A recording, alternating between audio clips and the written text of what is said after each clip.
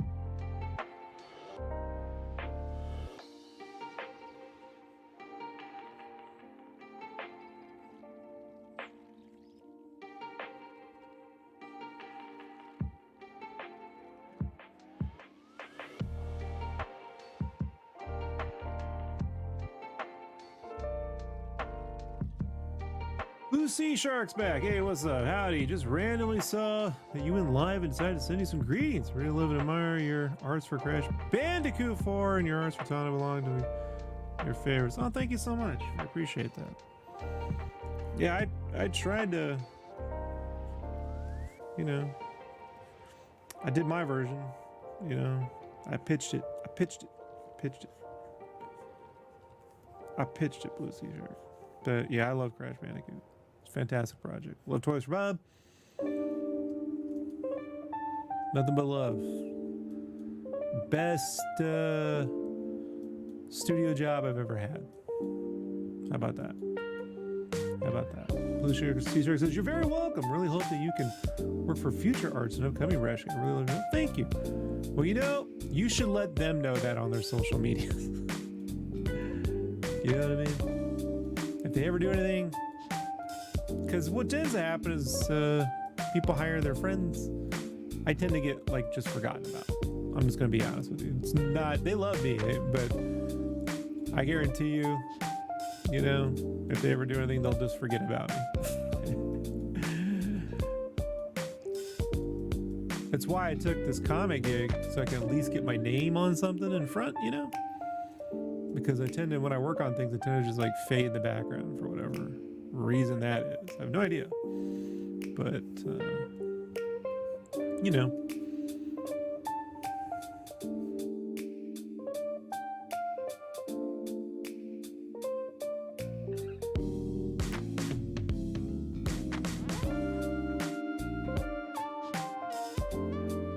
You are not for, oh, thank you, Lucy. Thank you so much. I appreciate it. Yeah, you know, for Halloween, you know, my decoration, I mean, I put some colored lights up, and I got like a scary wreath, you know, I put on the door. But what I really do is I got all the colored lights set up, you know, I got like 2 or 3 different colored lights. I got a projector, and on my garage door, I just project the offbeat level on Crash 4, because that look of that level I designed. They were having trouble, and they asked me if I wanted to take a crack at it, and I did a couple sketches that then they used to flesh out the whole level, you know. So every Halloween I just promote, you know. Shamelessly promotions, you know, but you know, it's got ghosts and all that stuff, so it's Halloween-y, right? And I just project it on my garage door all night.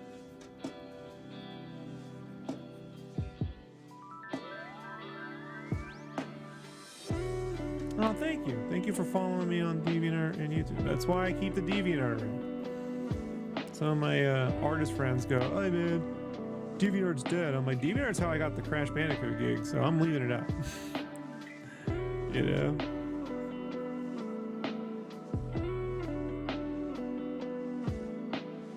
Speaking of Halloween, just work on Crash Team Rumble for the Halloween thing.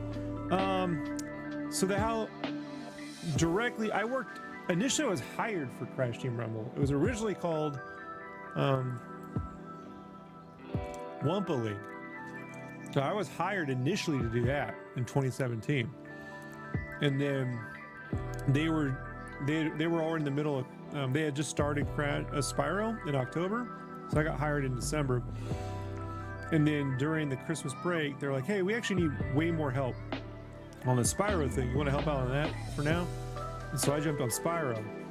And so during Crash 4, I spent a lot of my time working on Wumpa League stuff that eventually got ported into Crash Team Rumble. So no one really worked directly on Crash Team Rumble because there was no Crash Team Rumble at that time, you know? But all the stuff we developed was built, you know, eventually used. And so, you know, there's a lot of stuff in their game I probably worked on that even I don't know at this point, because it's so they pulled a real win out of nothing with that one, you know. Pretty ingenious move. I mean, some people complain it's not a full-fledged game. I'm like, yeah, but that studio, you know, they're doing what they can, you know, with like no support, with scraps in a cave like Tony Stark, you know.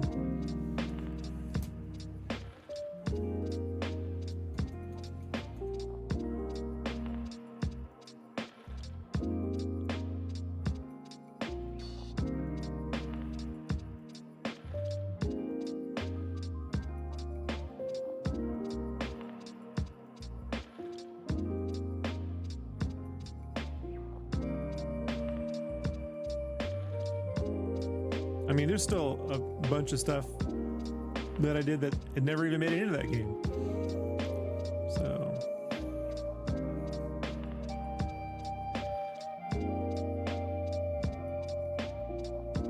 But that's mostly because Wumpa League was way bigger, you know? Did you try to spread the word for you? Hopefully you can. Oh, thank you. Oh, I appreciate that. I do. Like I said, I would gladly help out on anything Toys for Bob needed help with, you know? But they got a lot of awesome talent, you know, available to them. So they don't really need old Rob, you know? But I would gladly do it, you know? Any day of the week.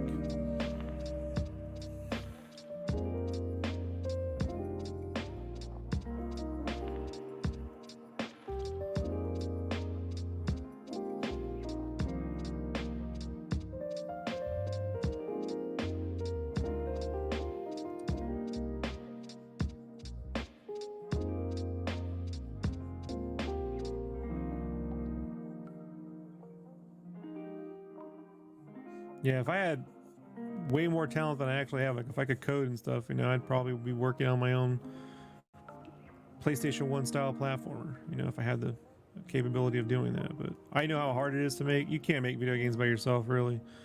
So, you know. But if I won the lotto, that's what I'd be doing, you know. I'd win all that money to work. I'm a loser. Yeah.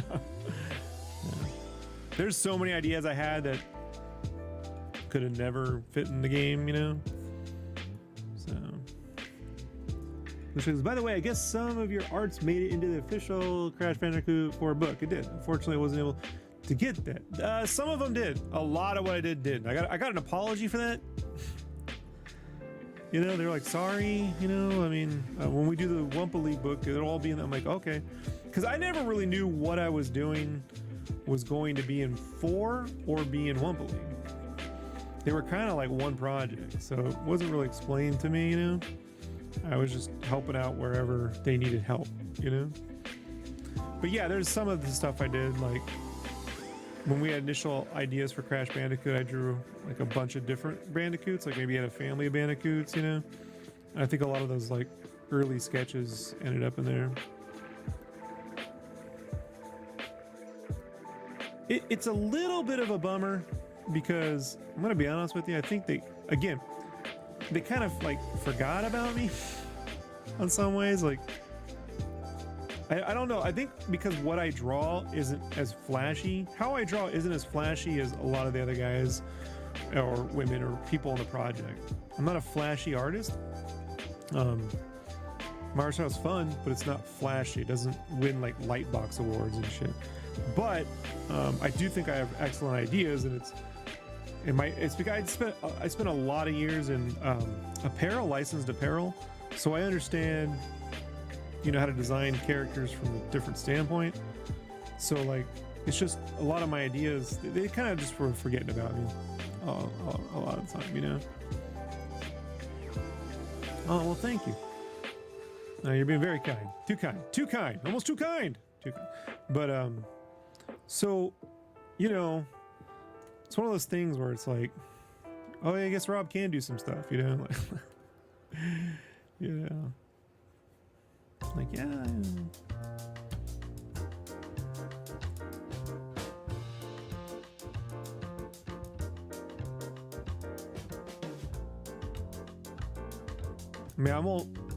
are you aware of that video that was put out about Crash Bandicoot 5? You know, because whoever made that seemed to have a lot of interesting information, you know. If there were a Crash Bandicoot 5 being developed 4 or 5 years ago, I definitely would have been working on that. Hint, hint. You know? And if I were working on that, I can assure you I would have put every idea I could ever have for a Crash Bandicoot game into those pitches, because I would have been afraid to be left behind on that project, so I would not. Look, I'm just gonna be honest with you. You know what I mean? I worked on the project. It's in that video. It was 2 years ago. You know, and I put every idea. There's a like the idea for the Psychonauts thing. That was me. You know, like I was like, you know, how do you humanize your villains? Let's go into their minds and see their pasts and help them, or go into levels that are based on the minds of the villains. You know, I love Psychonauts. So we could do that, and so I drew a bunch of stuff for that. You know, I put so many ideas down in the span of like 3 or 4 weeks. They didn't know what to do with them because I drew them in a really different way. So one day when I feel like I won't get sued, maybe I'll post some of that art. You know.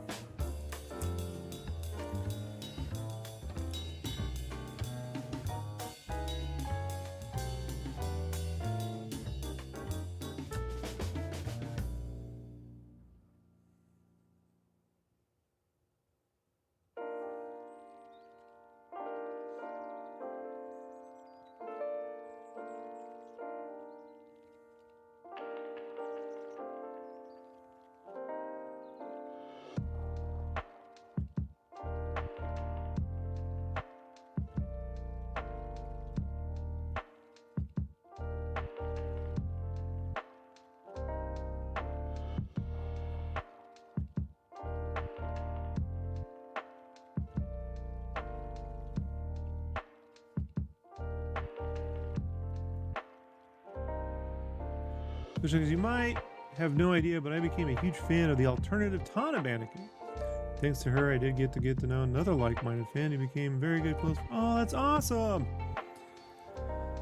So awesome. Yeah, I mean, when the fans, you know, when they made that into a playable character, I gotta be honest, man, I almost wept. I'm gonna be honest. I shed a little tear, you know, because some of the pushback on what I was doing, and by the way, when I say pushback, no one was, it's not negative. It's just, you know, people make decisions and they gotta make a decision and to go in a direction.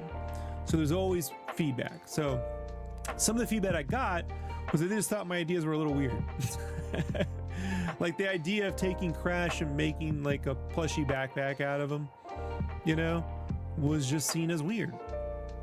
And I'm like, no, that's how you, all right, you know what I mean? Like, I come from like Hot Topic in designing accessories, and you know, that's just in my DNA. So it's like, I think it could work really. Like, we don't know how you'd move around in it. It would be weird. And I'm like, so when someone built that thing, you know, it was like, look, I knew it would work, you know? I knew it would work. Looked pretty good, actually, huh? And it's like I gave her those giant rollerblades because, you know, the 90s. And then, you know, oh no, we're not interested. But hey, what was Barbie wearing in that big Barbie movie? Huh? The rollerblades. Like, come on. So I just told you, it's like, there is, it's not elitism, it's not anything like, but there is just a like-minded group mentality, you know, amongst production design houses. And so like, I've experienced this like when I did like tutorials and stuff for Imagine Effects, you know, 12 years ago. I was just doing things that they thought were weird and they didn't like anything I did, you know. But then, you know, several years later, that stuff that I do is pretty normal, you know. And so it's like, I'm just generally ahead of the curve, you know. I rarely brag, but look here, I'm putting tombstone designs into the windows on this background shot. Tombstone, those are Crash Bandicoot, Mario Brothers style tombstone windows. Why do that? You know? So like, that's just what I do, you know? And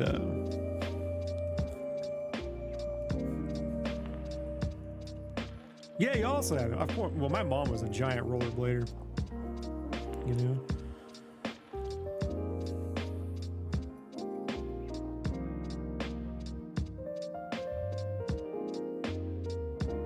There was a giant when they first hired me, they had like, hey, give us some ideas. So I did it something that was never going to be used. You know, it was just to give an idea of what you could do. And so I did like 100 really quick crash roughies. Like I came up with a basic crash drawing.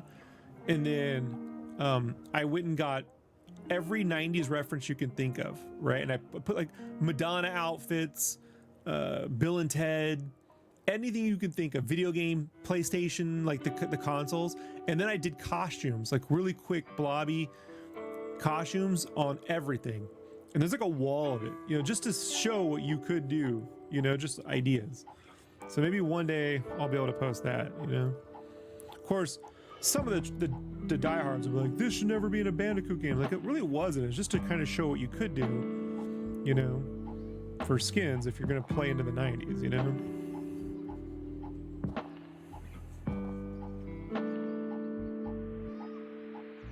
An MJ outfit. Yeah, I had an MJ outfit. The whole one from the Dangerous tour. I'm telling you, like, I had all of it. Not a 90s reference wasn't in there, you know? Things that could never be done, even for just legal purposes, you know, but just, you know. But I had, like, the Madonna cone tits, you know? It's ridiculous. It's a ridiculous wall of stuff, you know?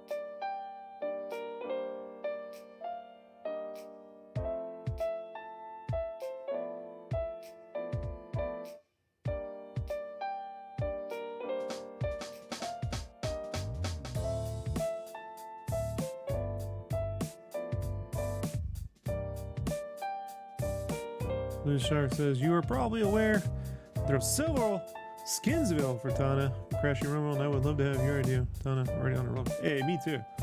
I don't think they're making any of that stuff on there. You know, there's only that fan skin for the main game. You know?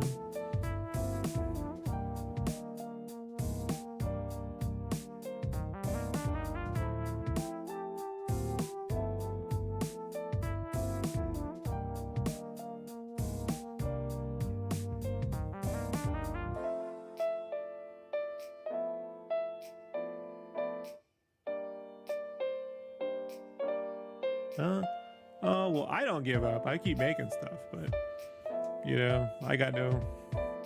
I'm just being real with you, like, you know.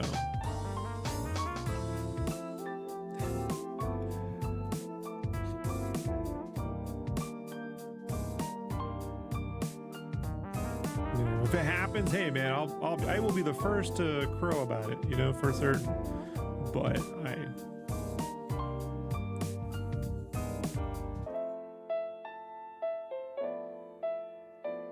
we were initially doing a lot of development for like parachute ideas for Wumpa League, you know, because initially you had like these parachutes that was gonna be like floating around or gliding around would have been a big part, because they're supposed to be giant levels. The maps were really big, you know, like Mario 60. Think like more like Mario 64, you know, than Mario Party, you know, to give you an idea of what I'm thinking about here. And so they'd have these parachutes, right? And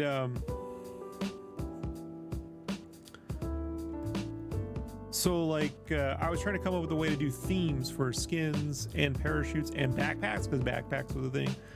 And so like I had one where you could have like a chicken backpack, but then the wings came out and they were like waffles. So you got like chicken and waffles backpack.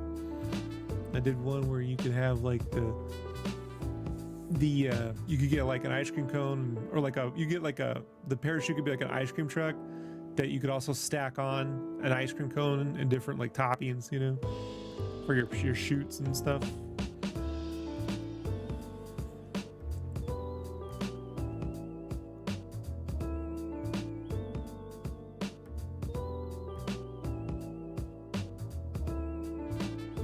But I had one, right? This is the fun one. I had one where I gave Crash hammer pants. So instead of a parachute, his hammer pants, those 90s style hammer pants would inflate, and he could float around on the hammer pants. So stupid.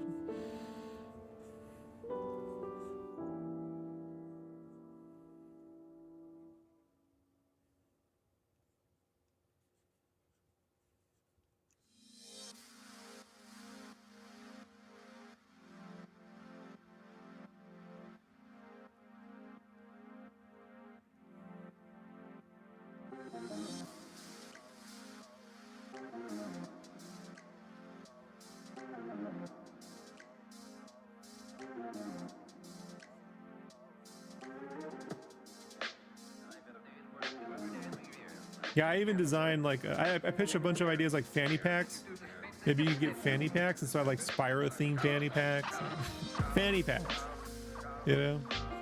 I'm like, if we're gonna go 90s, bring on the fannies.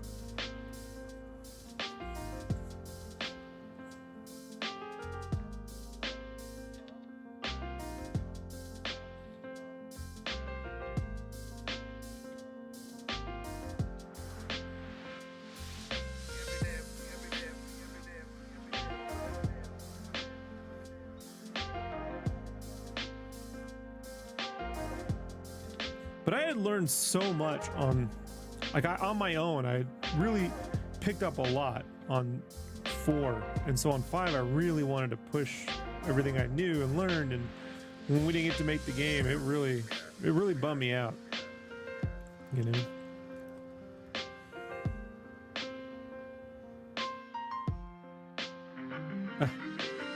I'll think about it. I did hide a version of her in Spawn Kills Every Spawn issue 2. There's a scene in there where they're like a bunch of spawns are all lined up they're like celebrity spoof spawns, and I put that Tana, I put that version of her and Crash and Spyro as spawns in there. You can't really see her feet or nothing, but she's in there. She's doing like the arm flex pose. It's the same pose. I just swiped it, put it in there. It's not like a great illustration because there's like 75 characters on that page, but she's back there, you know. But yeah, maybe at some point I will, you know.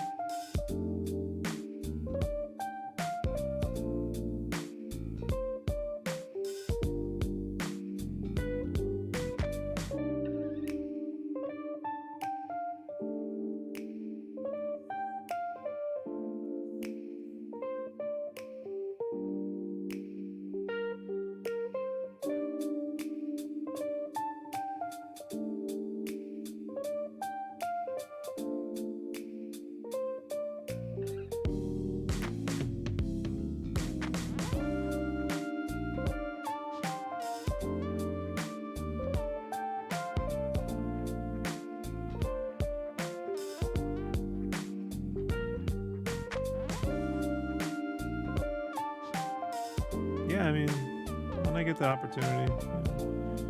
Right now, drawing comics, it just eats up a ton of time, you know? A ton of time.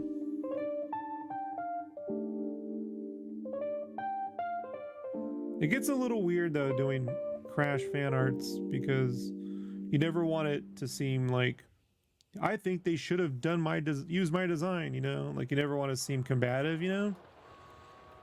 I never want to be seen like, you guys should have done my design. Like, it's not like that, you know? Like, I just never want to anger coworkers, you know? Or former coworkers.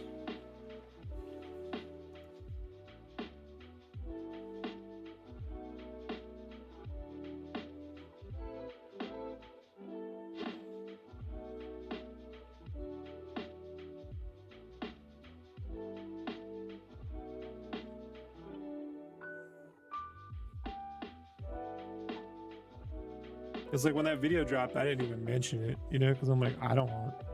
Well, first, I don't want the, hey, Rob must have helped us. Like, I don't, you know, I know that guy, but he's wise enough to not ask me about Crash, because I wouldn't answer, you know, anything, you know. I just don't want to get in trouble. But, I'm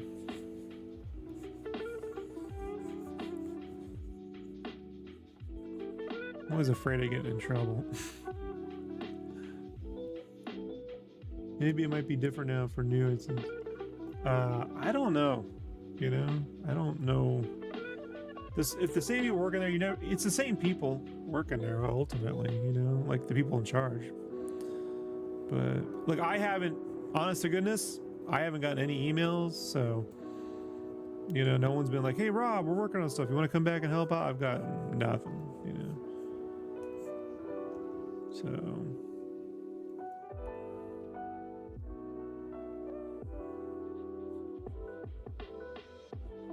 So if they're doing something, they're definitely not doing it with me.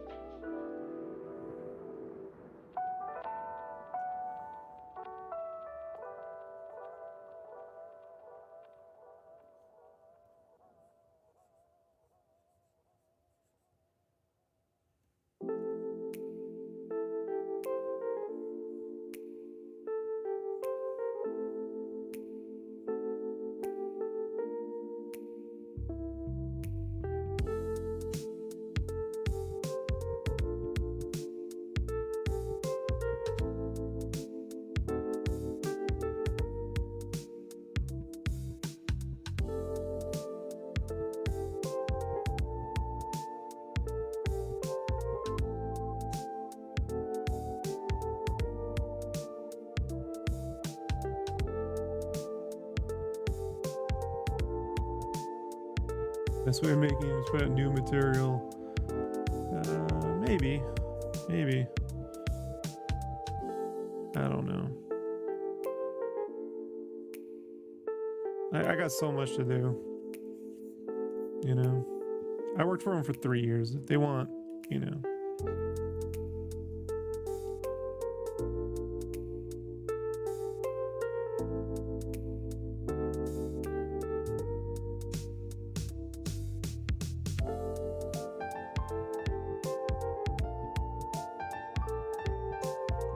Guardian says, your art for Spawn Killer Spawn is fire. I'm ready for issue. Oh, thanks, Damien.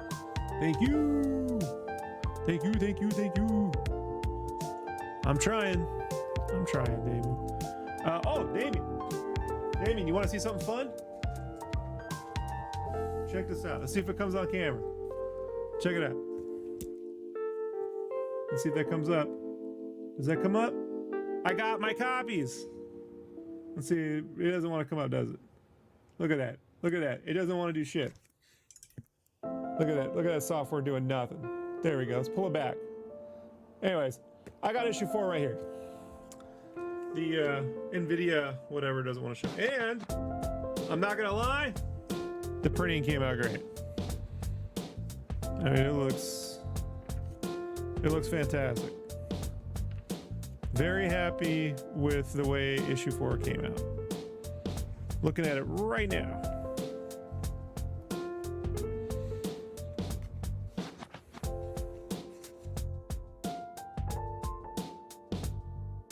Thank you. Yeah, it's the lettering is there, and I think John kind of found his voice humor-wise on this issue. And this issue was different. I did the color guides for issue 4 and 5. And then my colorist Rob Nugent, you know, did his colors based on my guides, and I think that really helps. Like, his colors are great, but I have very specific ideas about color, you know? So rather than give notes like I did on the first 2.5 issues, I just did guides for the last 2. And I kind of did guides on halfway through issue 3. When they go to Violatorville, like, you know, that was really guided by me, but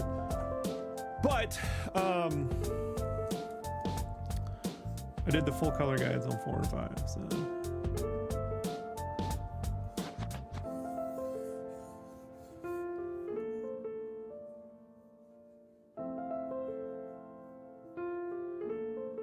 5 has some pretty awesome holy crap moments, you know?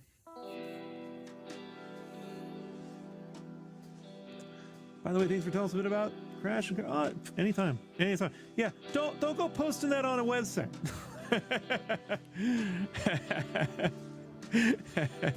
Don't go to Reddit, please. Let's just keep that all right here. All right. And then he says they're not going to hire him back because they forget about him. Like, you know what I mean, right? I'm not saying you're going to do it. You know what I mean. And then you know what else he said? He said they were going to give Crash Bandicoot hammer pants. Oh my God. You know, like, because you see how they could twist it, right? Like, like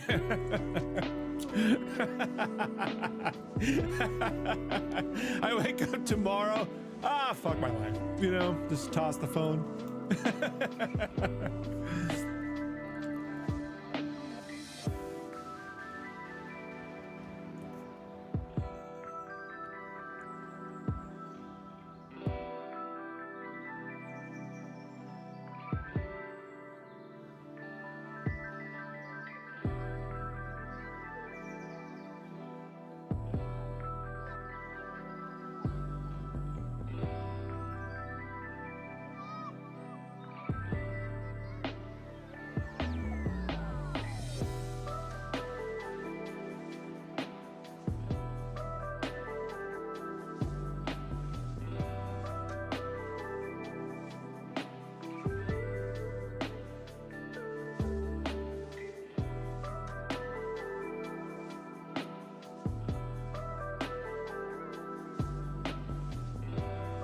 Maybe alright if you share your video with your friend. Yeah, I'm streaming this guy, so it's fine. Share the video, it's fine. You know what I mean now.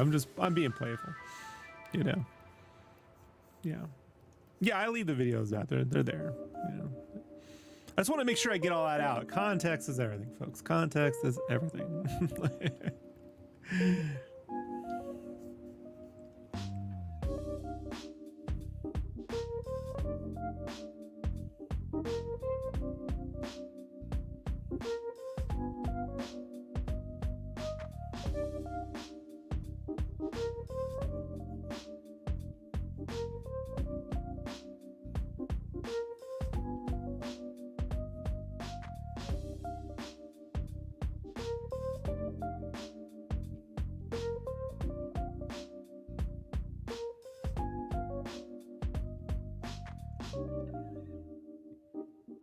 Yeah, it's okay. It's okay. I'm just being playful. You know, I just all of a sudden it just dawned on me. Oh no, Rob, you don't really know who you're speaking to, do you? Well, oh well. Peace and love. Peace and love. What are you gonna do? What are you gonna do?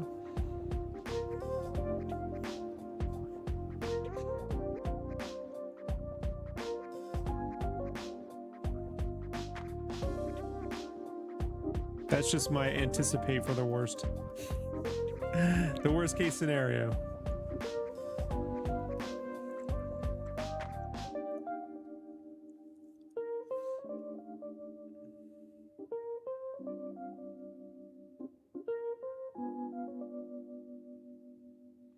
I mean, are you working on any other projects in the future? Need more sketchcraft work in your collection. Well, if there are no offers from other studios, then I'll just do my own thing. So, but right now I don't have any offers. I don't have anything booked right now after Spawn. I don't know if they want to do more. We haven't had that conversation yet, you know. My preference would be to do more Spawn. You know, I'd like to build out this little universe, you know. But I don't know if sales-wise that makes sense. I don't know what the sales are at all, so I'm not saying that it sold well, it didn't sell. I don't know. So I don't know. I know I tried my hardest. You know, Damien, I know that much.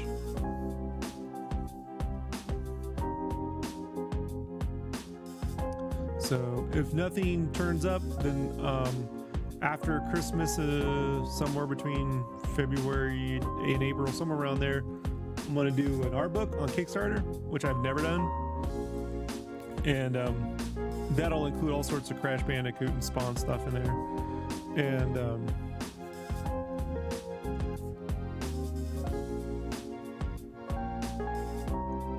then after that's complete and shipped, I'll just work on my own comic, you know, which I'll either try to get Image to publish, and if they don't want to publish it, then I'll just self-publish, you know. So I can just tell you, this industry so far hasn't rewarded my cartooning. so you know,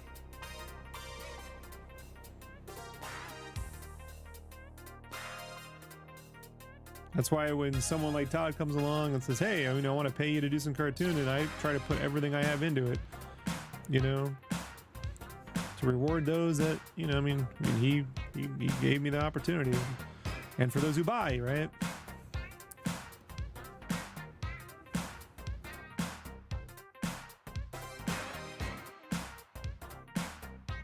Maybe it'll make it into a webtoon. No, I will not be doing webtoons. That I can assure you. I have no interest in drawing vertical comics.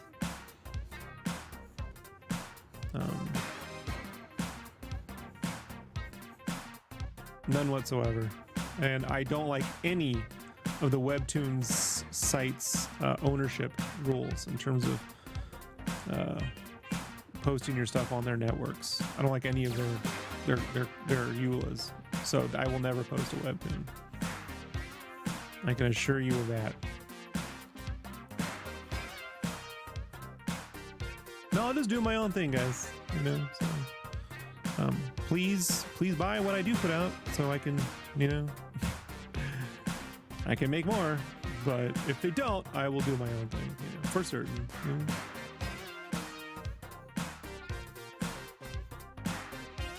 And to be honest, it's not that far a cry from what I'm already doing. Like, yeah, people are writing and coloring on this book, but my color guides could basically pass for the final colors, you know, one way or the other. And the scripts are fun, but I can write at that level. John's a great writer, but this book, I could write a Spawn style book, you know, I can write fun. So, and I'm self-motivated. No one's keeping me up right now. No one's like, hey, Rob, come on, get us our stuff. You know, so I can do all of that. You know, it's no big deal. Blue Shark says, would you be interested in collaborating with another very good artist? Also, that'll be not me, but another friend of mine. Collaborating. I got no time to do collaborations right now. No time. Just keeping it real. Right now I'm drawing. Right now I got 13-hour days, so.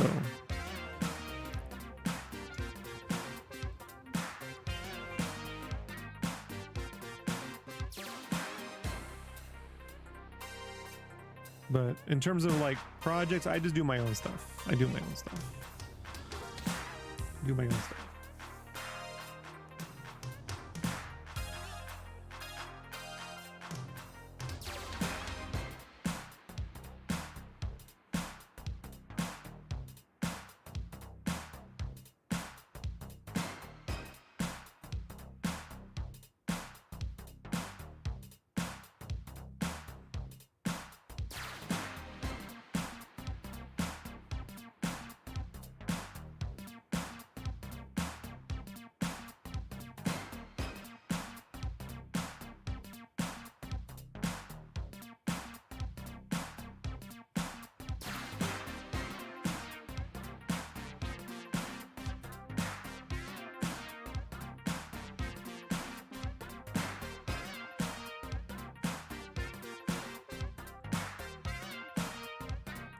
Yeah, I know. For pictures, you know. I'm gonna be honest. I'm just gonna be honest. I don't have the wherewithal to collaborate with anybody.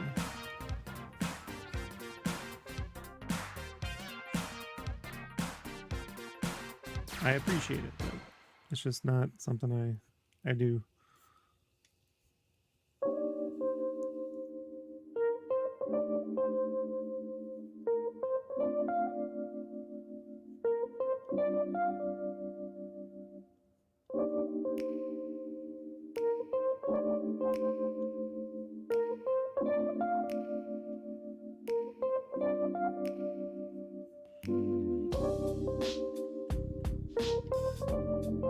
It's okay.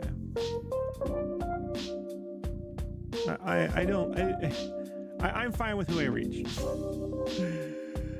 You know, like, I don't have a problem reaching people, you know. I think my problem is just, you know, there's not enough time in the day to do everything you want to do, right? So you just gotta like pick and choose carefully what you're going to do and then do it.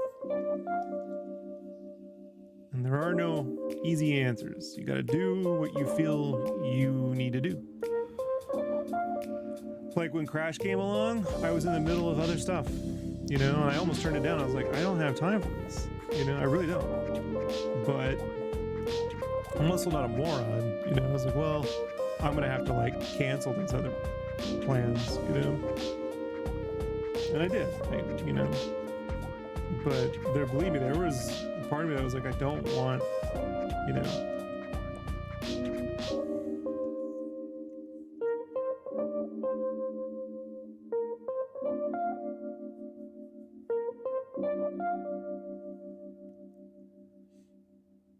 So, but again, when Todd hit me up, I was like I was in the middle of putting together my own art book. And then, you know, I was like, well, I'm not going to be able to do a Kickstarter and all that stuff until I'm done with this, because I can't draw a comic series and manage all that. So, you know, but I'm not turning this down. This was like a dream project for me. Always wanted to do a Spawn comic. So a lot of the posters and stuff that are in the comic, they're my own. They're the ones right on the wall. I just photographed them and redrew them. You know?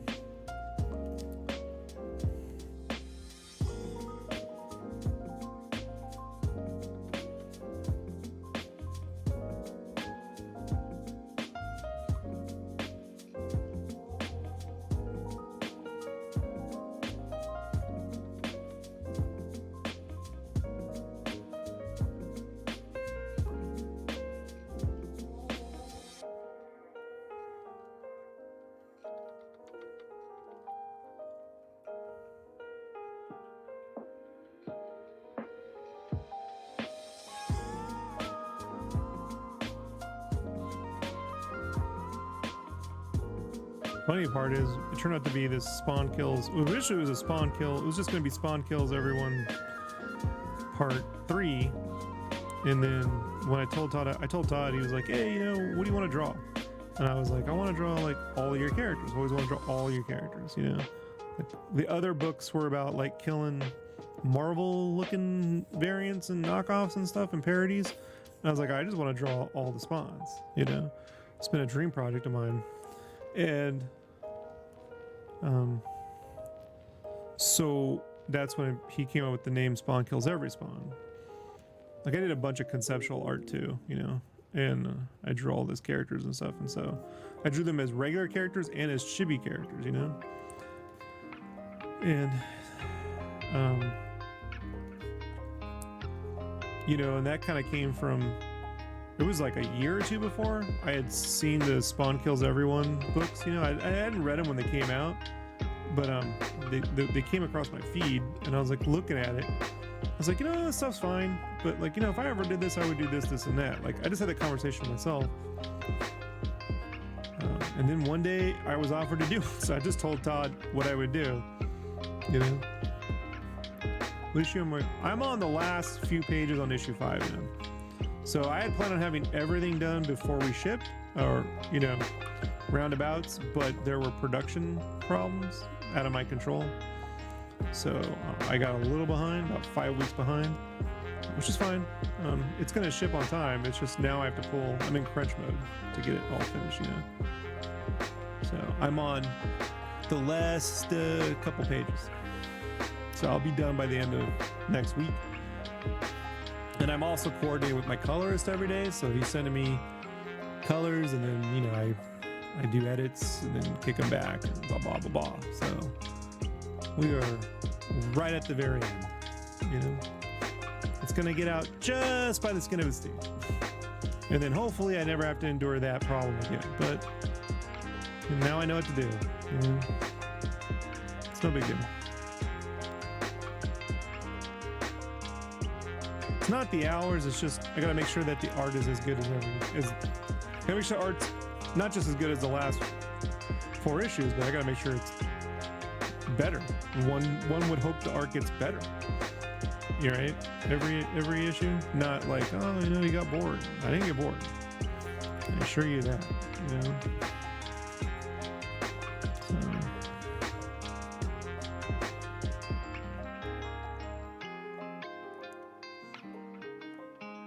I appreciate it. Yeah, so that's what I'm doing right now. So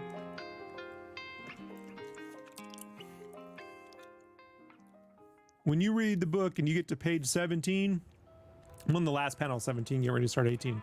When you get to page 17, you remember this day, Damien.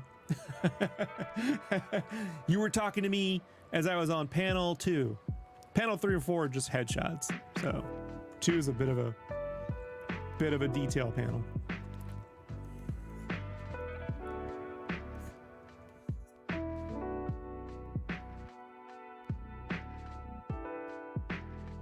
But it's like, you know, I didn't want Spawn and the characters when they appeared to be goofy, you know, like a spoof. I wanted them to be my style, you know, I wanted them to be stylized.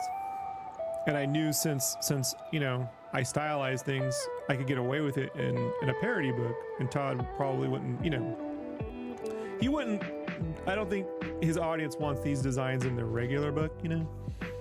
It's not that kind of, you know. So, but OG Spawn was the one I probably had the hardest time with, if you can believe it. I never quite know. Even now, I'm still 50-50 on my interpretation. Like, I don't know how buff to make him, you know, and make him feel heroic, but not, you know, I don't know what that is yet. So I kind of made a medium action figure, you know. I don't know. I don't have a good answer for it. I know people are happy with the way I've drawn them in the book, but I'm like, I still don't know, you know.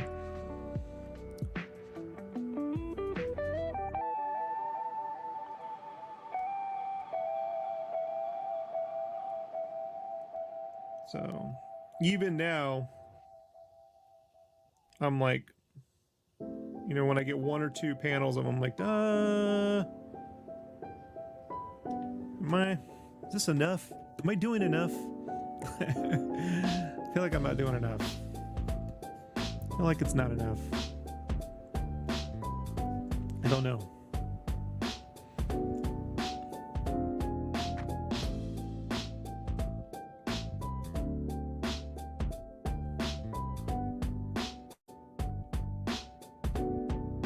I'll only have real answers for it like months after I never look at it again. That's basically it, you know. Blue Script, would you perhaps do a how to draw alternative Tana video? How to draw the other characters? I'd like to know what you would recommend drawing. How to draw her? Maybe. I'll think about that one. I'll have to think about that. I get what you're going for.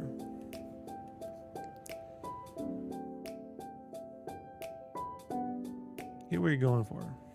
I'll have to think about that. I will think about it, I promise you. I have to think about it.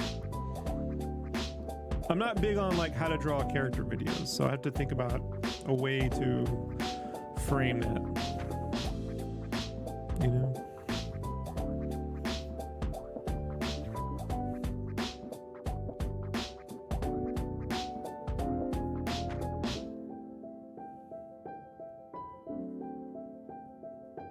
But you know, Damien, on Spawn front, like, you know, when they're fighting things, there's not room for that, you know, there's very minimal room to do Easter eggs, you know? So I had to like come up with some inventive ways to get, I like throwing in fun spoofy Easter eggs in the backgrounds on these books. That was something I wanted to do from the beginning. And so issue 5, I figured out how to do that. Issue 4, I kind of figured it out on one panel. I don't want to spoil it, but like it's not really Easter egg. I just figured out a way to do it there. And then yeah, Easter eggs in his bedroom. Well, I mean, yeah, and there's some good bedroom stuff in issue 4. I can say that for a fact. Yeah, but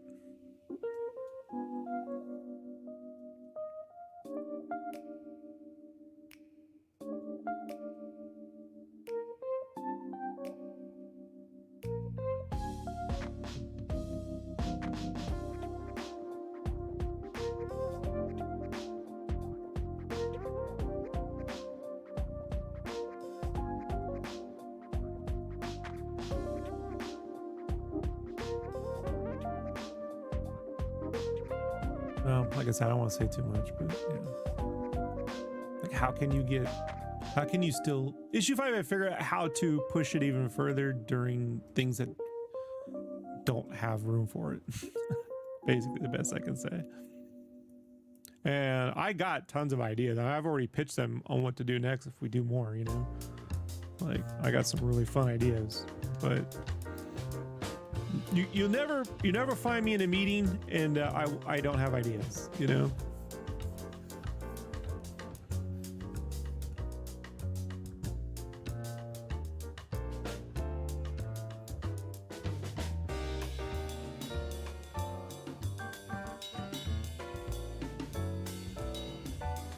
Hey, what's up, Lee?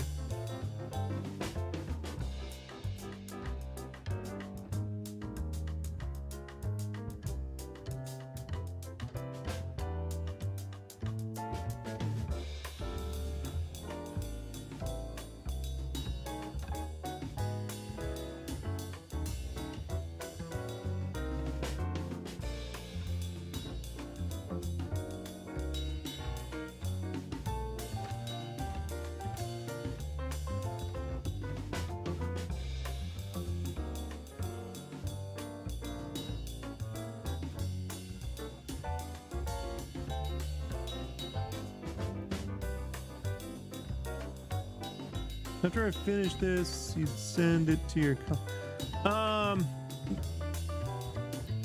sort of. I set up the file for the colorist so everything's layered. That's the benefit of that's why I normally how I used to work was I would draw everything traditionally and then do digital inks over to add extra details and make it all clean, because my drawing is really messy. It's not messy, but it's not where it needs to be. And so there's no time for that on this to do it that way. So now I just draw it all digitally, and then I do traditional stuff when I have free time. But what I do is I layer the file for my colors, so splatters are layered, and anything that needs to be separated from the background for color holds. Like I have very specific like thoughts and ideas on color holds and what I want trapped and blah blah blah blah blah. So I get the file all prepped, and then I make sure he's got a good section already color guided. So, you know, every when I hit 4 or 5 pages, I do color guides for 4 or 5 pages. Then I do 4 or 5 pages, and I do color guides. So he's got full color guides and then the separated art. And then he goes and, you know, does the rendering and the cleaned up version. And then he sends me the file. And then if I do a double check, you know, sometimes there's just, I know every detail, he doesn't. So like if you look like all their tongues, the lines are pink, right? I make certain all the tongues are colored pink. I make certain all the eyes have the right kind of glows and greens. And colorists are afraid to, they're not afraid, but they generally don't color over line art. That's a kind of a no-no in the industry, but the kind of effects I want to do, like lighting effects and colors, need to be over the lines. So I just do those myself, so he doesn't have to worry about that. Yeah. So that can eat up a couple hours of my day sometimes, which means I have to do those during my dinner right now because I don't have the time. So I have to make time, so it comes out at dinner time. And then we're good to go. And then he sends those final files out, all, you know, blah, blah, blah, blah. I would be coloring the book myself if I had the time. I color all my own work, so it's like there's just no time to do all that. So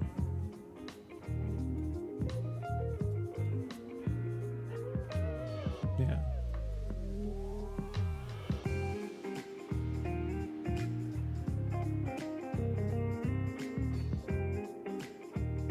So I can do color guides. I can do 5 a day, you know, like.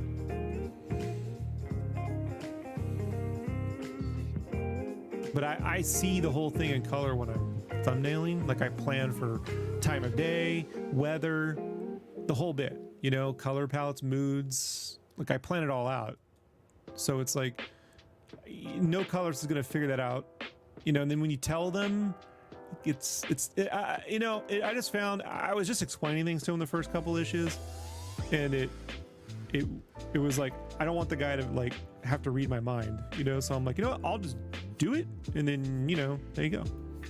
Especially as they gave him like the main book, you know, he colors the main Spawn book now. And so it's like, you know what? You don't have a lot of time. So I'm going to make it so you don't have to worry about, you know, art directing this. I'll just do it myself, you know, because I already have it figured out anyway. So. Do you still have a good amount of time for vacation and travel? Not while I'm working.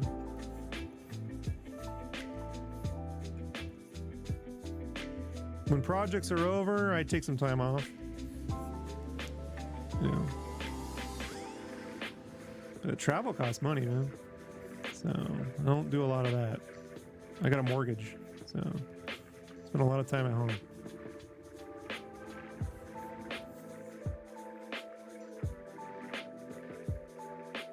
But my buddy owns a really nice little cabin / condo out in Oregon. So a couple times a year we'll go out. He lets me stay there for free, so we go out there, take the dogs, you know. Or you forget happy birthday. Oh, thank you. Thank you. Yeah, I got to draw Spawn on my birthday. I know people go, oh man, you worked on your birthday, but believe me, 15-year-old Rob would have been freaking out. You got to draw a Spawn comic on your birthday. That would have been the greatest birthday present I could imagine. So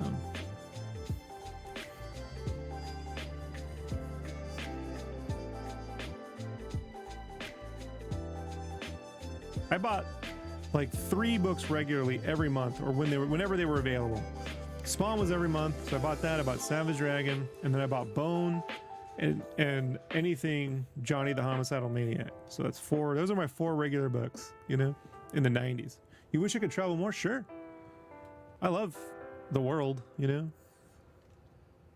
I had the funds, if I won the lotto, we'd be traveling whenever I could, Yeah.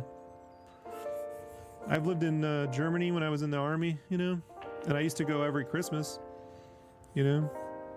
for a number of years until my career got going, and then I just couldn't afford to go every Christmas, Once I started making a living, I couldn't afford to stop doing things. So, but yeah, I'd love to go to Japan. I'd love to go. I really want to go back I haven't been to Germany in so long. I'd like to go back for Christmas, and then go up to Norway. Yeah, really? In Germany? You live in Germany? Yeah, I was stationed in Friedberg, Germany, right outside of Frankfurt. It was where Elvis was stationed. They just tore down the post I was stationed at, Ray Barracks. It was a long time ago, Blue Shark.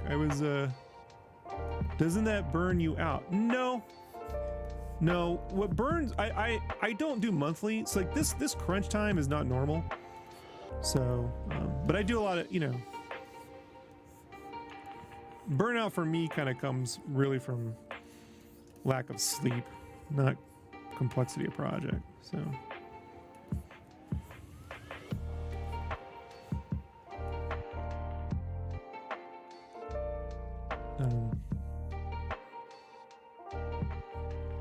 like I was burnt out after working at Blizzard for 4 months, and it wasn't the workload, it was just the mentality they had, the mentality they had made me never want to draw. Honestly, I almost quit drawing after working with them. I was like, you know what, maybe I should just not do this anymore. I mean, obviously I didn't do that, but I really considered it. Just go get a job at Costco.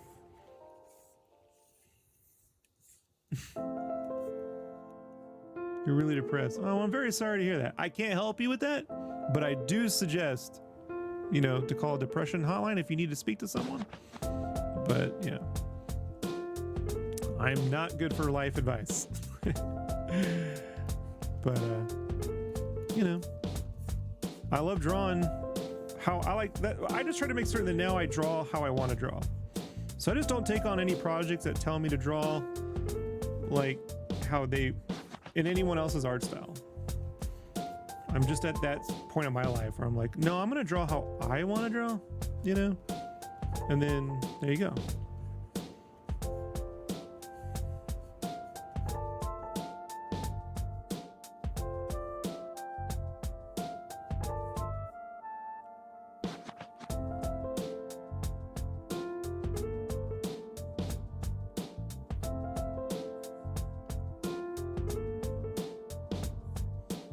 I do have some friends that I get together with on Fortnite randomly. That's how we kind of stay in touch. And they're all playing Fortnite right now, and I would like to join on and play with them. But I'm like, sorry guys, doesn't it bum you?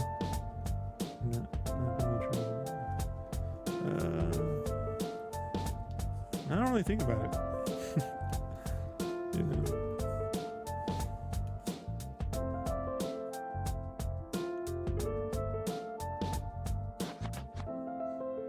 I liked in Germany having having the train system. I do wish we had really great transportation in America. We don't. I miss that. The trains I love. Sometimes I used to just get like the Bahnhof pass or whatever, and I would just get on there and go. I just keep taking trains until I get 12 hours away from somewhere, or 6 hours away, and I just stay in different towns and stay at a hostel, and then take the train back. But I gotta be honest, when I draw it, I'm spending so much time in a virtual world in my head. You know?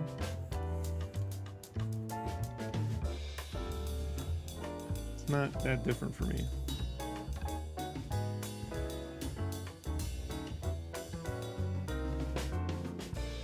I understand your view. I had some experience during your time on education for an institution. Yeah, I mean, that's just, you know, I always wanted to tell, and it's just, these things take time. I would like to get out more. Believe me, I would. But, you know, I'm going to be honest. The more projects I do that let me do what I want to do, the less I get, how do I say it? I don't want to say less I get paid, but I've taken less pay to do more projects where I get to be featured, put it that way. I mean, what I'm making in comics is nowhere near what I made in games, you know? Now, I'm going to be honest with you, haven't really had any game offers in a while. So, you know what I mean? I think being a virtual world, well, because I'm drawing every building, I mean, look what I'm doing here, man. Look at this stuff. Every window, this city is all real in my head. I think it all up, you know what I mean? Like, I'm like, how do you walk on the roofs? How do they get from here and to go into the... Look, I hit a skull right there, the side of that building. So there's just not a ton of time for that. I exercise, you know, I get out that way, but... If a project like this, I know I'm not going to be doing much for a good year or so, you know? I mean, I did a little traveling this year. I went to Comic-Con, you know, but I'm from San Diego, so like that really wasn't a vacation for me. That's like childhood trauma. Been a little facetious, but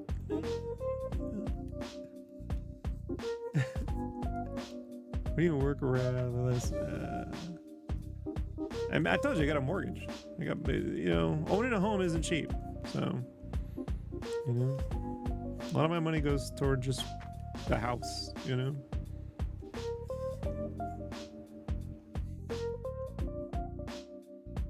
If we had a train system like Germany, I would be using that more often, for certain.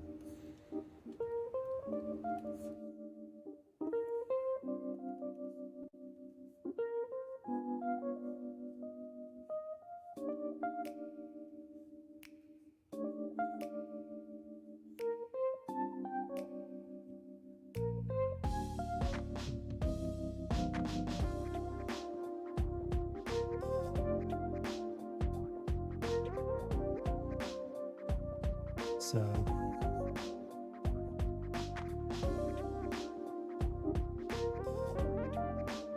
right now I'm just trying to draw an interesting version of Spawn's cape. In issue 5 I was like, oh, I'm only gonna get to draw this guy a few more panels, so I'm trying to draw new cape shapes that haven't really, so I'm like, I take old cape shapes and kind of work them in, and then I add new cape shapes around what I'm doing.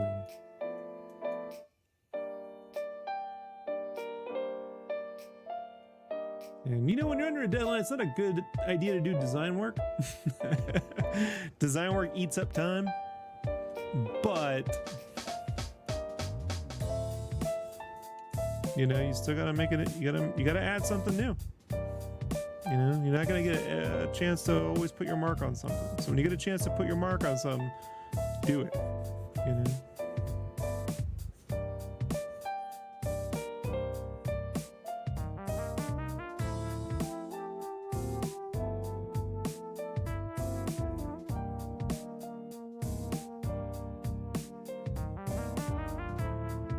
But yeah, hopefully next year I'll be able to take another trip to Germany. That would be nice.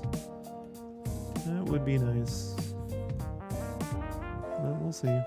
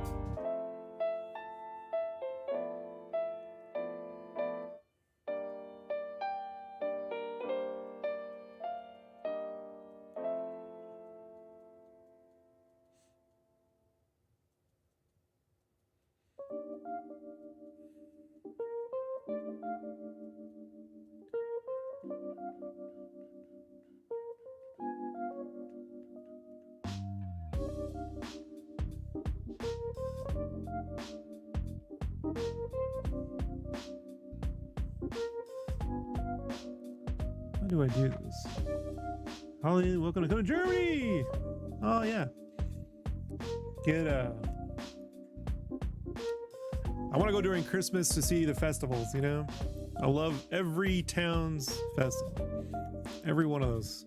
Get some Glühwein juice. I don't speak a lot of German. I lived there 4 years, but I understand how to get around, you know? So, some apple vine. Have some great food.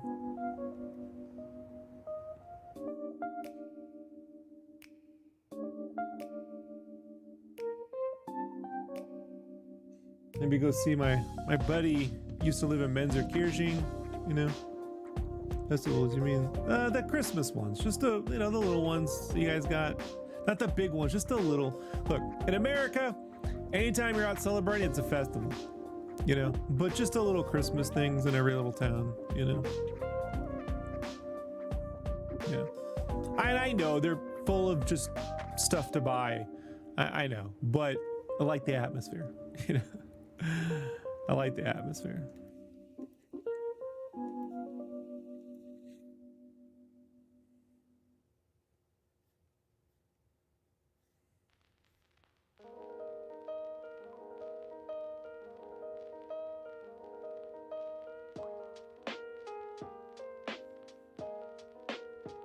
Oh yeah, the drawing comics, really good for being a nomad. All right, I'll leave you. You're hilarious.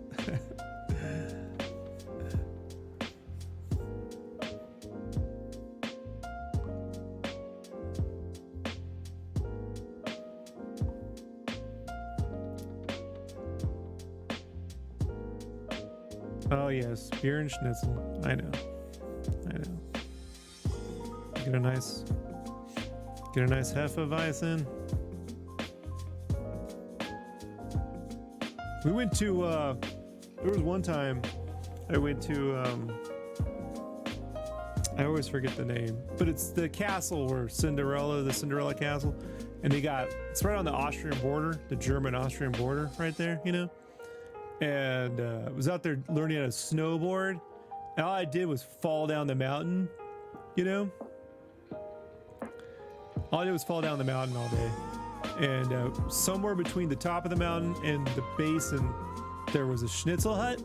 Because they knew, you know, they knew people wouldn't make it all the way down.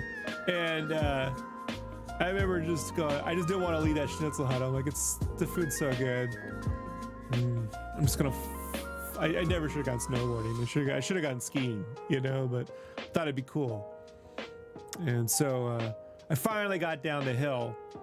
And I got back to my hotel, and that's when Powerpuff Girls debuted. So like I was watching Mojo Jojo, and I was like, all right, hold on. I went out and got another couple beers and some schnitzel from that's not what I got. I got a doner kebab. Got a doner. Yeah, I got a doner kebab.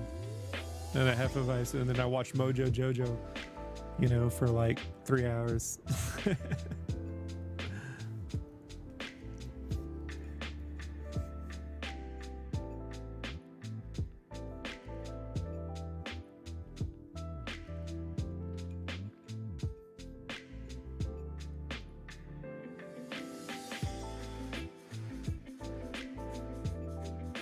Yeah, I love Donner.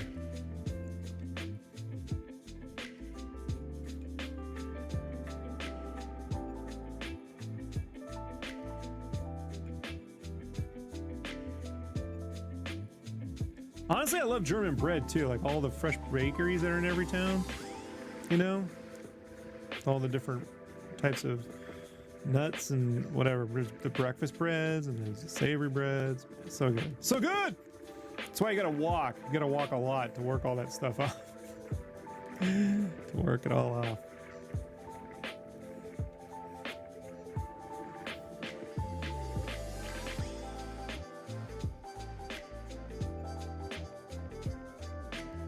Yeah.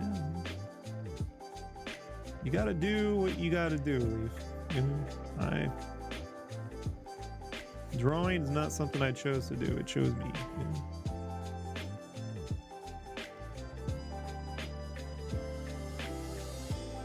I don't work on laptops and stuff like that. I can't deal with. I got my own reasons. I'm not going to get into it.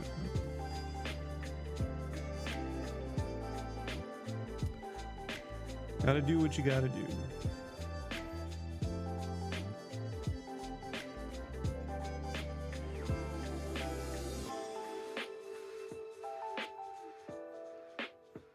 Forget the name of it. I gotta go and make a list.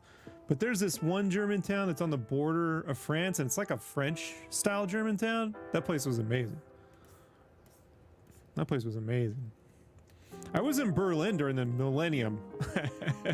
If you believe that. I was in Berlin in the millennium. And you know they got those really tall lampposts out there in the square, right? Those like really tall ones. Some dumbass climbed that. You want to be at the top of it, right? And he was pissed drunk. And that poor bastard fell.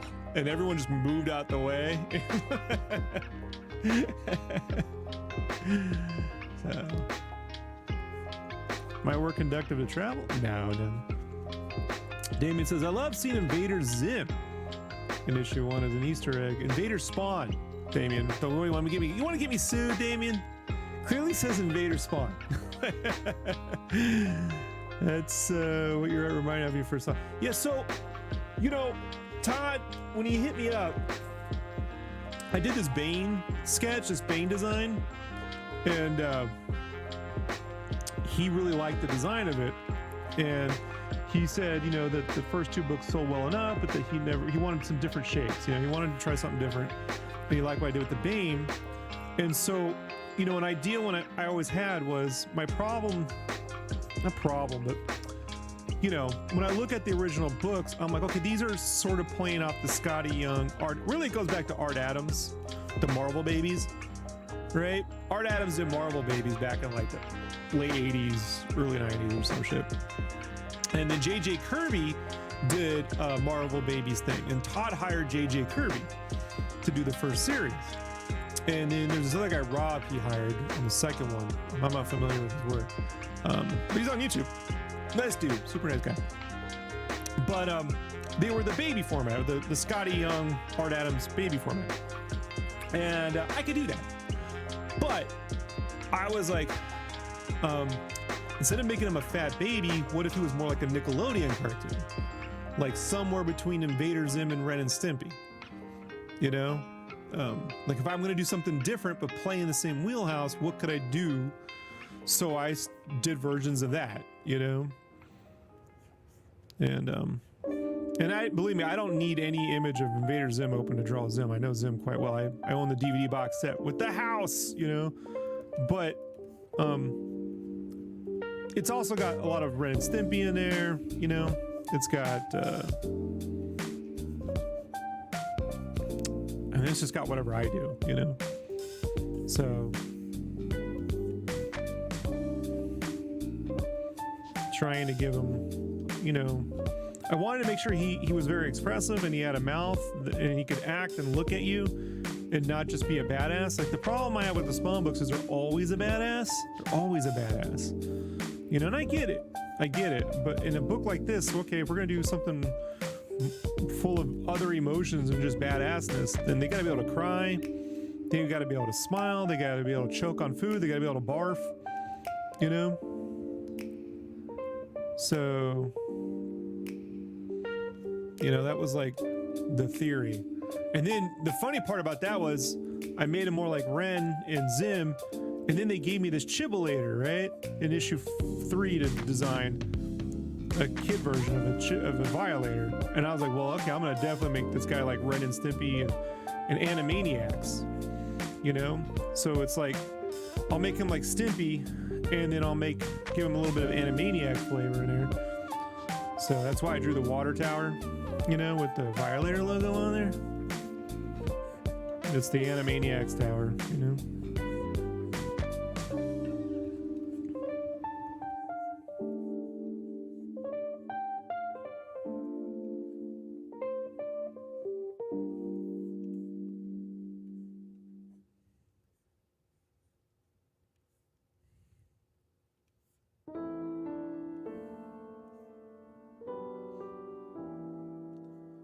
Huh? What equipment do I use? I use a Cintiq 22-inch. I gotta draw big. I got carpal tunnel. I've used my arm when I draw. I can't draw on iPads and I can't draw on laptops. I gotta draw big. So.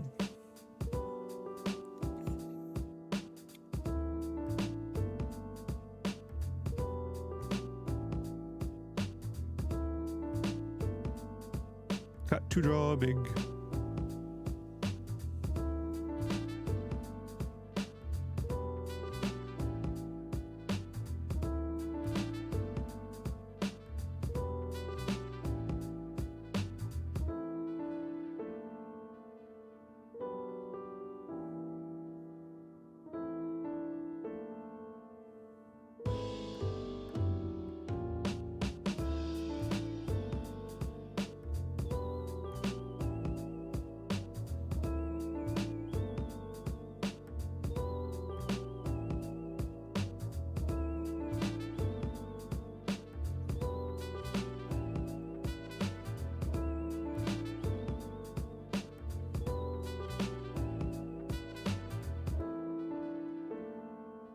Yeah, I'm gonna take a post right now on this cape I'm working on because I can always show a work in progress to promote. Everyone seems to do, as long as I'm not spoiling anything. So I'm gonna post this photo right now on Instagram, Damien.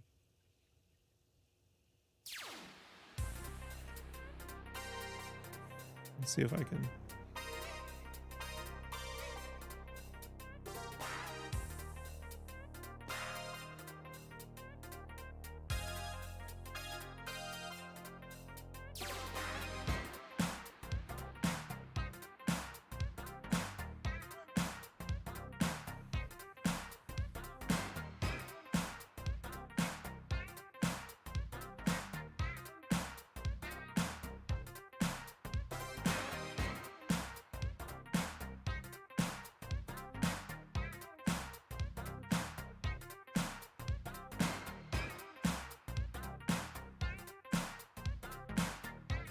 Let's see here.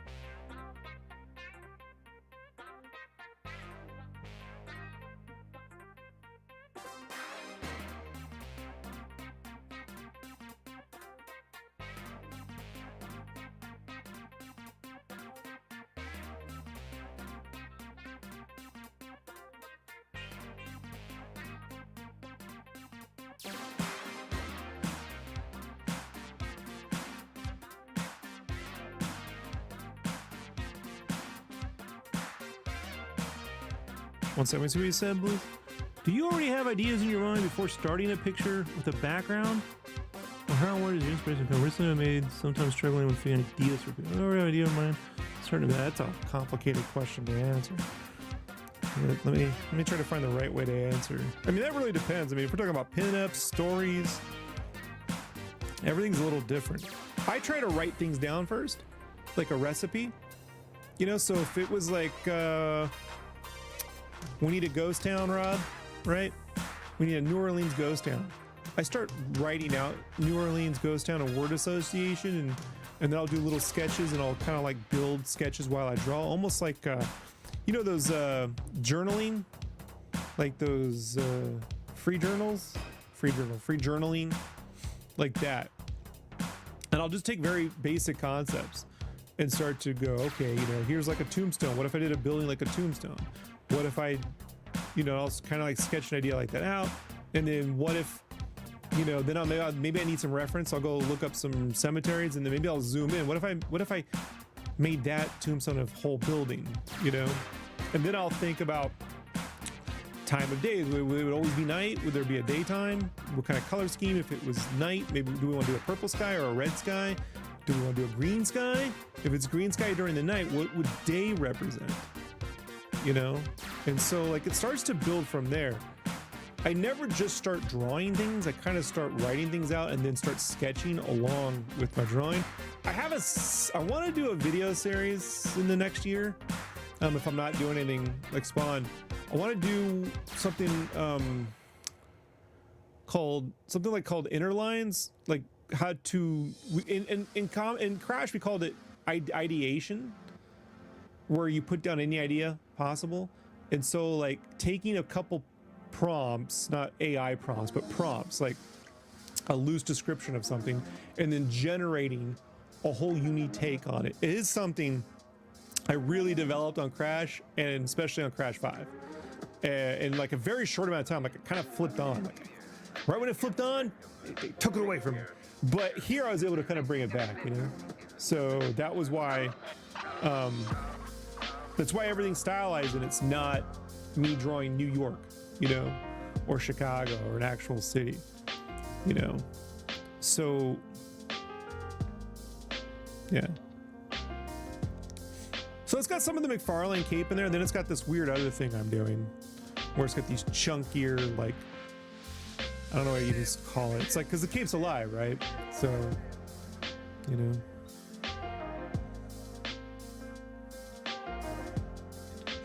But writing notes and yeah, like free journaling and urban sketching, more like that. And I kind of, like I said, I definitely have a process for this and I want to share it, but I don't yet know how to do it, because like that's like that could be a 4 or 5 hour stream and that's not going to get watched. So I got to condense all that down to like 30 minutes. Basically, I got to do it myself, I think, record the whole thing and then edit it. You know, that's work. So yeah, I got to think about all that.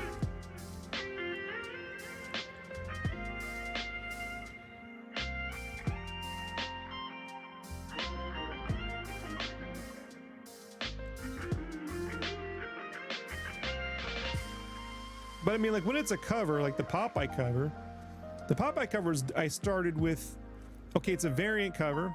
I did this Popeye variant cover, right? Where he's on the cover, and the book is called I Like Popeye, and it came from an idea that what if Popeye was Goku? It was a Reddit thing. And the guy who came up with that, Marcus Williams, ended up doing a whole Popeye comic for real, where it's very anime Dragon Ball Z inspired. So I was like, okay, what if I actually have him charging up like a fireball? That would be kind of interesting. But what if behind him I had Bluto? Because, you know, I want a good guy, bad guy.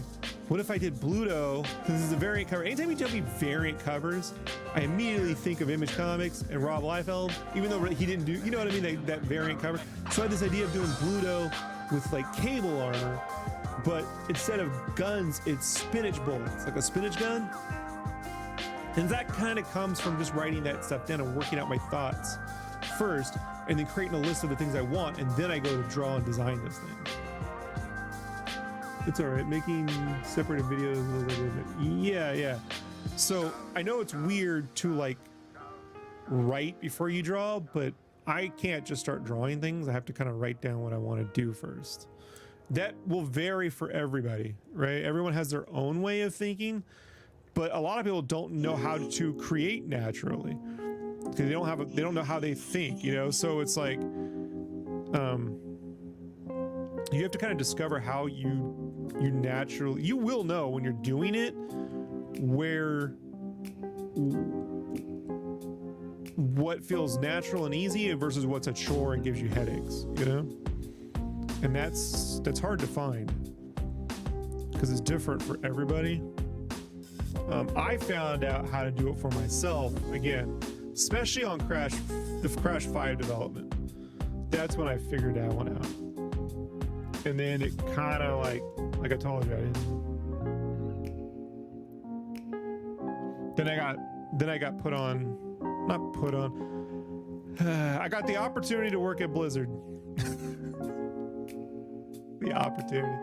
And that all went out the door. They didn't want any of that. They just wanted me to draw. They wanted me to draw what they wanted me to draw really well. They wanted a renderer. I'm not a renderer. Like, I'm not. How do I say this? Nicholas Cole, I work with Nicholas Cole. He's great. Nicholas Cole, fantastic human being. Seriously, one of the best, kindest dudes I've ever been on the planet. Nicholas Cole can render the shit out of stuff. He's also incredible ideas, right? He's brilliant at everything. He's one of the most well-rounded artists I've ever met. But he can really render a character. Nicholas Salviori, Nikos is what we called him on Crash 4, that he did the cover art, right? He did like the lead style in that game. Brilliant renderer. Not as good as those guys when it comes to rendering. That's not my strength. You know, I can get there, but I can't get there as fast or as efficiently as them. But I can draw. Rendering is a whole nother thing, but I can draw. So, you know, you got to figure out what you're good at too. Because the more you work on things you're not good, I mean, you always want to improve, but if you spend too much time doing the things you're not good at, you're really going to be in for a world of hurt.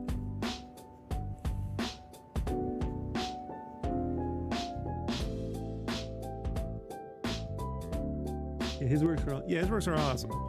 So it's like, you know, and I don't know, I may have irked some people over there, but it was like, it was kind of made clear to me, and I felt it was made clear to me that I needed to like hit Nicholas's style when we were working on final things. So a lot of my stuff was based around kind of getting to that. And at some point I was like, can I not do that? Because it's just taking me forever, you know? And I think you guys want things faster, but I don't know, you know? My character works aren't gonna wow like that. They're fun, but they're not gonna be like, man, this is just absolutely beautiful. I make cool ideas and they look pretty, but they're not gonna win like I Imagine Effects awards and shit, you know?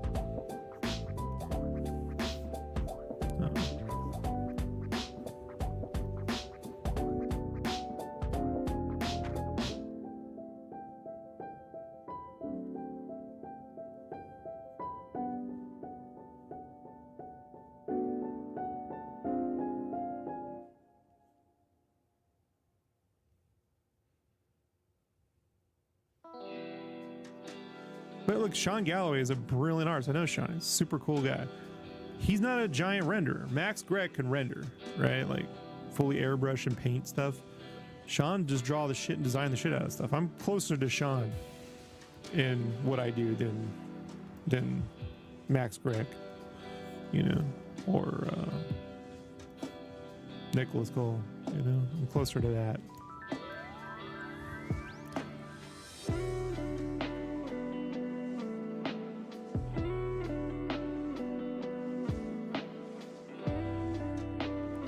Plus, I don't think drawings look bad.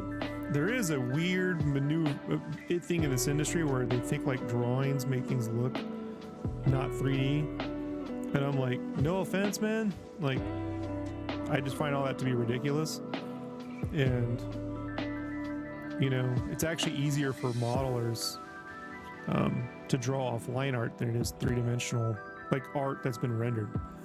So I don't really understand why that keeps getting pushed, you know?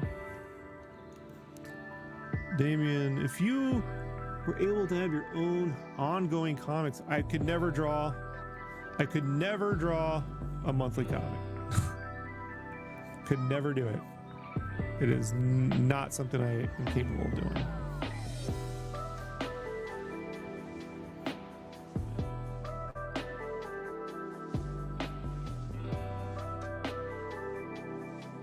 So, but if I could, you know, just do something regularly, it would be this Spawn book. It'd be what I'm doing now. You know, honestly. Huge Spawn guy, man. You know? Can't, you know, especially the first 100 issues.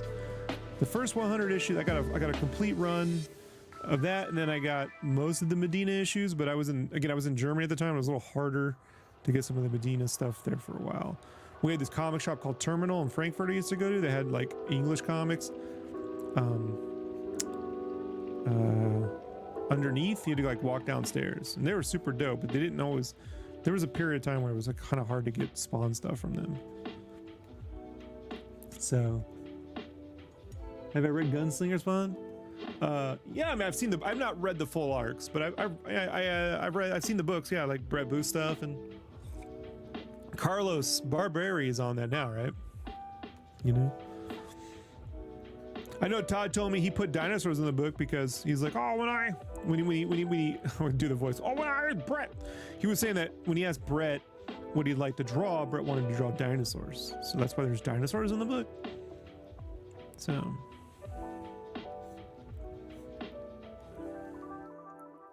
but if I could do a Spawn book that wasn't what I'm doing, I would love to do.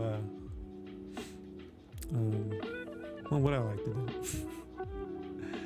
Yeah. And I'd like to carve my own little corner out, you know? That's why I kind of like what I'm doing. So, I love Sam and Twitch. I'd love to do something with the Spawn Former. You know? That'd be fun. I actually created a character in the book, a variant called Stick Spawn. You know, I think Stick Spawn would be a fun one-shot to do. I know it sounds ridiculous, but it's so different, you know?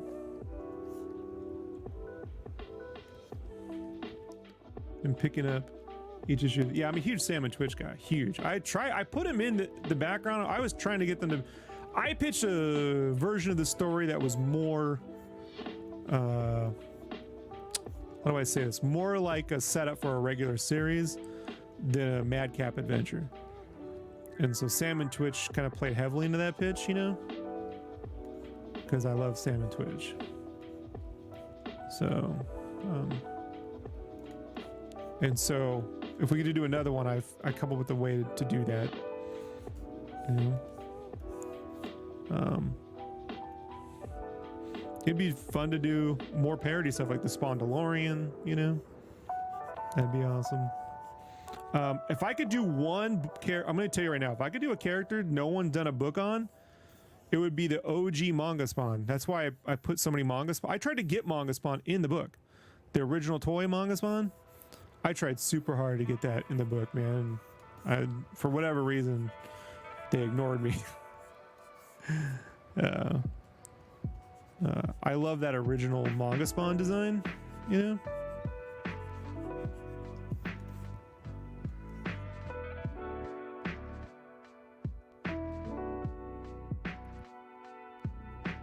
Are there any new social media sites I would recommend?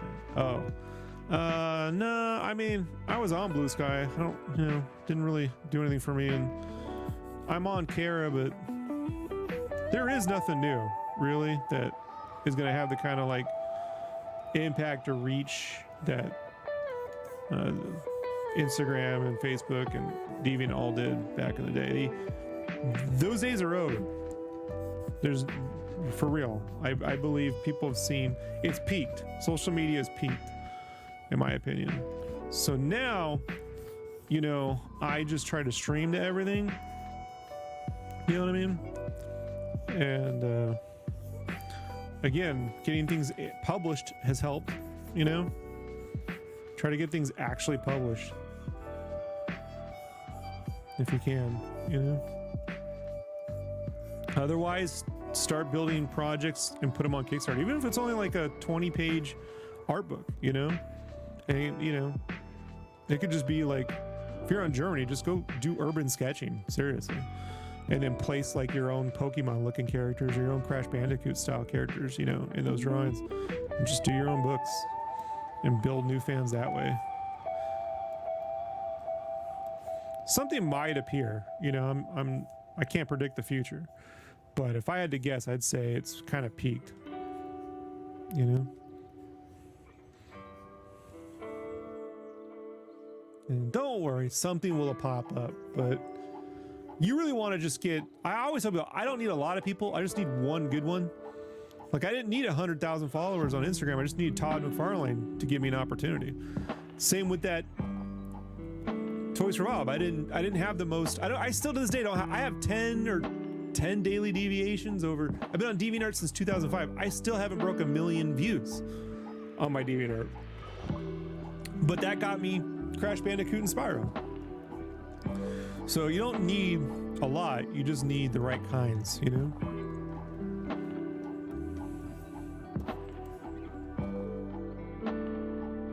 Yeah. Get people to like follow you for what you do. You know? That's my best advice. So they look forward to what you do.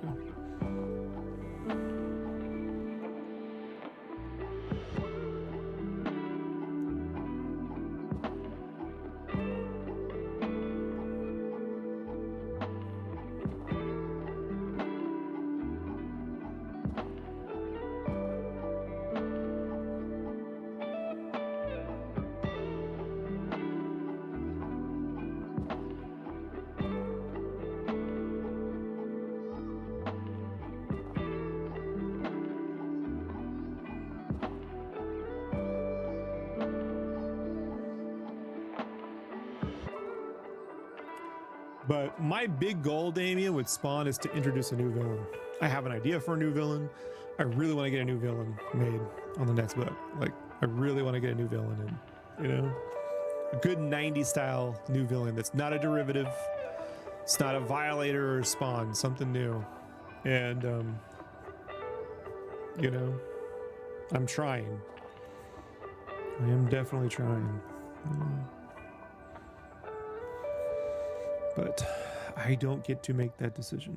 Doing your own thing and getting followers, the past, yeah, that's the best you can do. That to me is the better goal, you know. And then get enough to where, you know, you can afford your own store. I use Selfie, so I think I pay like $200 a year for that.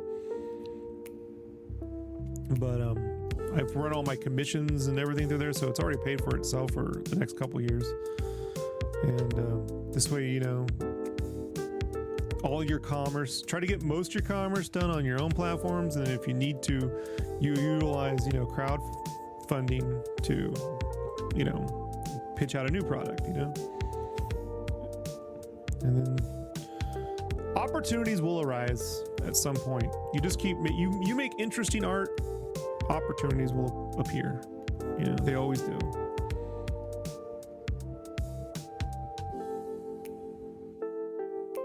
But they always appear uniquely for every artist. There's no like, and if you just do this and you do that, like, it will, whatever appears for you will be unique to your experience. And that's not only is that perfectly okay, that's normal. That's the way it should be. You know, however it worked for me will not work for anyone else, and vice versa, you know?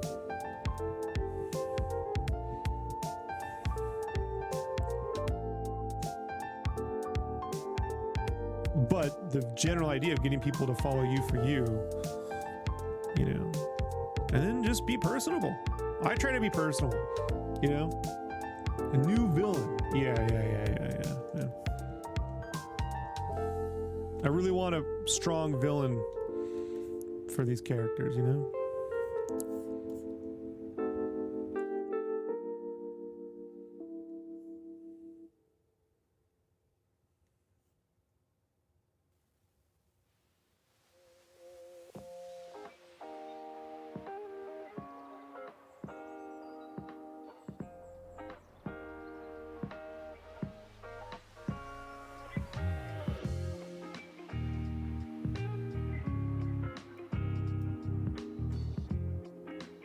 If like I said, my hope is they'll let me participate in plotting the story, but that's asking a lot, you know. That's asking a lot. It is my hope, because, like I said, I have thoughts.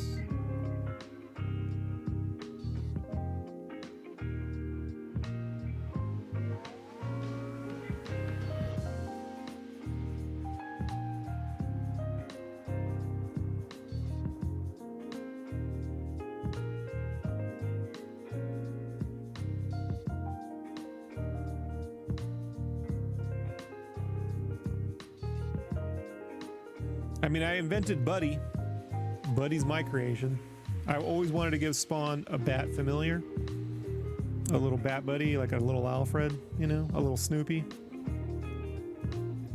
And so I just put Buddy in every panel. I didn't even ask for permission, you know. I just put him in every panel doing things. You know, every panel I could fit him in doing something, Buddy's there doing stuff, you know.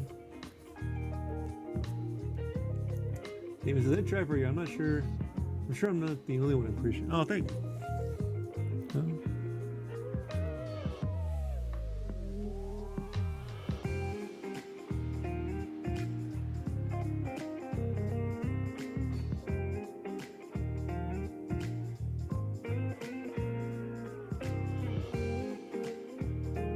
I'm gonna try, but, you know, like I said, I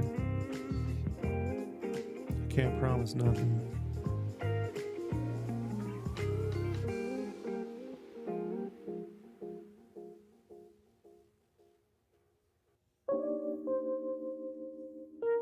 It's like with Tana, I knew they didn't want to go with the classic Jessica Rabbit look, you know, which I didn't agree with, honestly. I'm like, there's a way to modernize that look, but okay, you don't want to go with that, but you want something that feels 90s and still has a sexy look to it, you know?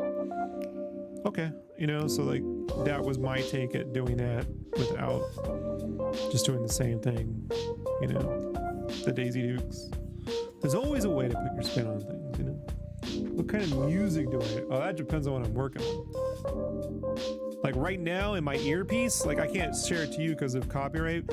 I put the copyright free music here, but right now on my earpiece, I'm listening to KMFDM instrumentals. Nice German band, KMFDM. But some nights it's just, some nights it's Marc Rebier, some nights it's jazz, you know? Some nights it's the Batman soundtracks, or some nights it's Stevie Ray Vaughan, Kenny Wayne Shepherd Band. Pretty much no modern music, unless, you know, I mean, Big Rack. I listen to Big Rack. You've probably never heard of Big Rack. Guano Apes? Guano Apes. Looking forward to the new Linkin Park album. Can't wait.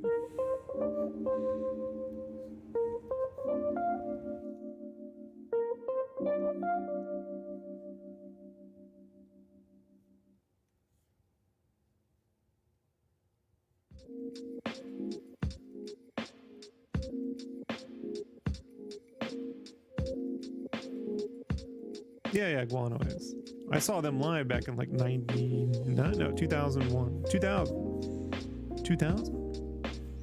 Lord of the Boards. Sandra, right?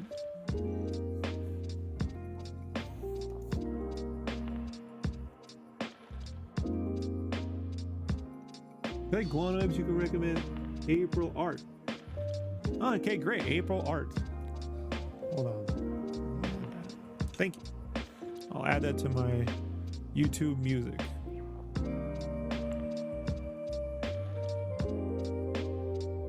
Sometimes I like listen to 80s yacht rock. I mean, guys, it really is random what I listen to. Sometimes I listen to Squirrel Nut Zippers. Let me see.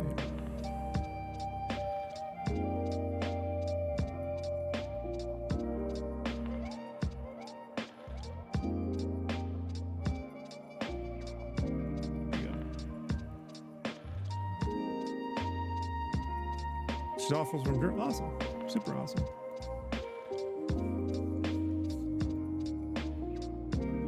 I saw Guano Apes and like,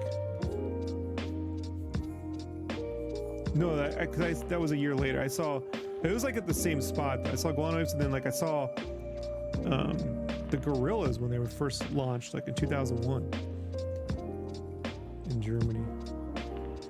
I don't know where. My buddy used to take me to different clubs and stuff. I was like, there's this cartoon band, man, they're crazy. Like they put sheets up and do the stuff behind sheets. It's crazy.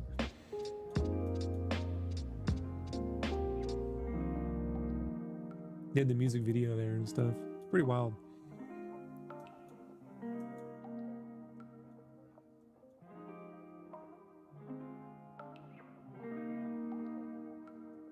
I listen to a lot of DJ Jazzy Jeff.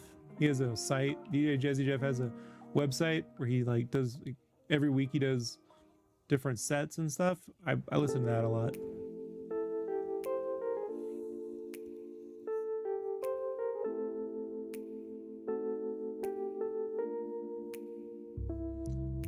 Look, trust, yeah, it's Blur. Yeah, I listen to Blur. Look, I'm the guy. If you want to do something 90s, I'm the dude you get. That's basically it. I'll tell you what, another dream project of mine, I want to work on Savage Dragon.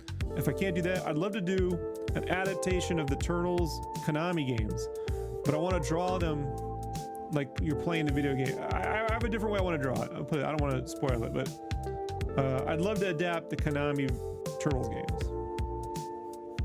You know? Even the Spawn game, I bet you I could do Chibi playing the Spawn game for 3 issues, you know? The NES one.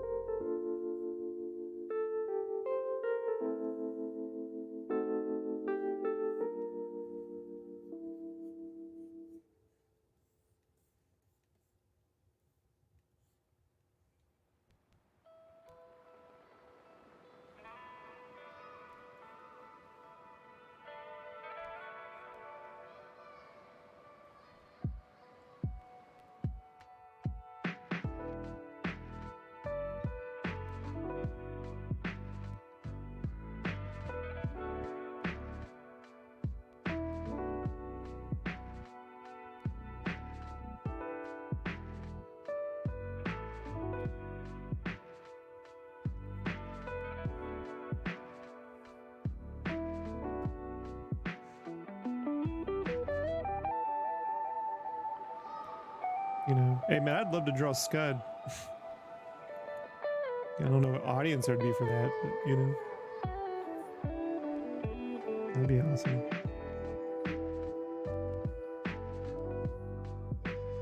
Hey, give me a Crash Bandicoot comic. I'll do that, you know? Not a monthly one, but we can do a good graphic novel. You know? That would be awesome.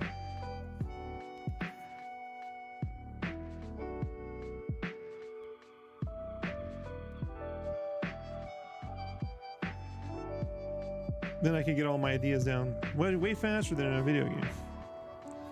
Like one of my, I got hired by a game magazine company back in, you know, the mid 2000s, like 2007, and the idea, it was this company called Play Magazine, and they were going to branch out into graphic novels based on video games, but the catch was that the graphic novel would be the basis for the next video game in the series. So there was a character that they had picked up called Death Jr. I don't know if you guys ever heard of Death Jr.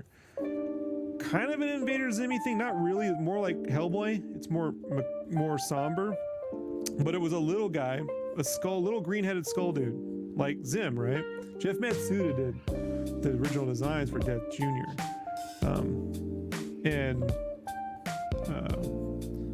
So I was drawing a graphic novel that would have been a basis for the next game.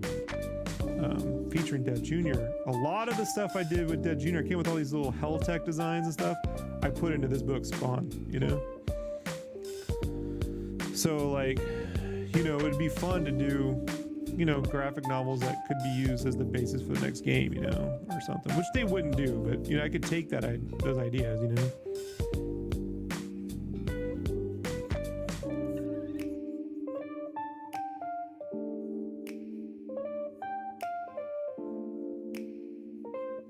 I mean, I'd love to do a Battletoads comic, Killer Instinct. you know, Banjo Kazooie, you know. If I was helping to plot it and, you know, and I wasn't sitting there, you know, I gotta have more of a creatorship, you know, with whatever I'm doing. I can't just be a gun for hire. It's like, draw what we tell you to do. That's not gonna go well with me, you know. That will make me depressed. Oh, so what you do with the graphic? No, nothing. But you know.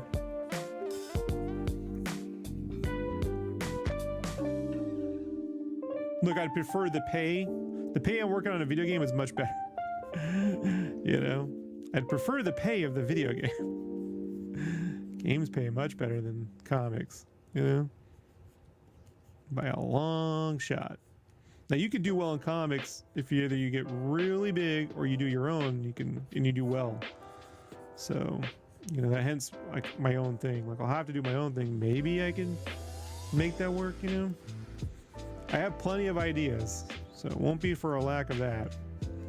It's just you never know. You know, if whatever you do is going to resonate with anybody. So.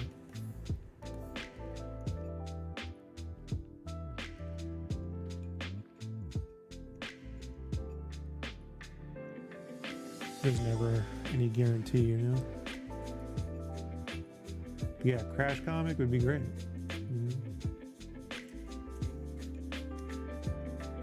I'd be willing to take my ideas for Crash 5 and do a comic out of them. That'd be awesome.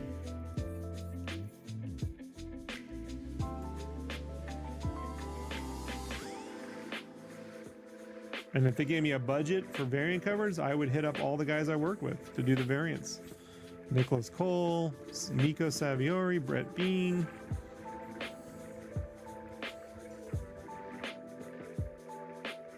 You know, I think that would be amazing. I don't know how that's ever going to happen. Regarding music, I also recommend Blümchen. She is a German female singer, very popular in German. She made Blümchen. All right, I'll add that one. Thank you.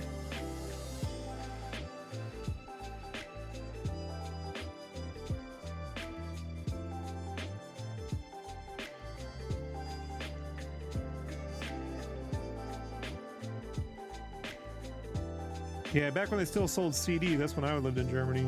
It used to be awesome to go to like the little vertical malls and the little music centers and just pick up random music I've never even heard of before, you know? Remember, this is when they still had Deutschmark, so like the dollar was 3-1 in my favor. So I picked up all sorts of rando stuff. You know? I used to love doing that, you know? Now I gotta just go on, you know, I use YouTube Music, I guess, you know? But I curate my own playlists.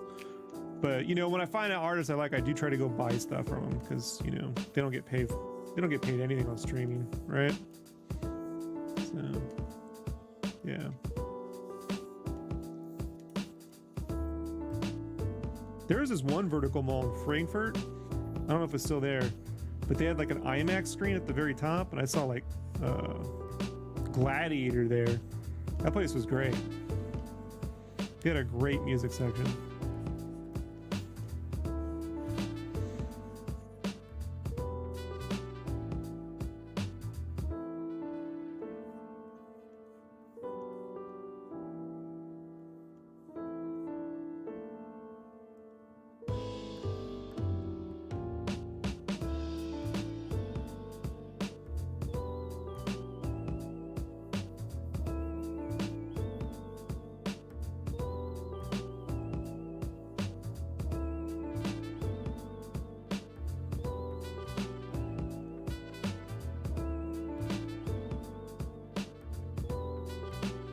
You know what would be a fun idea for a Spawn bit? If I could somehow talk him into doing it, is doing a bunch of parody spawns of all the image characters, like Youngblood, do Spawn Bloods, do Spawn Cats, Wild Spawns. I put them in the SpawnCon page, you know? Spawn kills every image spawn, you know? We can do the image spawns.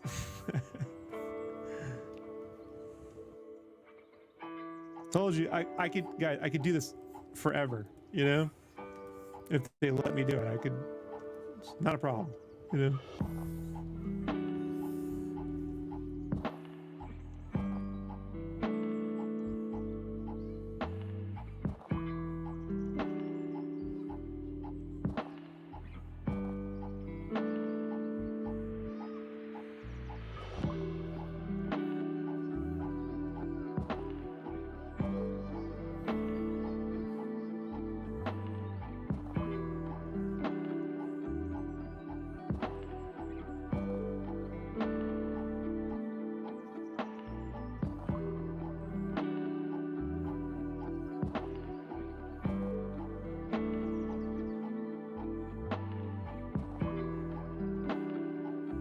Wait, I gotta finish this page.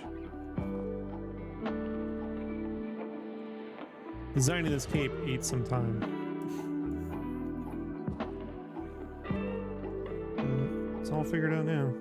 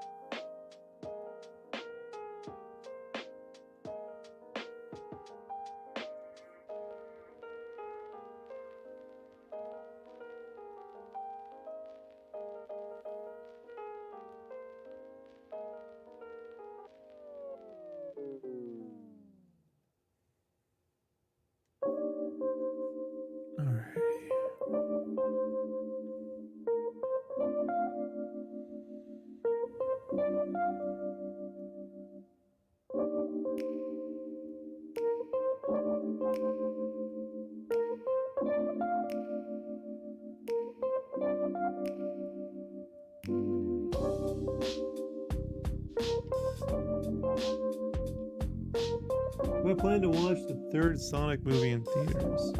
Now, you're not going to like this, but I didn't like Sonic 2. I like Sonic 1.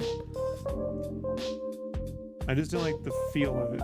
They did a lot of better visual effects, but I didn't like I thought the music was way out of sync with the film, and Tails was not acting the way Tails was at the end of the first movie, and everyone in the second movie felt like they were trying to like Jim Carrey it up, you know? Like, I love Jim Carrey, but like I want Jim Carrey to do that over the top, and everyone was doing that, like especially in the beginning of the movie, right? And I was just like, just couldn't. I said, and I told myself, if they, you know, the second Turtles movie, Secret of the Ooze, where they do the ninja rap, I didn't like the ninja rap as a kid. So I sat in the theater, I'm like, I feel like we're gonna get a ninja rap.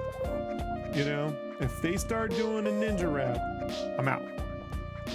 And when they went in that weird Russian cabin and they're doing it, I just left. I'm like, this one ain't for Rob, you know?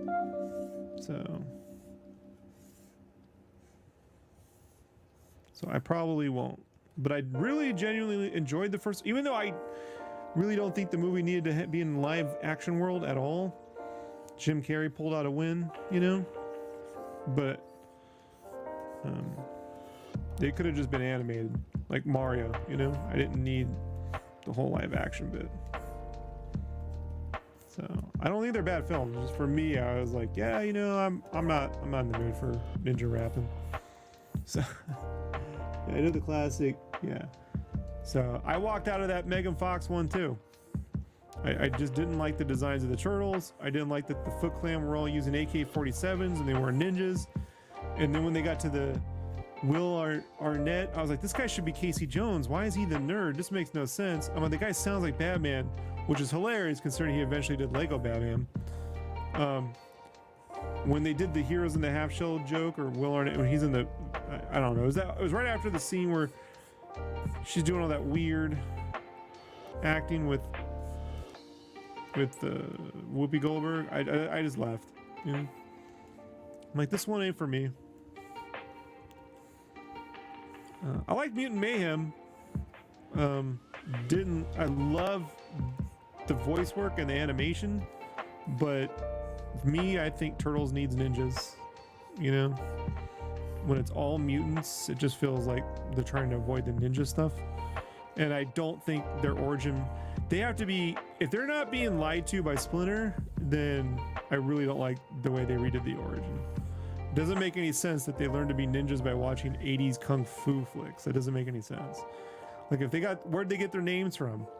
Leonardo, Michelangelo. It doesn't make any sense. If you got them from 80s movies, they should be called Spielberg, Lucas, Carpenter, you know, and Zemeckis or something, or Hughes, you know. That doesn't make any sense. Yeah, I couldn't deal with the Megan Fox one. So every generation has their own thing, but I don't like turtles with human heads, you know, and I don't like turtles that wear a bunch of stuff. How are you supposed to sneak around the shadows wearing proton packs and chakra beads? That makes no sense to me. You know, you want to call them samurai turtles, that's one thing, but if you're ninja turtles, you got to be silent when you're doing the ninja stuff. Doesn't make any sense. Am I reading the new Turtles comic? No. The only comic I read regularly right now is Savage Dragon, unless something special comes along. So I haven't. I like the Last Ronin is cool, but I prefer Kevin Eastman's sketches to the art in the actual comic. So yeah. I wish Kevin just drew the Last Ronin. So.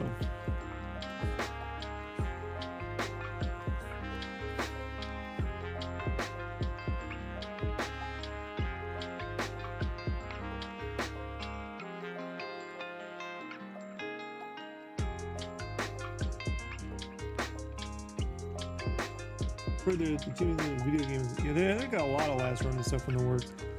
I don't know. Like I said, I would have preferred Kevin's designs versus the art used in the book.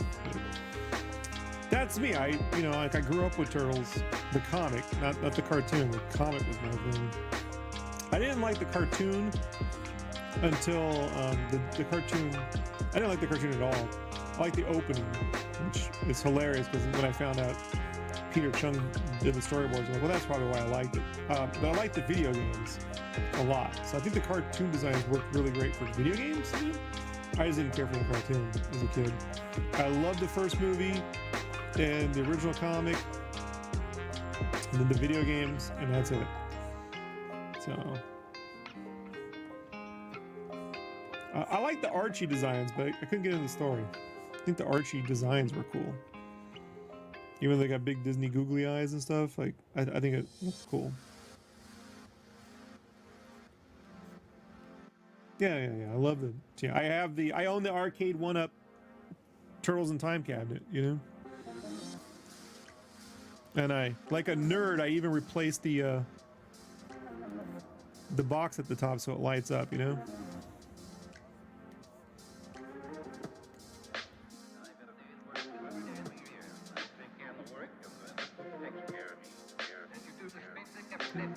The Archie designs are great. I had a hard time following the book, but that black like symbiote looking suit that Raph wears, that's such a simple and great idea, you know? So great.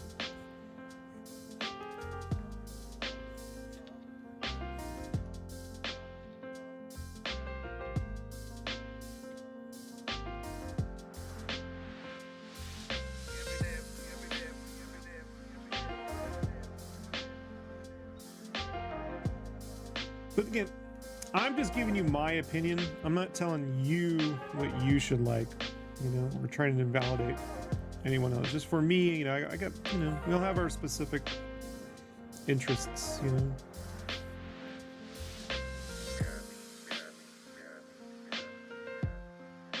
You like the characters like Venus and Slash from TNT?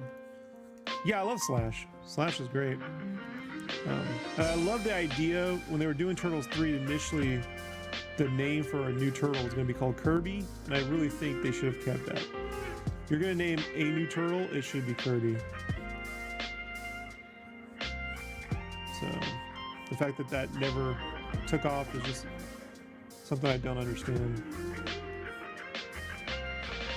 But they're all going to be named after masters of art, and Jack Kirby and Miller should have been the new Turtles. Seriously, you know.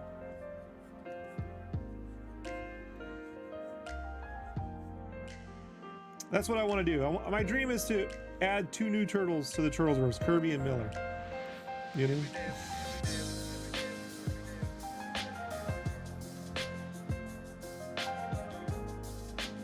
One will be a cosmic turtle, and the other one will be a vigilante turtle.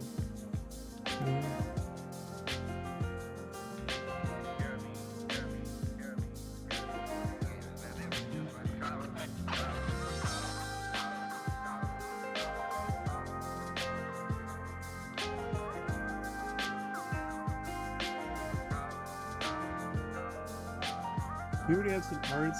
Yeah, I do. I did there was a video game magazine my friends put out. They kind of stopped doing it. They did for a number of years called Megavisions. And so the last issue I did a Turtles cover to celebrate the Turtles game, Shredder's Revenge. And I totally my own designs. I always had this idea for a Turtles.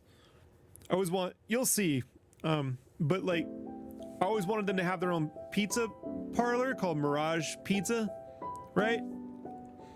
And that's where the turtle van would come from. It'd be their delivery van. And so I always wanted Splinter to be tiny. So I drew a tiny little Splinter, but he's driving a Mouser, like a little mecha, you know?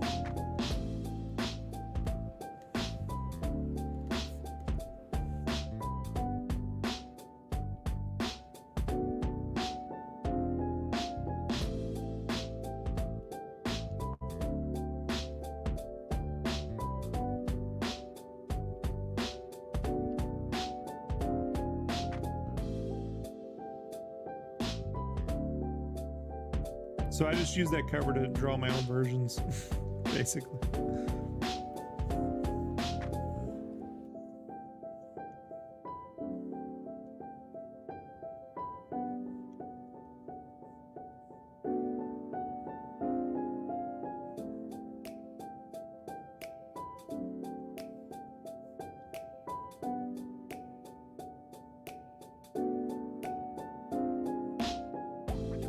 but I drew them more animated than serious. I do have a version I would draw in the series. I did a more serious version once a long time ago in 2009 when I worked at Play for the Wii Smash Up game, and that's very like Image Comics, you know, gritty. But I have done some shape tests of doing something more in the original Mirage style, where they're more got those square Muppety blocky shapes, you know, the Miller stuff, not like the early Kermit nose stuff, you know. So at some point I should definitely do a version of that style too. I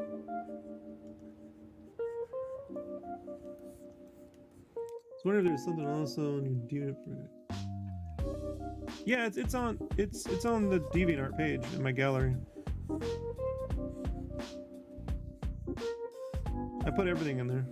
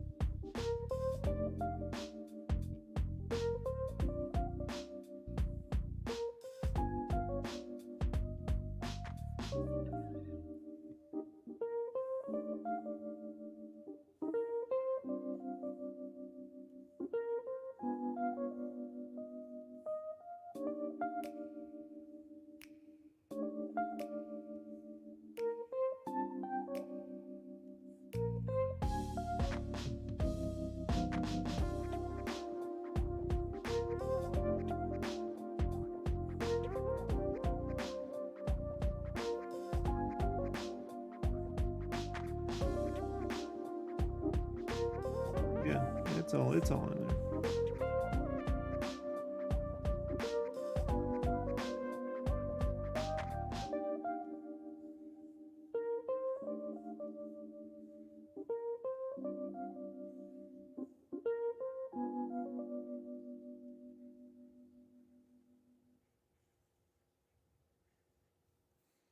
Just the past 5 years I've been on big projects, so there's not a lot of like, here's my, you know, fan art of this and this and that and this. There's been a lot of big projects, so.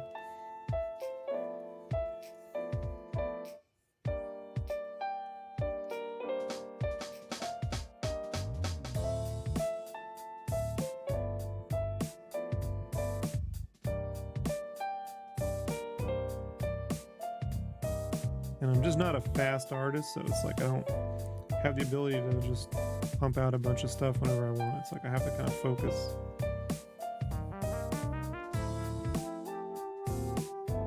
Like I remember getting the script for issue 3 for Spawn Kills Every Spawn, and there's this thing where they go to this Violatorville. And so I had to think about that, you know, for a couple days, and it was like, all right, what do I want it to look like? And then there's this issue of Wizard Magazine I have back from '94 that Capullo did, where all these violators are like killing these trick-or-treaters in this town that looks like Buffalo, New York. So I was like, I want to make that Violatorville, because that cover's not canon. It was just some random thing he did for Wizard Magazine. So I'm like, well, I always wanted to see that in the comic. So I started with that. This is why time gets eaten up. And then I go, okay, well, I'm gonna need trees. So what if it's like autumn too? Can I add like autumn with autumn leaves, you know? And that got the leaves blowing around everywhere. And then when they get into a fight, that will go like, I'll put lightning in there, and then when there's a fight, all that stuff the lightning rain will appear, and you know, like plot it out. Like I spent a lot of my time thinking about stuff like that.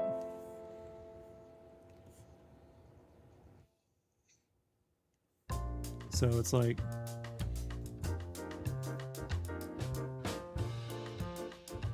and then, you know, the color schemes. The cover had this maroon sky, so I know I wanted red skies. The problem is, Todd told me once he didn't like red skies. If they're gonna do red skies, it has to be like in a different world, bud. You know, so I was like, well, it's Violatorville. So, but I'm gonna definitely have red skies. So that means I wanna, you know, what kind of moon do I want? Like, what color do I want everything to be? I chose like a green teal moon.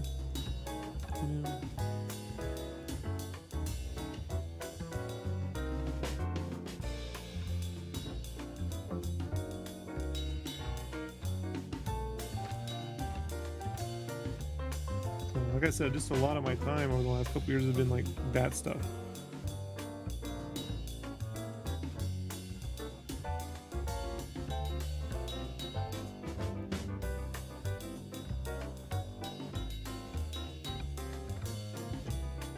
You know, and obviously when you look at it, you kind of read it in like 2 seconds, but months went into that, you know, months went into that, you know.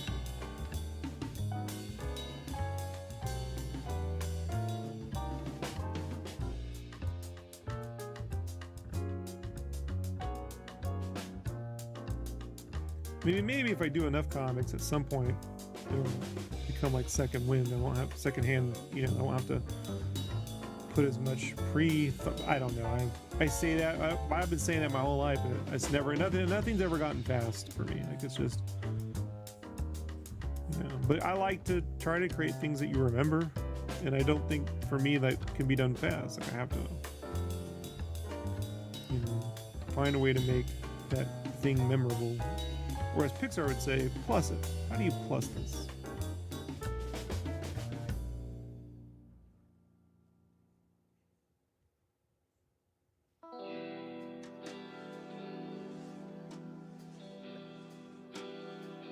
I was more worried people would hate the cartoony violators. Because like when the Spawn had these toys come out like in '93, right? And they did a Violator toy. And the initial Violator toy had bendy arms, because he has long arms in the comic, and he created these rubber bendy arms, and people hated him. Even I didn't like when they came out. But the bendy arms went away, never saw them again. And I was like, it'd be funny if the cartoon Violators had the bendy arms, you know? But I was afraid, like, with all the cartoony Violators, people would be like, oh, a guy can't draw a real one, huh? So I had to go back and like, there's a spot right before they go to Violatorville where I cut out half a page and just drew a giant Violator. And I was like, because it's like exposition page. And so I was like, well, rather than draw all this other stuff for the exposition, I'm just going to draw a giant Violator, you know, the way it would look if I drew an actual Violator, you know, big half page design, you know. This way, no one could say, oh, a guy can't draw Violators. Like, no, that's what I would do. Yeah. But I also wanted to do these cartoony, silly ones. You know? Mostly because I had crowds to draw. And you can't draw crowds of Violators, like hanging out, going to like bus stops and stuff. Like, you got to change the proportions to make that work. You know?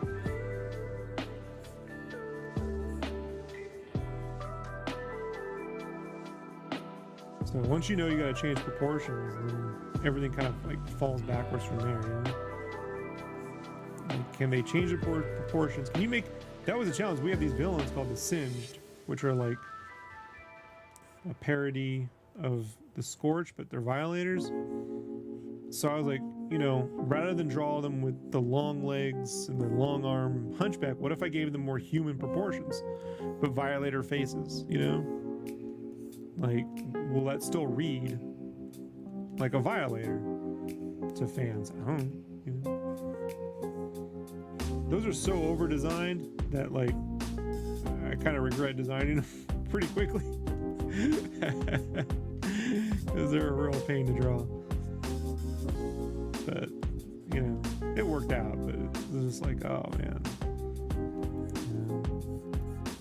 Yeah. Careful what you wish for, Rob. Yeah.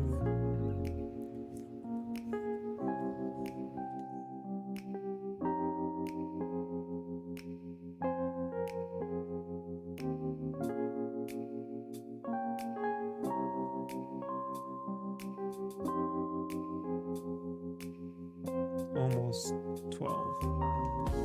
Almost done with this panel. The next two are easy. This one, this is a detail panel.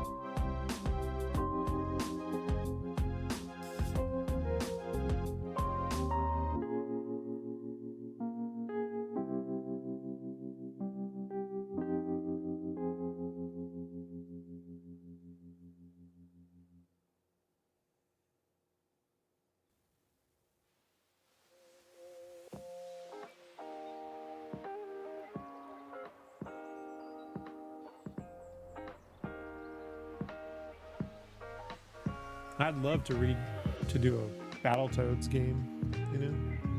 Love Battletoads.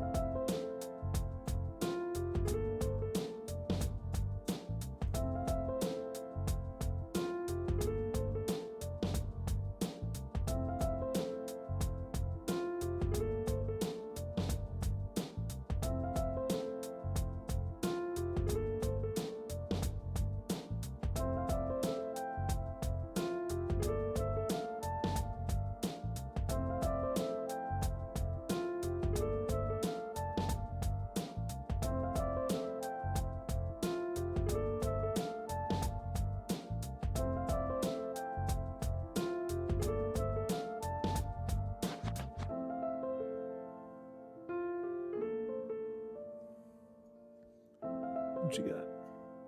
You like Sally Acorn from Sonic. I think there's a huge potential. It's not in the game. I didn't read the Archie comics. Didn't really have a lot of access to comics. I had a comic shop when I was a kid, and so I had a very limited amount of money. So I didn't really read the Archie comics. Sonic. I'm not familiar. But I know they're loved, you know? So if they're great characters, then they should be. But there might be rights issues, you know? A lot of the Archie stuff, it's owned by Archie. It's not actually something Sega can just appropriate. Or it has to pay people if it does that, right? Like that happens a lot. There's like co-ownership. And then no one wants to pay residuals in these industries, so that's why that stuff doesn't happen.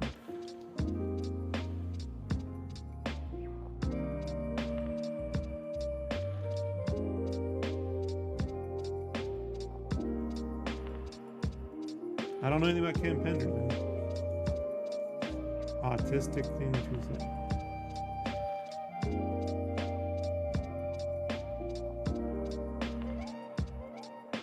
what to do with autism. It's not me. I don't know what you're talking about.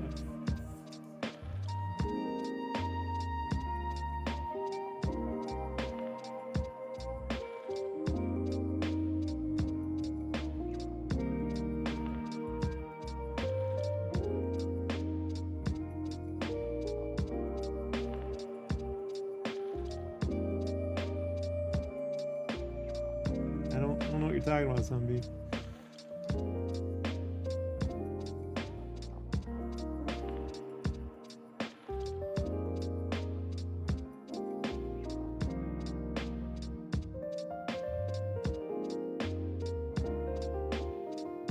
We're not replacing the R word with autistic, are we?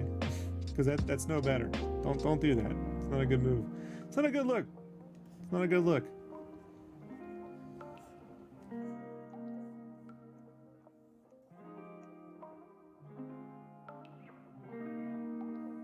You could just say, no, you know why they're not doing it? Because of this. Not everyone knows everything, you know?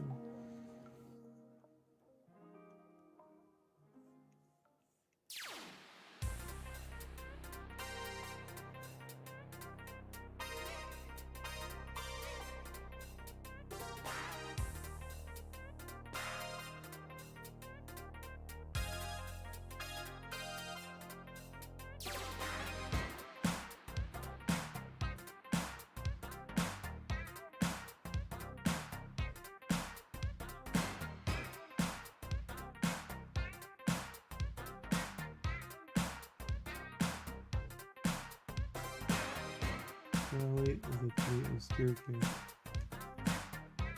So? What's that have to do with it? Someone really likes him. Spawn's a pretty obscure character in the grand scheme of things. And here I am, drawing Spawn.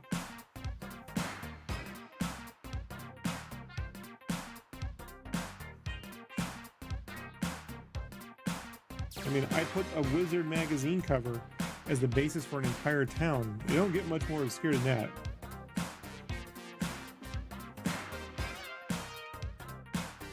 So, you're teetering on the edge there, bud. You know, I'm just letting you know. Teetering on the edge there, bud.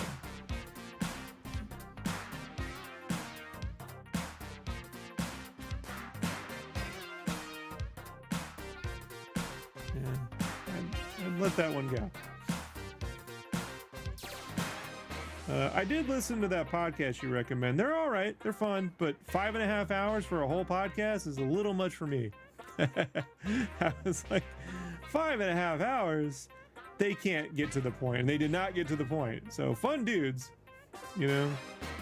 When I definitely like need something to put on randomly in the background for a long stretch of time, I'll put it on for certain. But right now, things are a little too focused for me.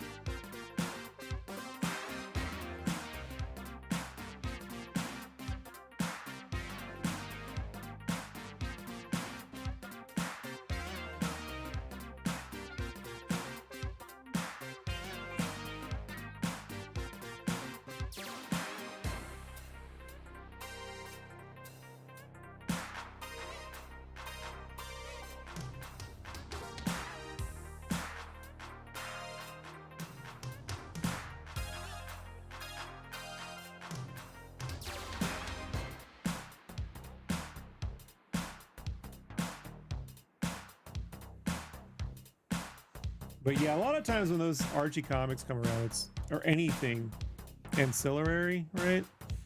It has to do with like licensing and like ownership, you know?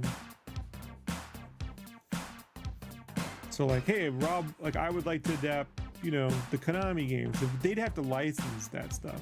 I mean, it doesn't just come with the Turtles license. It'd have to be someone would probably have to get paid. And then they would go, not enough money in it. Like I was once working on a Goonies comic for a little bit, helping to develop that, and they couldn't use any of the actors' likenesses, and they couldn't mention the actual story from the movie because of rights issues. And at some point, they just did the math, and they're like, you know what? It's not worth the trouble, you know, financially. So that's really what happens. You know?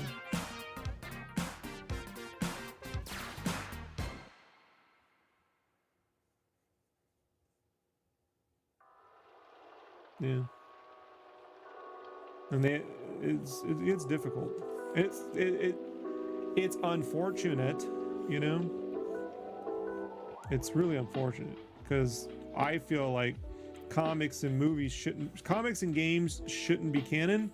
There should be a place for trying out what works, new ideas, you know. And then if those ideas really resonate, you make them, you know, canon in the games or movies or something, you know.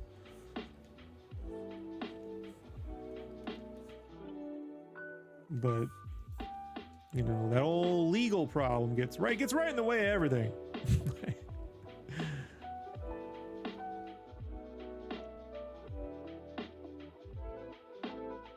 Quite the bummer.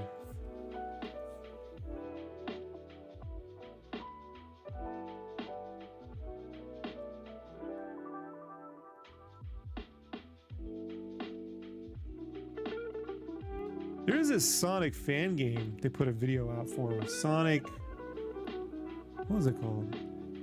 But it looked like, you know, like Sonic Adventures meets Sonic 4. That looked kind of cool. I want to try that. It's a fan game, but it definitely looked fun.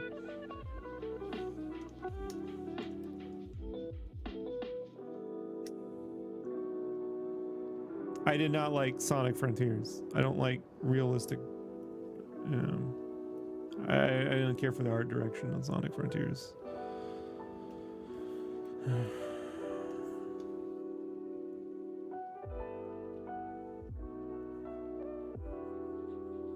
But I am an OG. I mean, I've been a Sonic fan since September of '91. No, even before that, it was August of '91 because I was at my cousin's house in Cerritos. Either late August, early September, but it was around there because her brother-in-law. No, I was related to them through marriage. My cousin through blood, but this guy married. He was in from college, and he picked up Sonic the day it came out on cart, and we had been playing NES all summer, and he had a Genesis, but I didn't like any of the games, like Altered Beast. I didn't care for any of that stuff, and but when he put in Sonic, and I heard that Sega, all that stuff blew my mind. Blew my mind. I was so blown away. Just it felt new. It felt like this is new. This is like new Mario. This is new. And I was determined to get a Genesis, you know, that Christmas. And that's when they packed the game by Christmas, you know. So I was able to talk my dad into that one. He's like, you either get this or Nintendo, that Super Nintendo, that's it. And I was like, Nintendo's dead to me. I'm a Sonic guy. And I regretted that decision.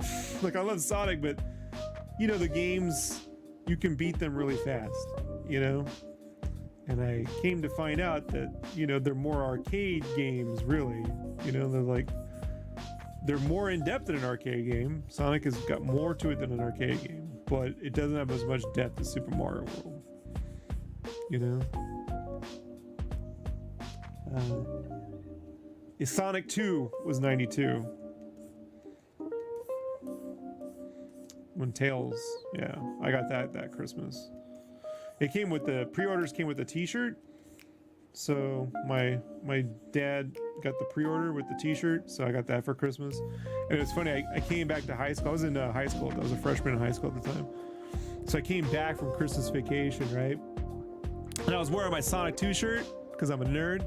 And I'm in art class, and there was this Japanese exchange student, Kaho, and Kaho was wearing a Sonic 2 shirt, and I was like, hey, and she was like, hey, and then, you know, we became like best buds for a couple years while she was at the school. She used to get me Jump magazine, you know, Jump magazine. It was big, thick, you know, it was like, it wasn't like our magazines, you know, from Japan. So I can get all the, because she told her how much I love video game magazines, so she got me Japanese video game magazines. So, yeah.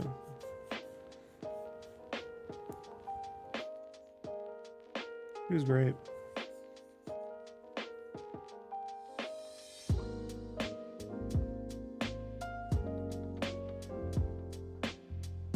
Sonic 2 was great.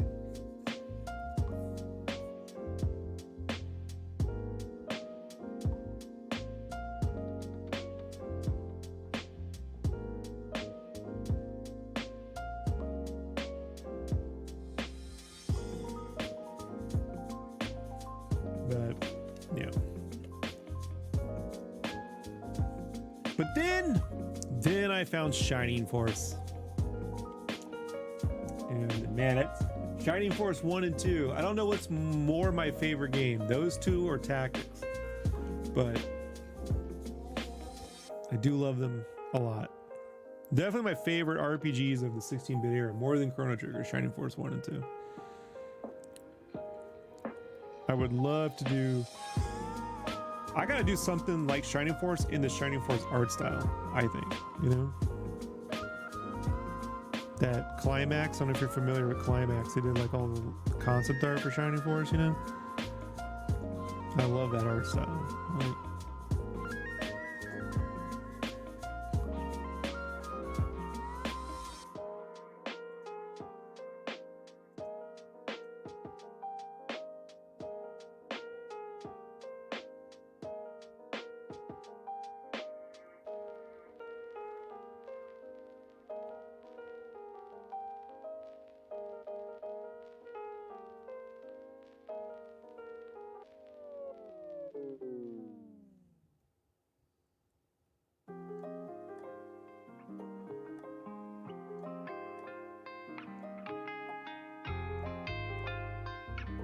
Chase, it's been creeping, sleeping. Hey, I know, right? You got the issue right now, bud. You know, that's the city panel from issue 3. You holding it right now, bud.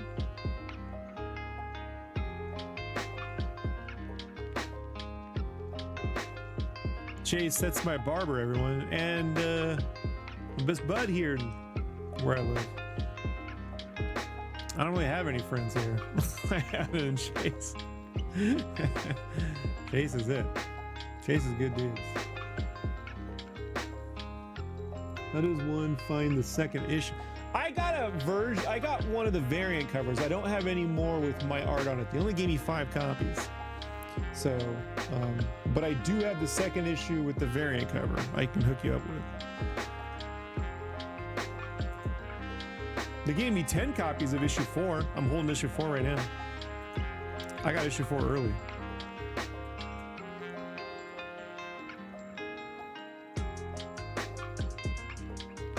So I can hook you up with one of those.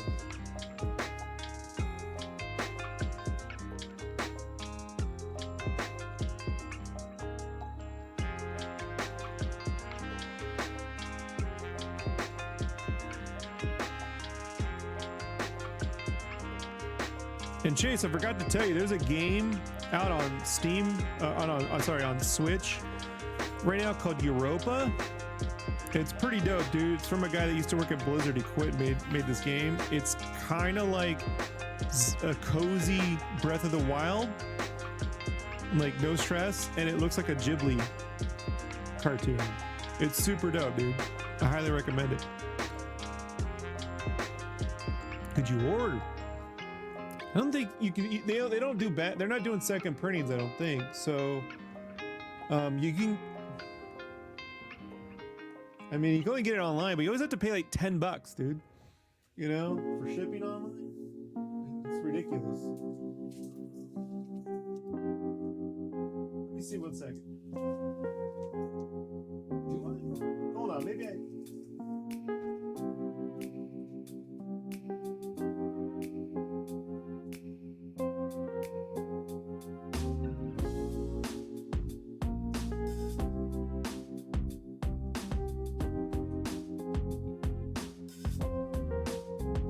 One second, Chief.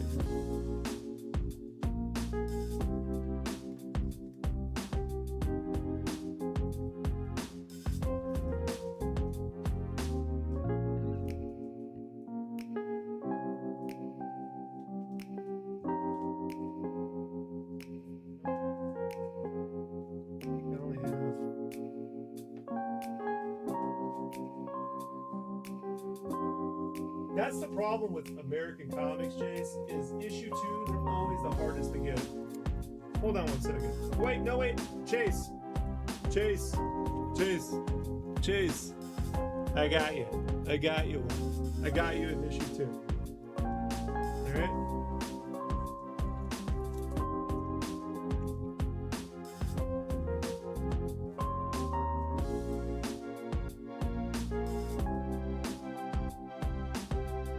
I'm gonna get some lunch with Chase on the 28th, so I'll bring it then. How about that?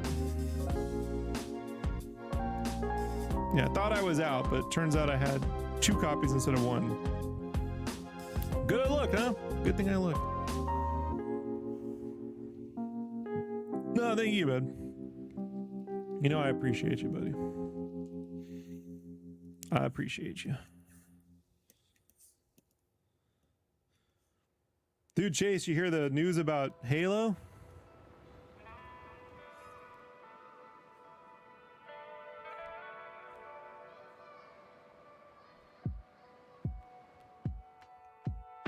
Yeah, Europa, dude, super dope. And an indie developer should be supported, as far as I'm concerned. It's gotten excellent reviews. And what's cool is you can also, if you just want to play through it, you can turn off the fighting and just like explore. You don't have to do any of the combat if you don't want to do it, you know? Yeah, I know, right? Super excited, dude. That demo stuff they showed, just the lighting and everything looked amazing, right? Yeah, I'm excited. I'm with you. It's the most excited I've been since Halo 3.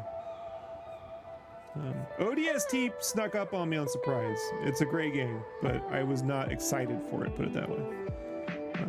They surprised me with that one, but I haven't liked the Halo game since. Although I do love the soundtrack to Halo 4. Even though it doesn't have the Halo theme, I do think Neil Davish did a great job. They just needed to put in the Halo theme. That's all.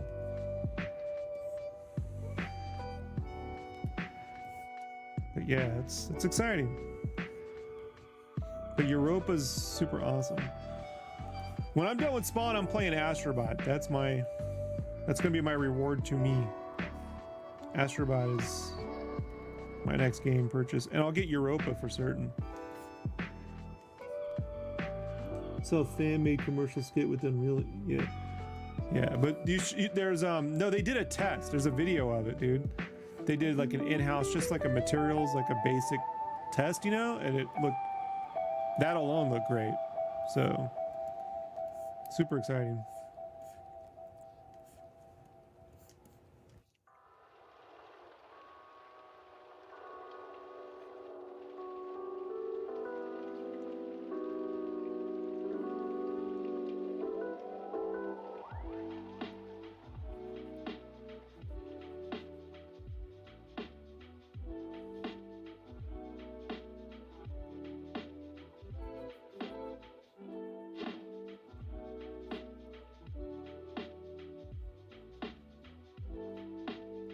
Lucy says, it was a pleasure communicating with you together in your live stream, but you have to go. Thank you very much. Well, thank you for hanging out, Blue Shark. Don't be a stranger. You know, say hi, you know? And, yeah, you know, if I ever, next time I go to Germany, you know, I'll definitely be like, hey, I want to let everyone know. If you're a fan, you live in Germany, come say hi. We'll have to do a meet and greet when I'm out there, you know? I got a couple other friends out there, so, you know. Thank you for hanging out. Appreciate it. Thank you so much.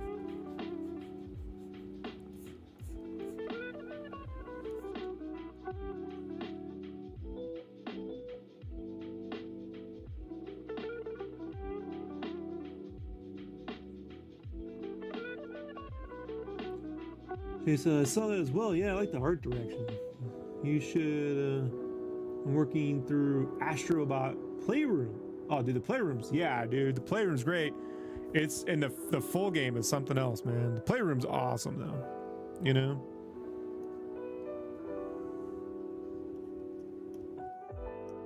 They're the only ones to do anything great with that controller. That it's fantastic.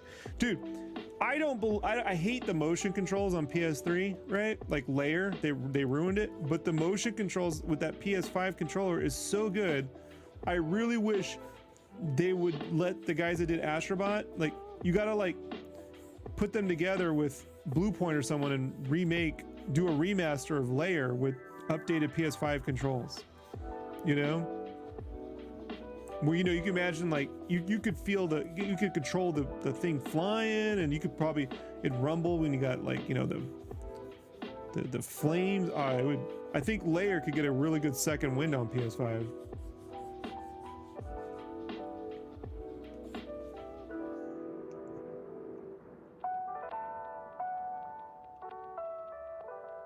Street Sharks, classic. I'm a Samurai Pizza Cats. When it comes to the Turtles knockoffs, I think Samurai Pizza Cats was the best.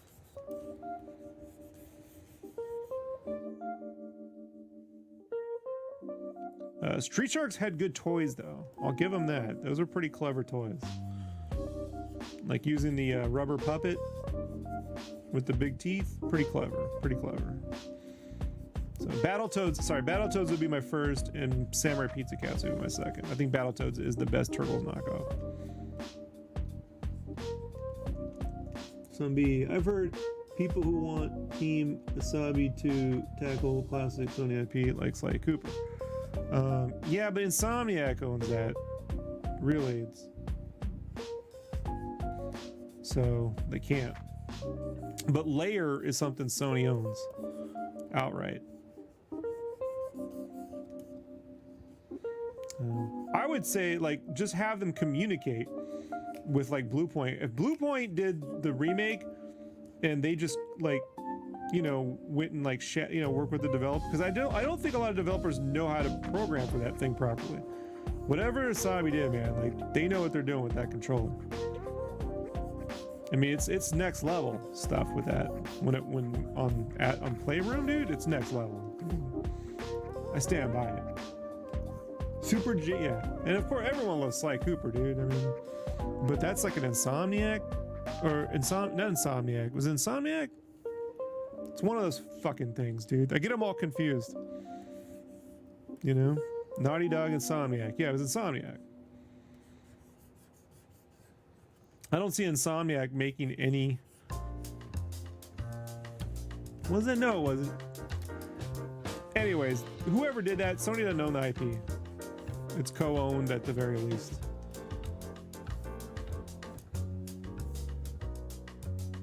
Nefarious, Notorious, some shit like that. It's been so long. Super janky felt for the drag. Yeah, no, it was super janky, and we were all mad we didn't have real analog. It was shoveled in. Those controls were shoveled in to compete with the Wii, and it was dumb, and it ruined the game. We just wanted a Rogue Squadrons game flying dragons, right?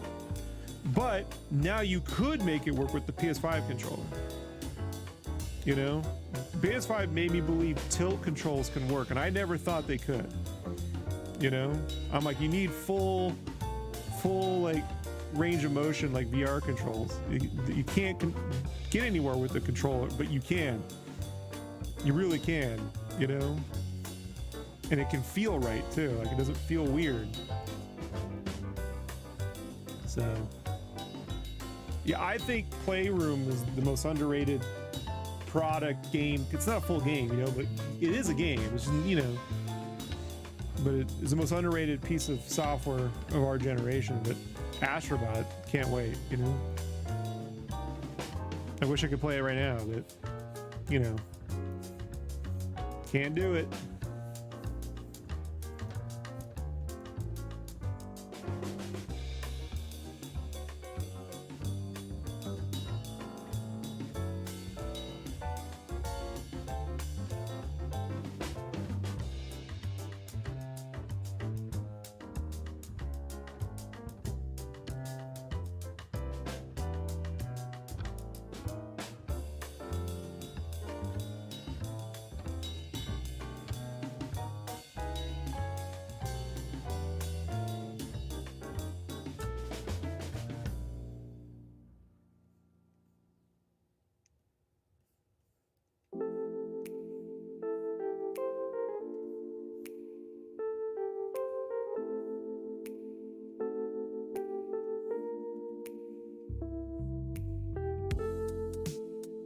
She says Jim and I were talking with Chris, and he thought it was a tech demo, which it is. Yeah, it's a single A size game. You know, it's not quite as long as Crash Bandicoot, but it is at a Nintendo 64 scale. You know, it's pretty. Gotta be honest with you, man. That scale of game needs to happen more often these days. You know, that's a game you make your money back on 1 million copies sold. You know, super fun, replayable, and you know, it doesn't require an arm and a leg to play it in terms of time. You know?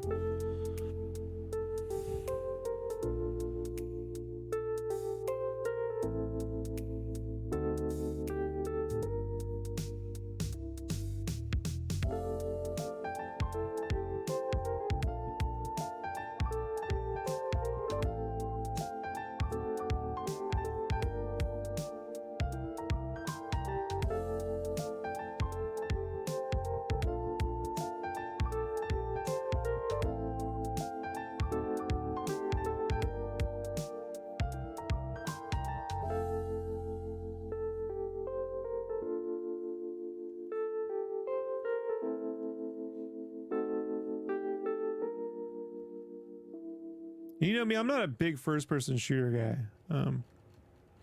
but every now and then something comes along that does catch my attention, and I really wish they'd bring back the Killzone series. Like, I just love the aesthetic of those games. Thought they were really good, you know?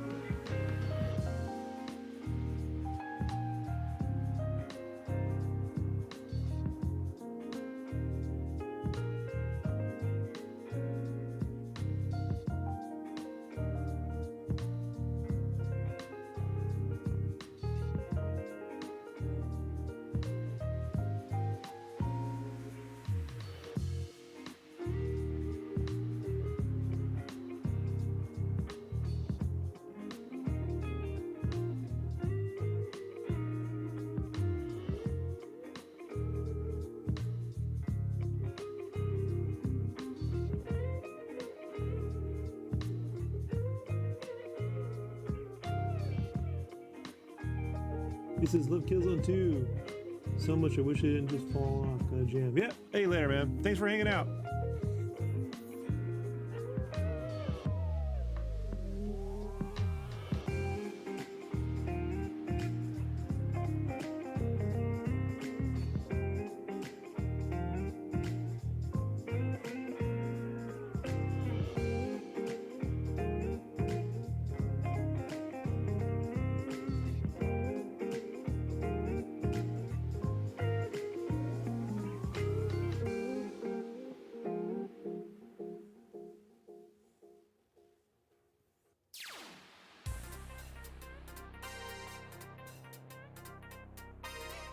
B says, I feel like with Sony, all their focus on now is making their premiere movie-like title. Yeah, no, you're right.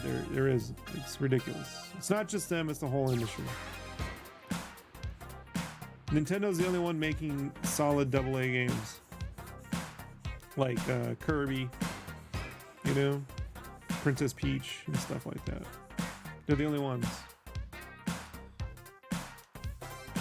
and it shouldn't be that way.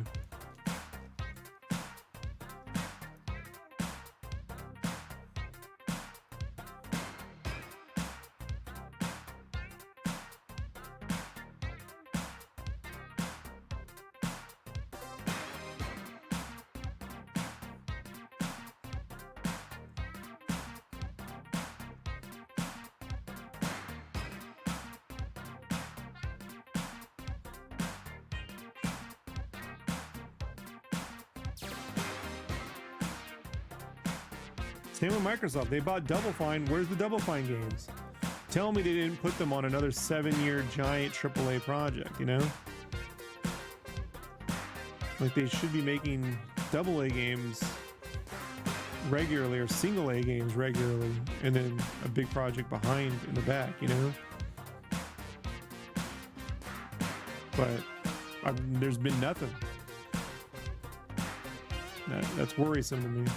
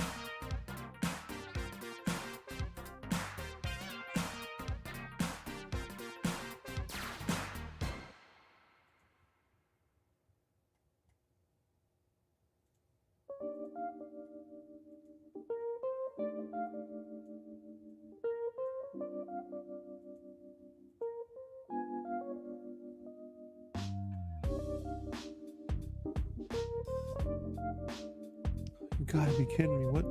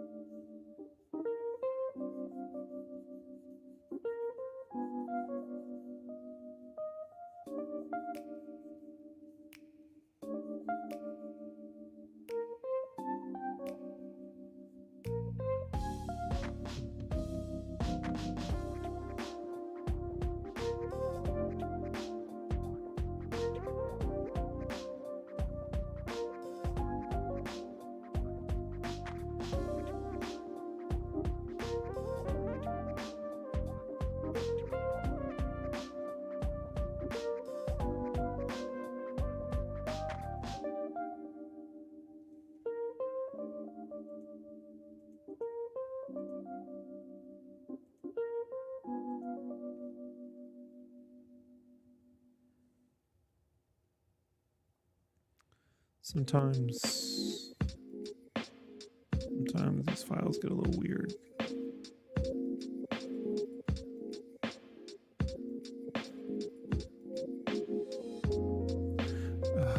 so frustrating. Okay. I deleted a layer I shouldn't have, obviously. Now I gotta do this all over again.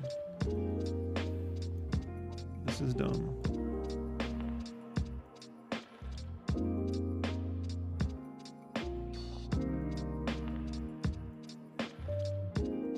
I only can blame myself for this one.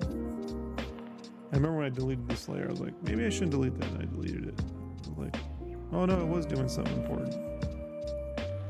Now I gotta redo it.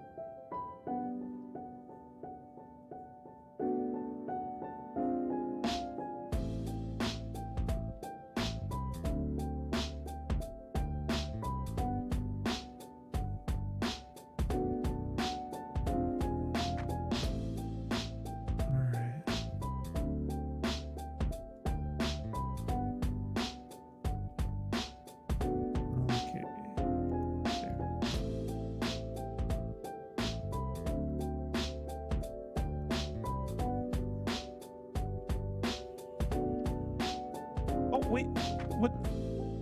Oh man, did I? No. I did not delete. Come on. Seriously?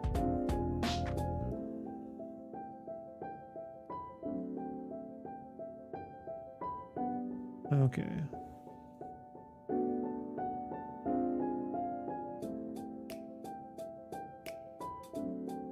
Are you kidding me?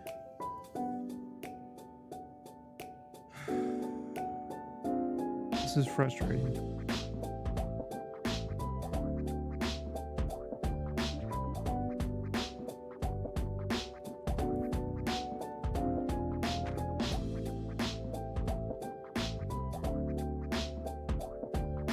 All right, let me do this. Make a copy. Don't save. Open up the old file and see if I can at least get some of that work back. No.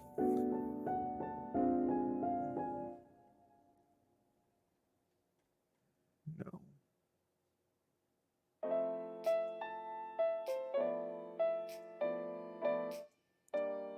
This is what happens. Sometimes I do something stupid. Do not just start deleting fucking layers, you moron.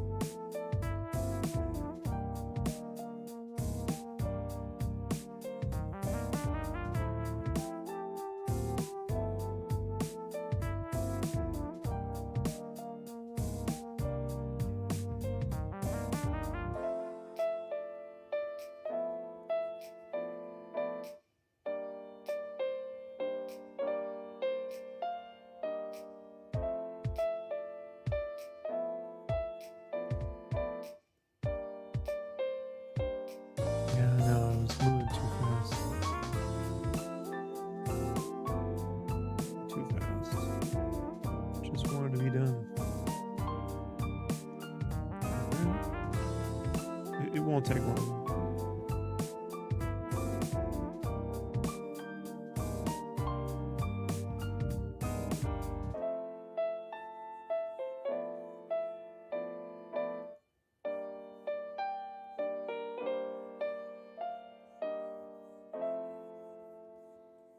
I didn't lose any figures. It was just background ink work and fill in stuff. I can redo it. It's just annoying.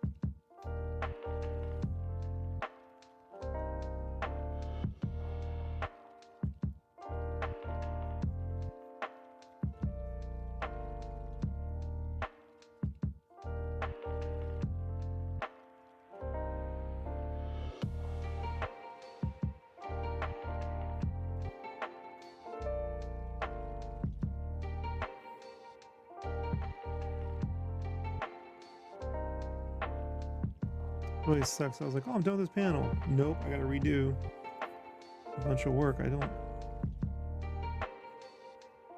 not even that tired. I don't know what I was thinking.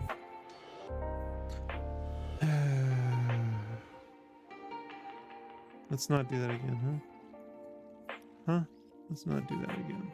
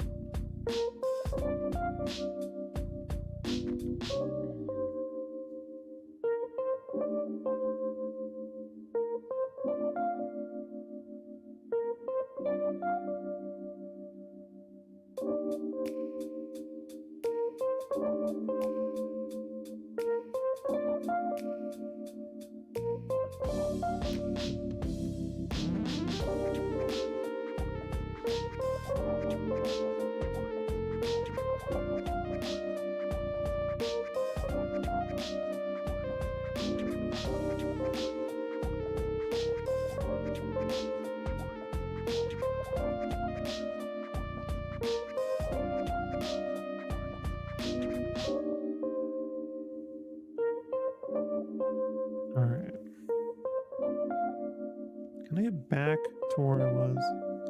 No.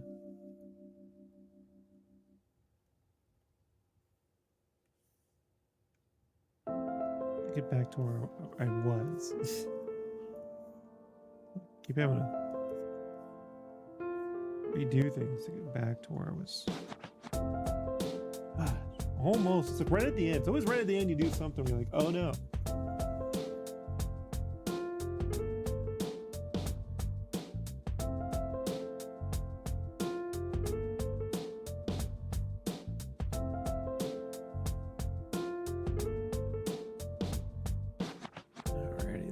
I need to take a quick break and give me like 10 minutes.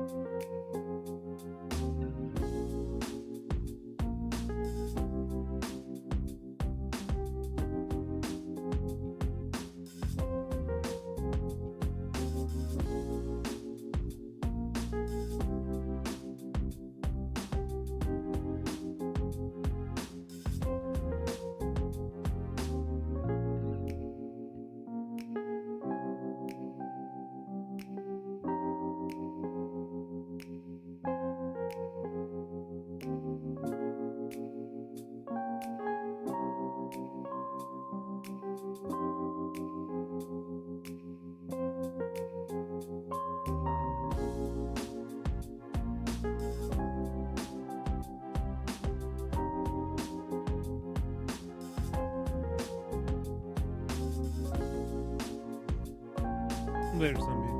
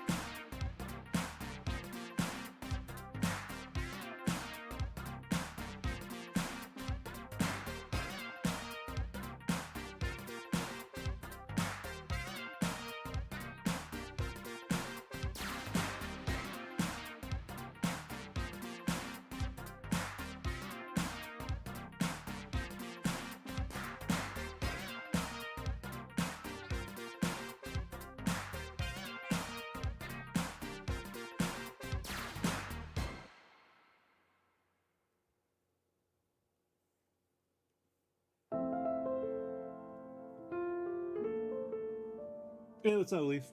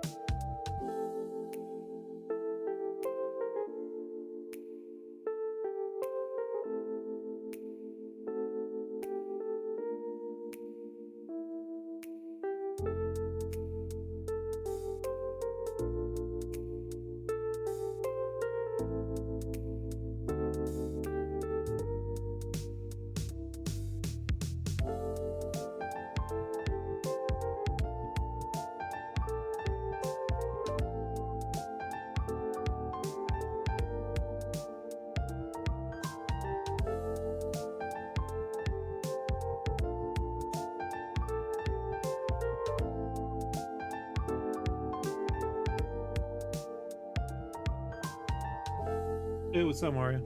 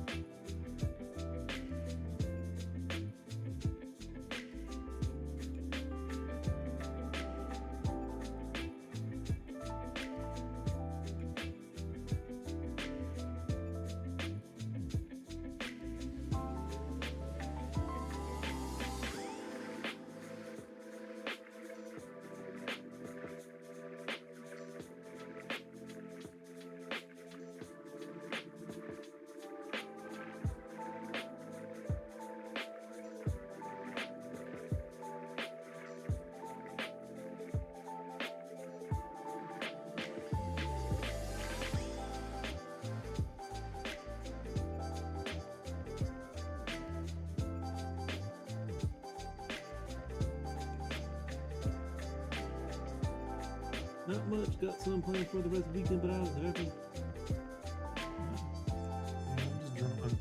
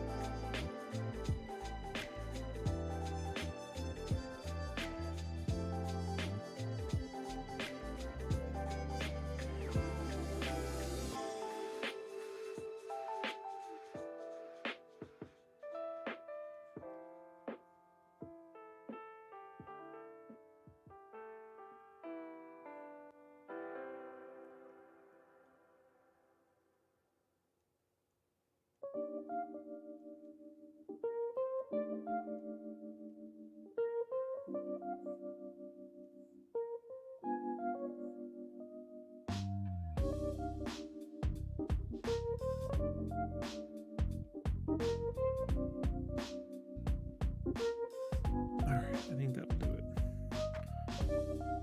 So we'll turn off the reference. We got the new layer.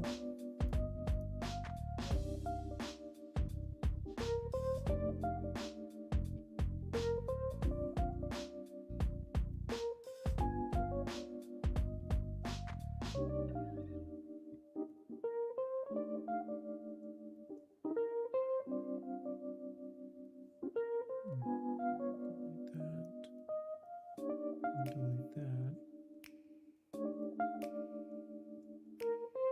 And we need to save.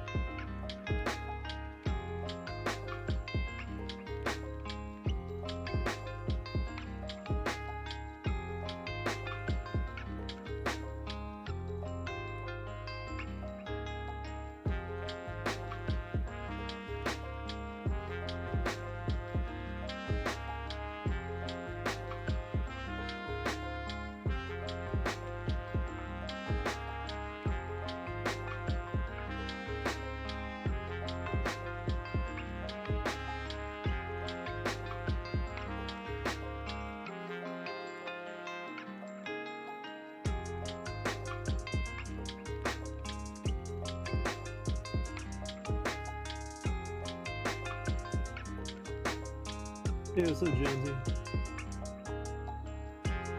Hope you treat yourself to a massage with those WWE. I'm not gonna burn my fingers. I'll be fine. I've been through far worse. This is not fun, but I've been through far worse than this.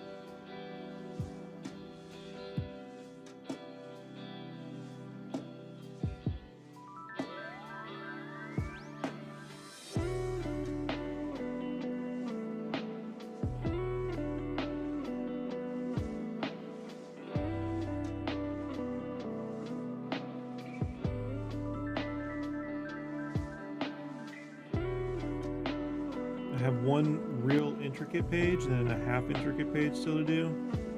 They're the last 2 pages of the book. So what I did was I tried to find a lot of really fun, some really inside Easter egg kind of stuff to put on there to make it fun for me, because I know it's going to be a pain, you know. So it's like,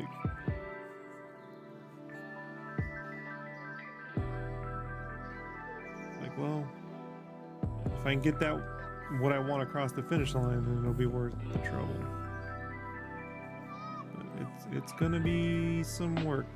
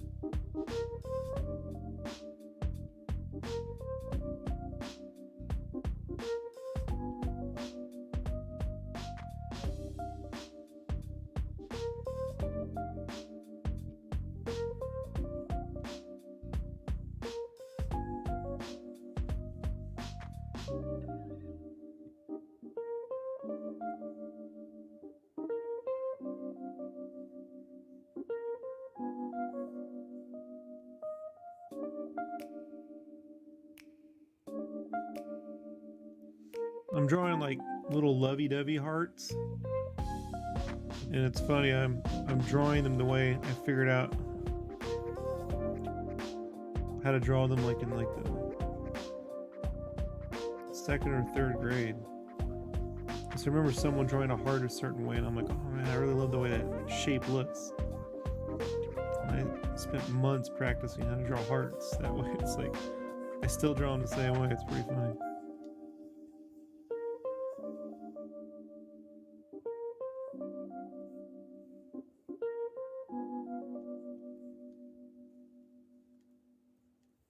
That's when you know you got the drawing bug in you, when you're like in the 2nd or 3rd grade studying heart shapes, you know, because you're like, yeah, it looks better this way.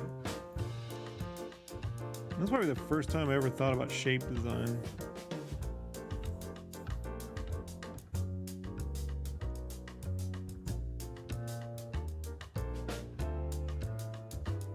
I know in kindergarten I was really into looking at LCD letters, you know?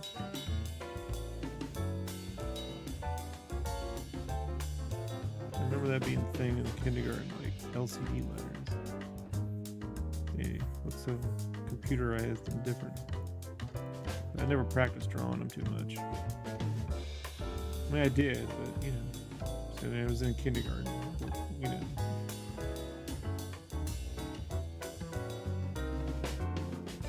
But the heart thing, I definitely remember. I want to say it was the second grade, because it was like for a Valentine's Day thing or something.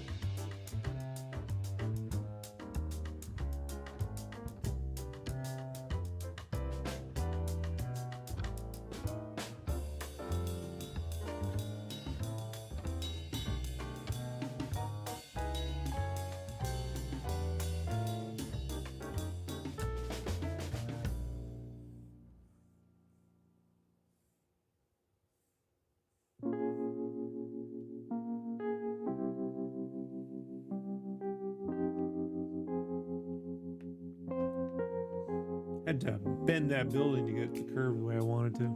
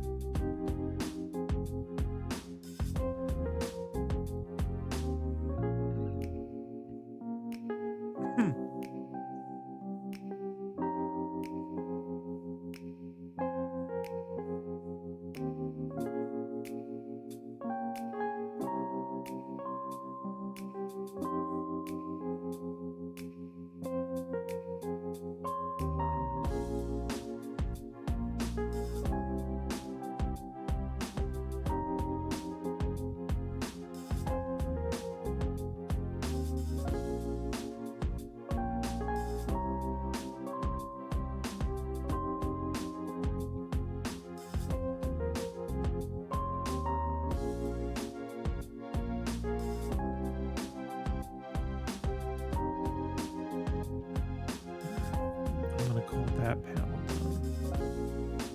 And those two need a second pass.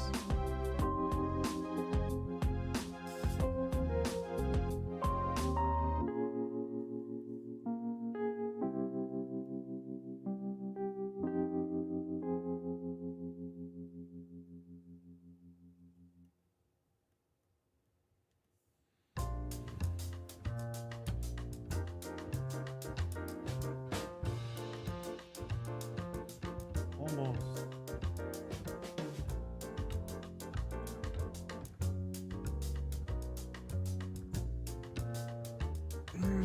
Gotta sep and finish this, and then sep and send the file. That'll take about 15-30 minutes tops. And then I'm gonna get the panels laid out on page 18.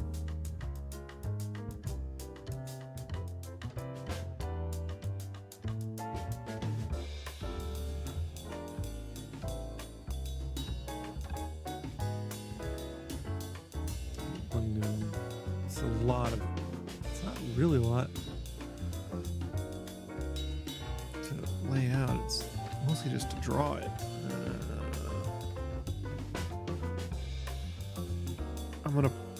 I want to nap, but I'm going to try and get the top row done on page 18. And then nap at 4. Then I get the first 3 panels. Second pass before I do a cleanup pass. So we'll do a roughie. Yeah, we'll do a roughie pass.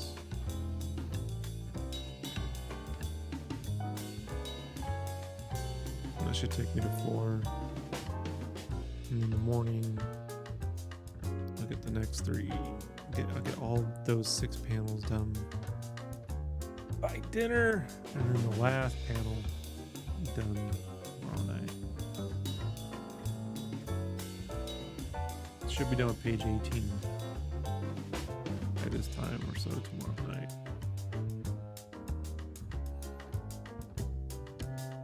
I think that's a record for me. That would be 5 pages this week. It's hard for me, guys. It's hard for me to do this kind of detail, all cleaned up and ink. 5. But got no choice. So that means Sunday and into Monday I'll do color guides. And then I'll get the last 2 pages done next week. Should be done with that, yeah.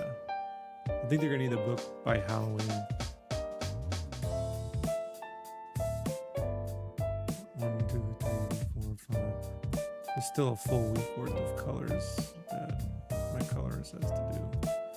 Plus these 5 pages. That'll take him into, yeah.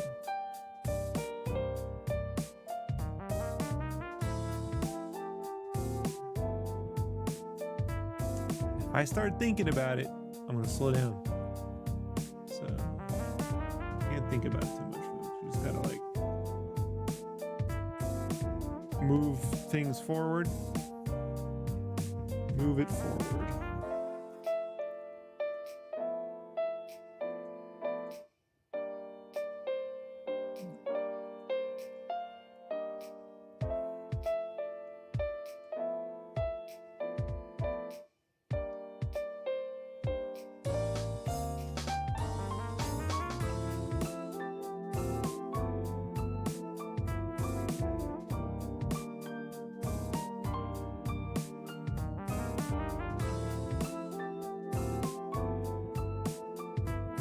It's going to take me 2 days just to lay out page 19.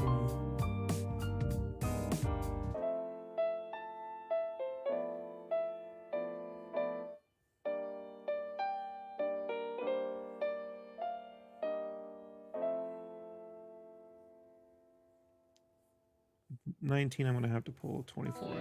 I guarantee it. If I want to get it done, what I want to get done. So 19 will not be fun. You're going to see me streaming a lot this week. I'll just be sitting here.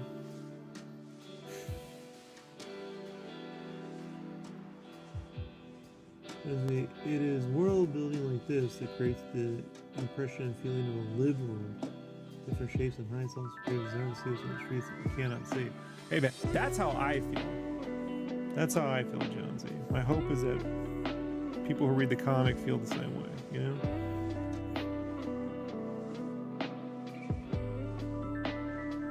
Like, who cares about a perfectly drawn city skyline, right? It doesn't have any character to me.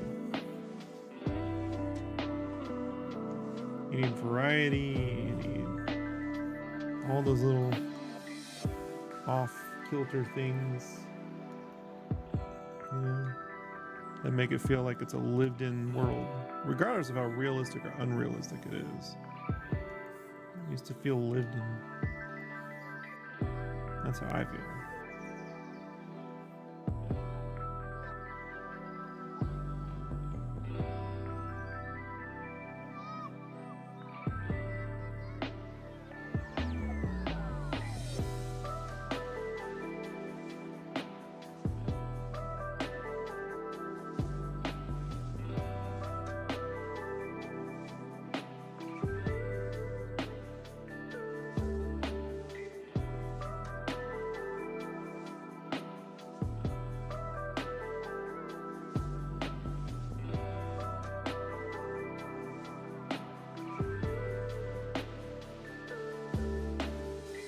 See all the skull shapes I hid into the sides of the buildings?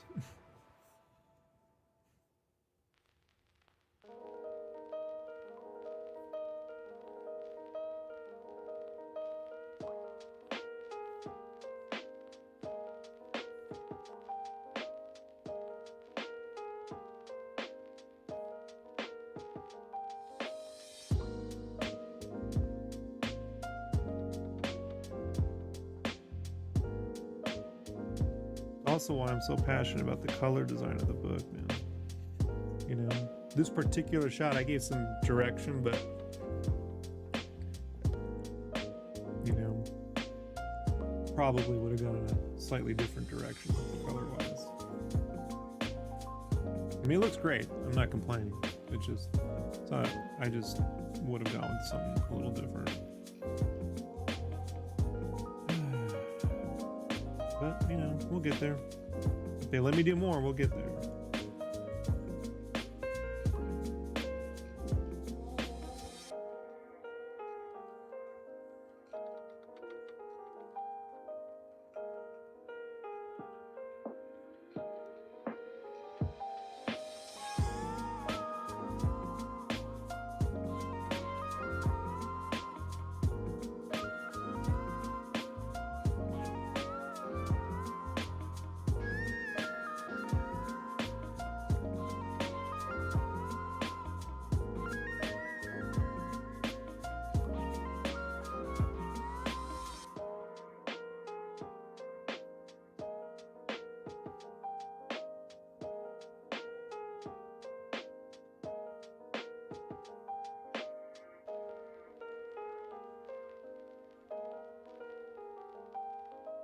I made the skull nose a window.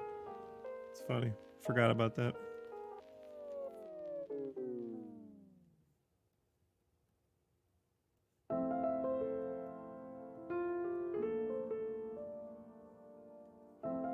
I just always like those establishing shots of like Duckburg, or what was the place Darkwing Duck used to live in? Like that city, you know, that Gotham City looking. It was super dope, the design of that establishing shot.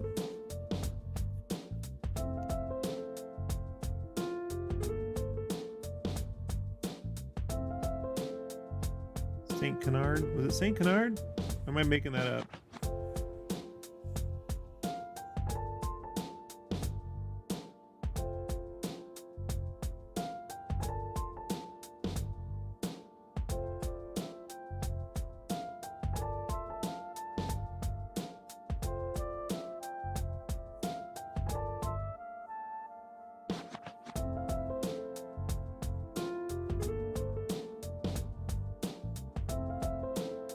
Now, I'm going to be honest with you.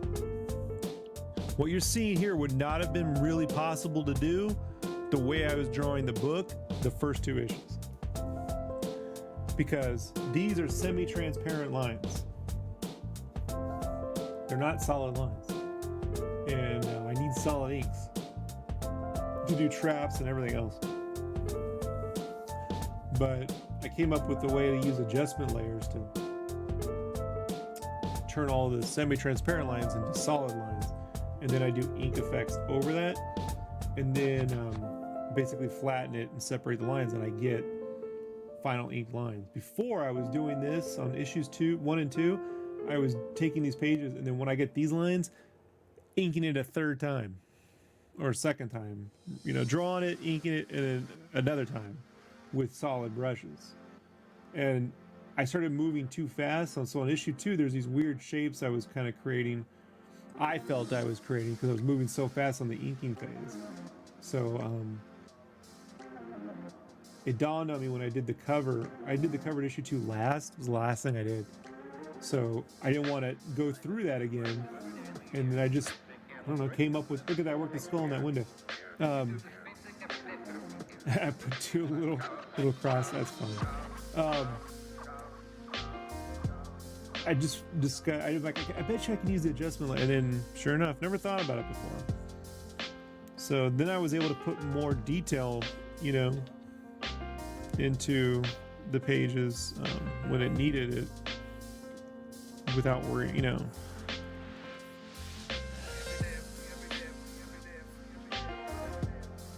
Sometimes I save time, but oftentimes I've used that time to put more work into the book versus spending my time inking things, you know?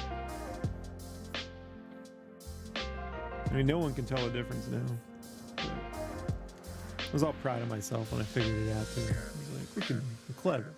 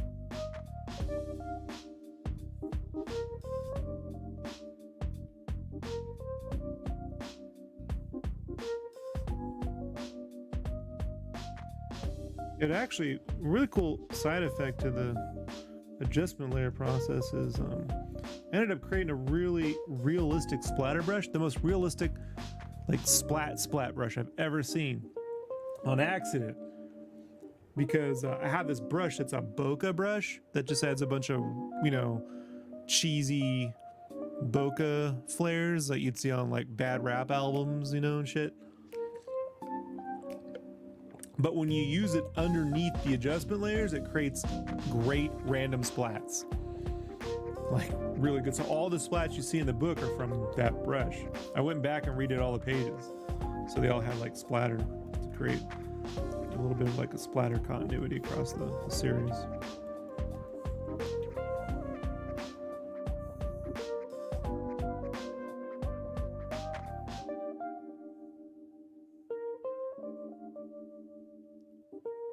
Which to me sort of takes place, it's kind of subbing in for that McFarlane noodling inking, because I can't really do that. I told Tom, like, I can't do that thing, you know. But the splats kind of give me a little bit of that, you know, that flavor.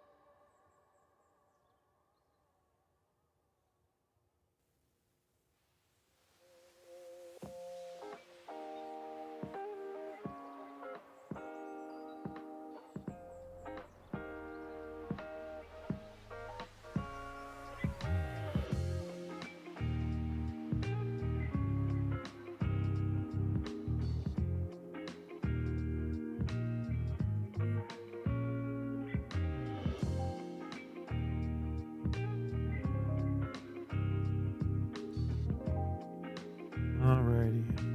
1, 2, 3.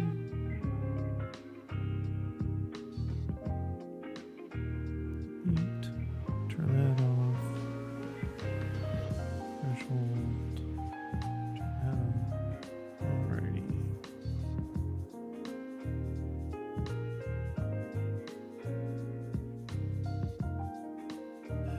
Just a meteor absolutely good at creating that sparkling, shiny color and tone.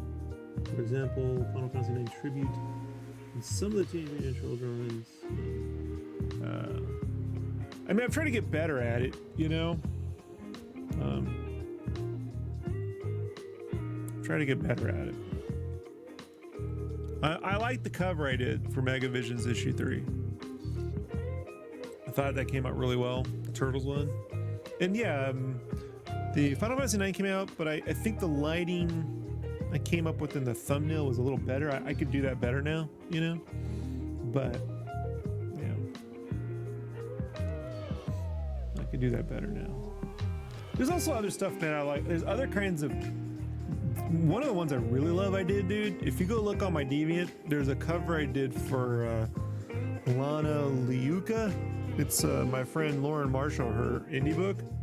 And that's like the snowy, brown, yellowy, you know, winter thing, dude. I was looking at the way snow looked at night in like Poland. And I really like that color scheme. That's totally different. So I'd like to do more, you know, but you know, I care about using all that stuff, emotion, you know, what time of day and weather for emotion, you know.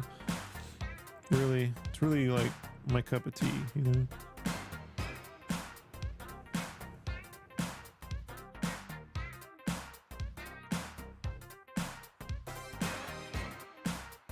I remember when I was a kid in San Diego, there's a couple of really older parts of town that haven't been updated since the 30s. Like these days, a couple of the buildings still exist, but at the time in the 80s, they were all still there. Really older parts of town. And at Christmas, they would put up lights just like they did in the 30s. It looked exactly the way it did, or the 50s or whatever, but you know, back in the day. And probably the 50s, but yeah, San Diego was kind of built out in the 50s. But like it would just have this feeling, you know, of like lived in, I don't know, it just had a certain vibe, you know. And I remember as a kid it really resonated with me, you know, the way like those incandescent Christmas bulbs would play with weather, you know, and like little steam vents coming off the buildings. I could just stare at it all night, you know.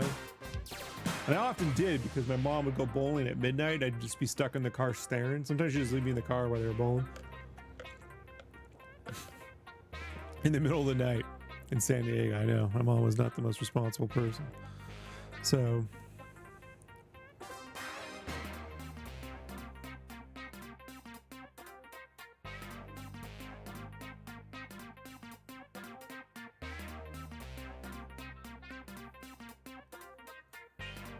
those Final Fantasy IX tribute, the thing about that was I was going for the color scheme of something you'd see on PlayStation Magazine, not so much the game.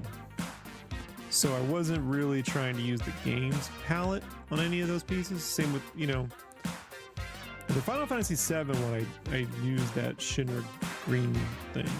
But on 9, I just tried to do something that I thought would look cool on like that would have been in PlayStation Magazine.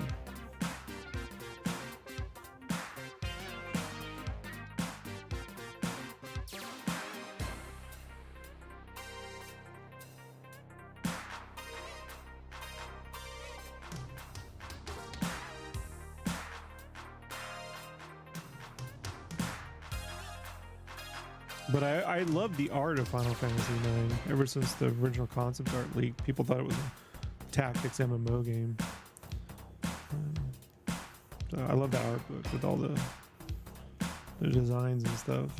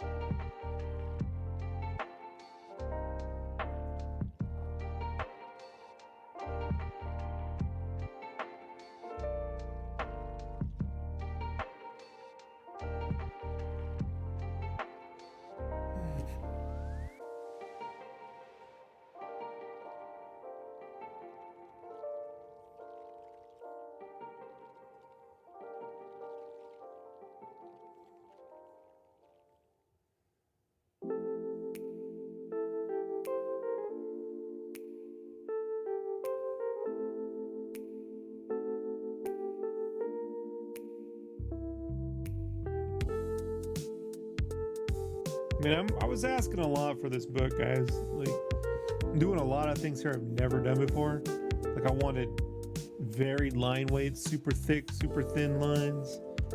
You know, I wanted the details. I wanted the color. I mean, I've pushed a lot here. Pushed a lot. It may not look like much given all the talent in the comic book industry, but I can tell you, for me, I pushed a lot. You know? I had no real way of doing some of this stuff before. I'd never done it at this level before the project, you know. And I didn't know I was going to have a giant city shot. The script doesn't, this isn't even a city shot in the script. There's no city shot in the script. This was supposed to be Chibi runs down the street away from these bad guys, you know?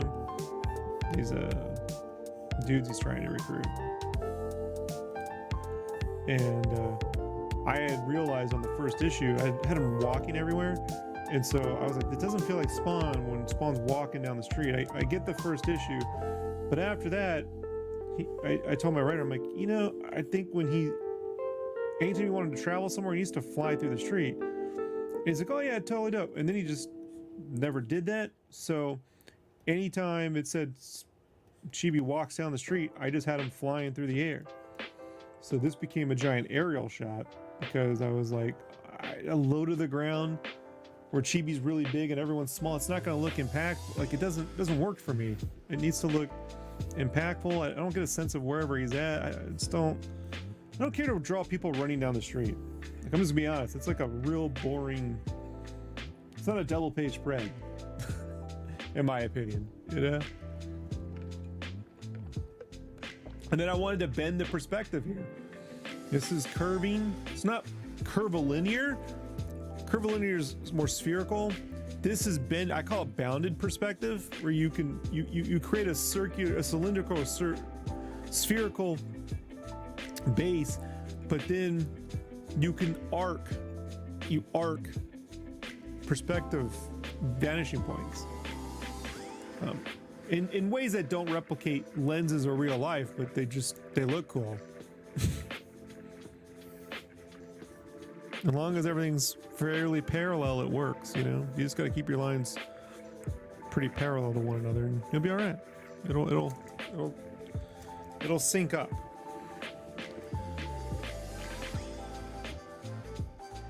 But like when I did those Final Fantasy tributes, I had no way of getting my digital lines to be clean enough without a ton of work.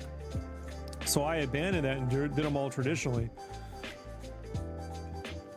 I did a test and people voted on the digital stuff for the cling, but like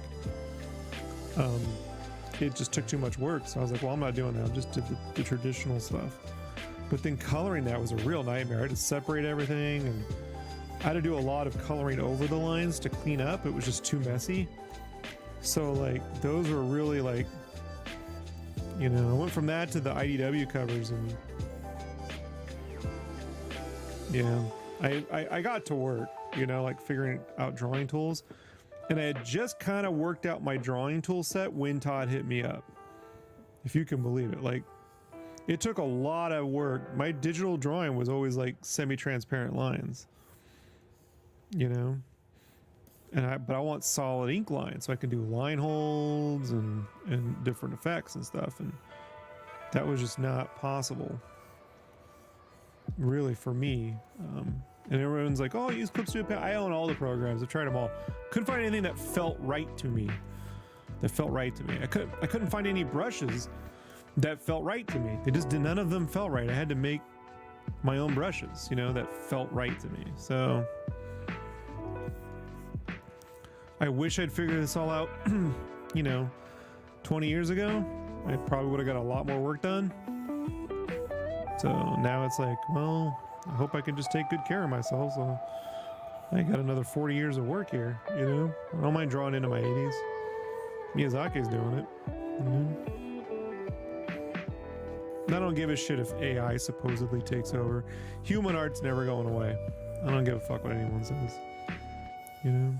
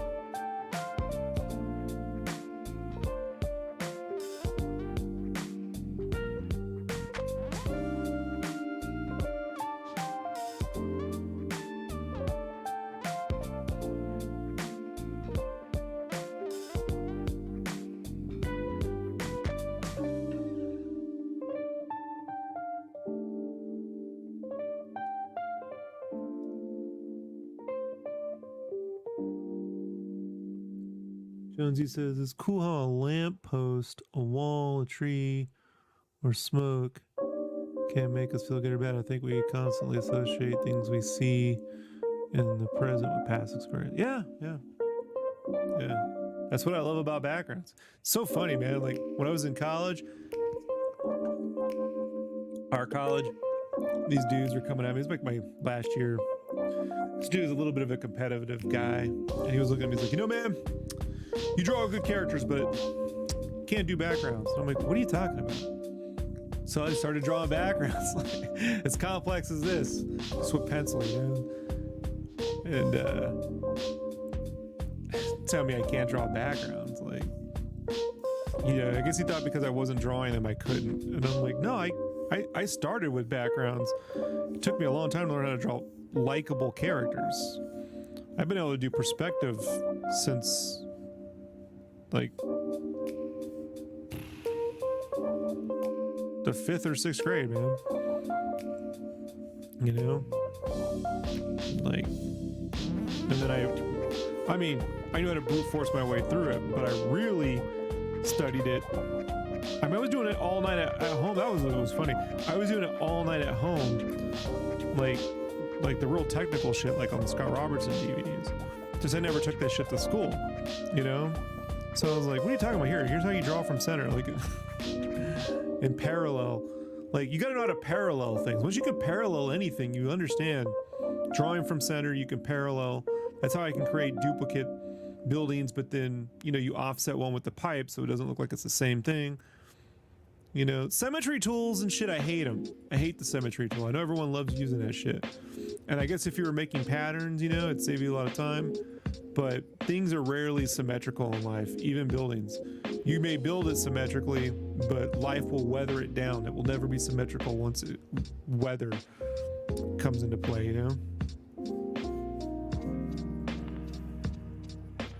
And art is not about drawing things correctly. It's about making sure they feel right.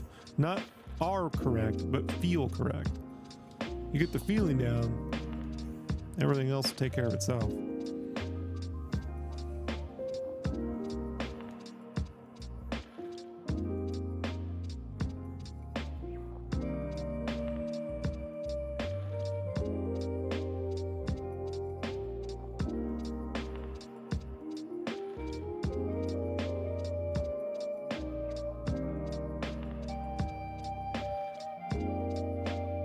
But it's the one thing I could say I've had since I was a kid is I have a photographic memory for places. Like I went to Disneyland once in '84, and even then as a kid I could memorize the entire park from the second I walked. I would sit there at night and just memorize walking through the park from the beginning all the way through. Every ride, the line, the details in the line. Like, I could memorize all that stuff. And since I knew it, I could draw it, right? Now I had to understand about drawing grid planes and horizon lines and blah, blah, blah, blah, blah. But at least in my head, it was all still there. So a lot of times when I'm working, I put things that I used to see someplace in there just randomly, you know? Even now, I mean, I remember the layout of the barracks I was in 20 years ago in the Army, you know?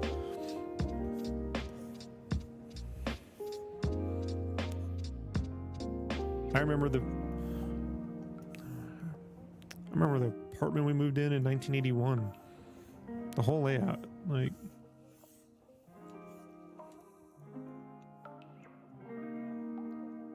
characters are hard. I don't find anything easy about drawing characters at all. Cartoony or realistic, it's all work for me.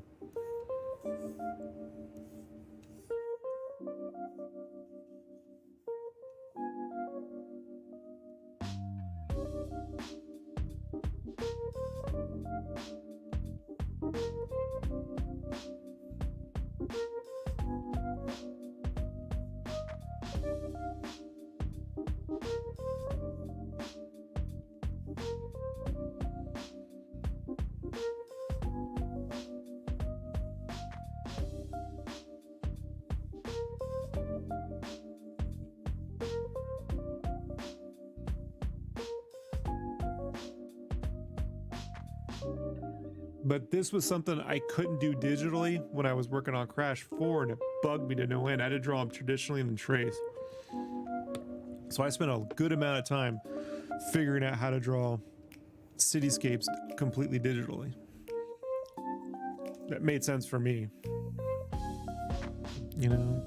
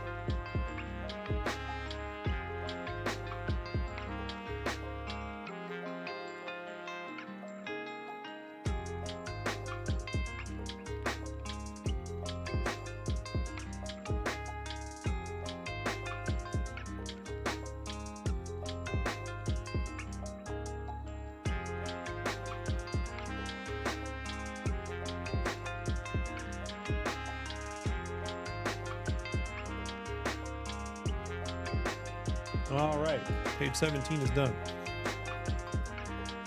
Where are we at? 2:30. Now time to set this page.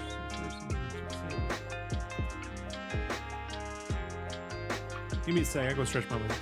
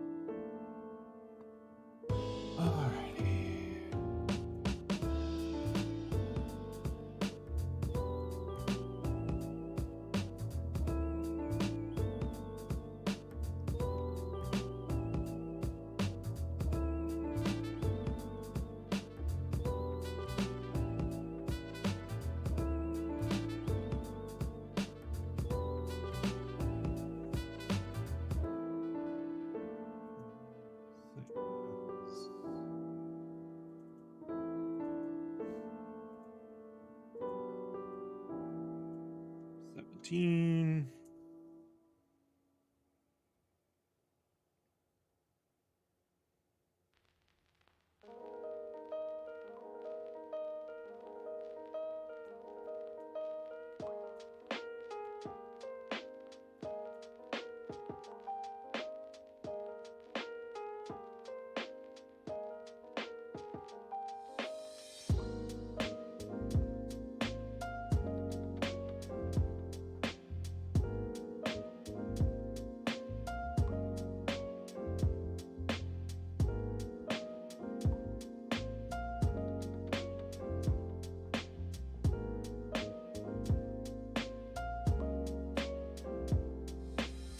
That comment about not being able to make backgrounds show can develop. At what point do you feel like you could go down what other people say without having to refute it? At what point did you feel like you can give a damn about what other people say without having to refute it?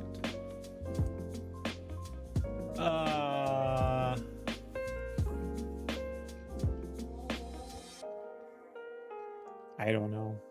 You know, there's always something you're not good at. You know? I mean, there's always a competitive edge in all of us, you know? Like,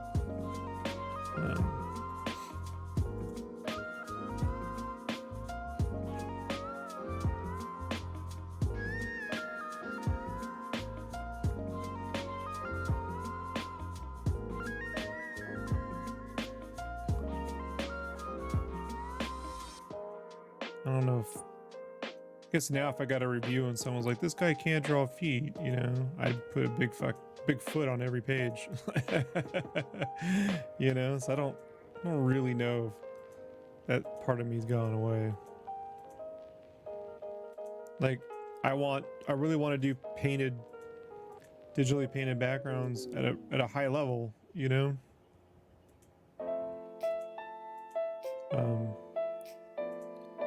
And I've not had really good tool sets for that. Like, even the painted work I did on Crash was really hard to get to. But what I've been doing especially with the last 2 issues, is while I work, I have a set of brushes I've been working on. I just keep taking concept art from Crash, really good stuff, like stuff that other people did, I didn't do, like John Lore and different people. And then I just start building on top of their works, right? Like up-res it to, you know, whatever my working resolution is. And then I just keep adding on until I can't tell the difference between what, and it was easy to do, you know? So like, I'm always like working on some skill set that I feel I'm weak on, you know, so I can make use of, you know. On this book, Todd did not, I did some color tests initially, you know, for the SpawnCon page, and Todd hated it. But now, you know, like, I know what they look for, and I know how to adjust that to what I like. You know, I think a lot of times when they don't like something, they just think you can't do anything else. You're like, no, I can flip it different. All right. So, you know, you still need the room to prove, but ultimately, I don't really care what people say. I care what I know I'm weak at. You know, like, I know that's a problem. Like, sometimes you're never gonna get better at something. Just gonna be honest. Sometimes it's not in your wheelhouse. There are things that are just not in my wheelhouse, you know? So I don't worry about doing that stuff. You know? I focus on what I know I'm good at doing, you know, and what I want to do.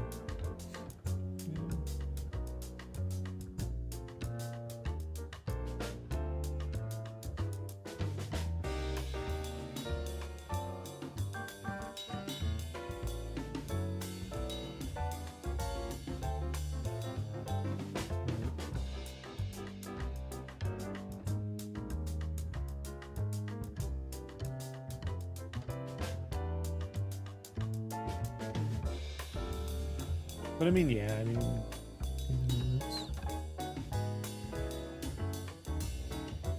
everyone's a critic, you know.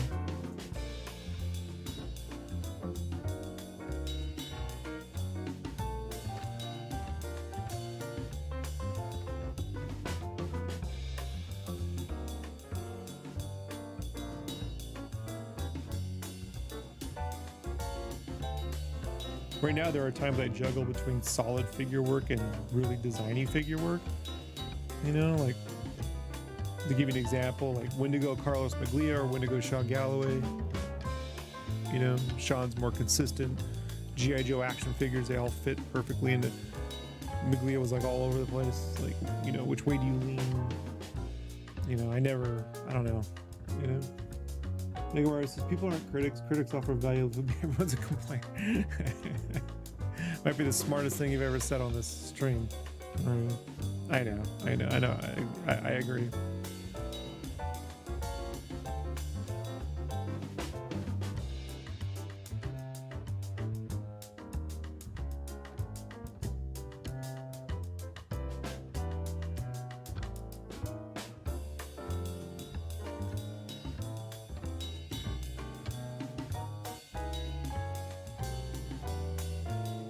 I mean, I did get some review. Issue 1 got all the reviews, you know? The majority of the reviews came with issue 1.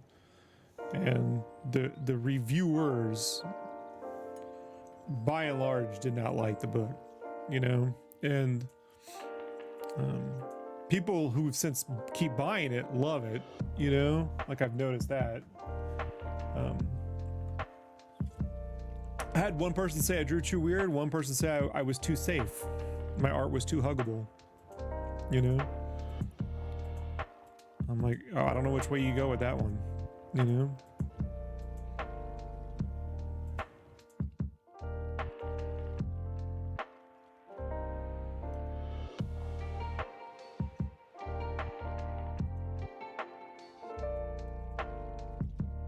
You know, I just have to go, what, I know when I got a complaint, I gotta look out for. I know, you know, when I'm like, there are things that I'm like, yeah, I know, you know. So when I get something that I expected to get, I'm cool with that. Like, I knew I was gonna get dinged on this or that. You know, when I get dinged for things that I'm like, what are you talking about? You know?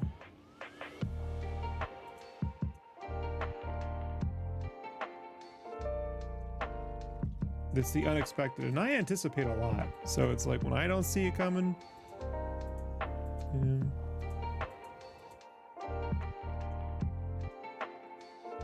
Like one person complained that I was like, my art was designed for like fans of Hot Topic in the early 2000s, and I'm like, yeah. That's me. I was a fan of Hot Topic in the early 2000s. I was buying shit at Hot Topic in 95. I saw my Crow poster. It was the only place you could get the Crow poster. 94 was at Hot Topic. In 90, you know, whatever. Like, I don't really care about that stuff, you know. But if they said, if someone go, oh, it's my stuff's boring, you know, I'd be like, really? You think it's boring? I mean, nothing I can do about that, you know. I don't think I made boring stuff, you know.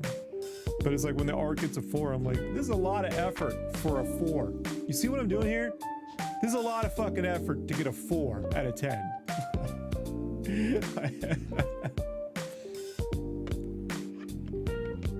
You know? I could just drop in a SketchUp file and get a 4.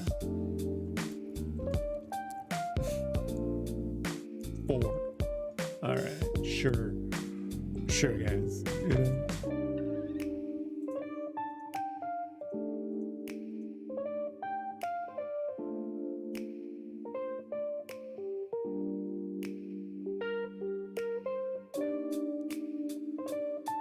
Okay, how do I accept this?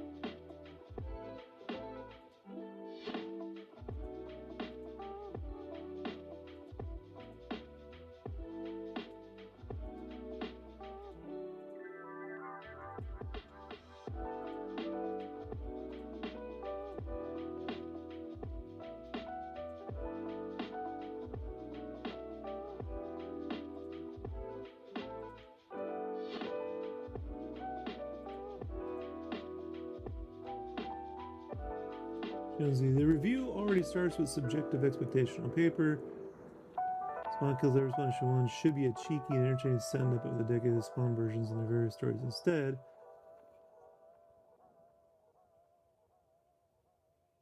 Yeah, it should be a cheeky and entertaining send-up of the decades of Spawn versions and their various stories. Well, see, here's the thing with that, right? I pitched a story premise for the book, right? Here's what I pitched before the, I was like, what if it's Terry and Wanda had a kid, right? But they had a miscarriage, right? And so they make a deal with the devil to get their kid back, but the devil sends them this hell spawn, right? This little hell kid, and then that kid, is going to be a future, spawn. And like, so you have like a setup where they got this kid from hell, but then Spawn's out there too, and he's kind of like a dad figure, but not really, and so like something a little bit more like a premise, but it kind of turned into like a madcap kind of thing,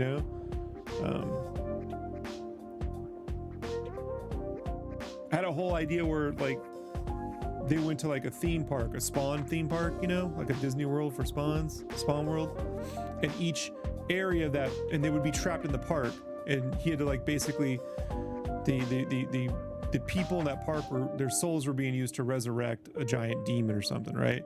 And so the kid Spawn, Chibi, had to like, defeat all the spawns in the park to save his parents, basically. And so each land in the park would have been like Gunslinger Land instead of Tomorrowland, Medieval Land, and you had to go into each realm of those, each one of those park lands would turn into the real realm, and have to sort of defeat that to get to the main castle, and they did not want to do that.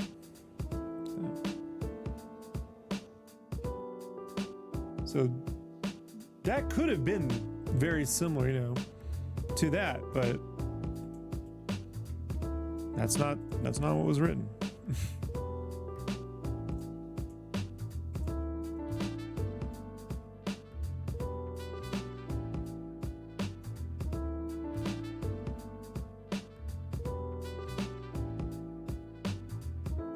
Had a whole thing where Cyan could have been like an angel kid, she's like, she's like the angel character. She's got little angel staff and stuff. And that he uses his powers to like, he has like his power is creativity. So he uses his Spawn powers to like turn toys to life or his drawings to life, I had a whole different take on it, but they thought it was weird. I think the term was, this is weird. So, okay.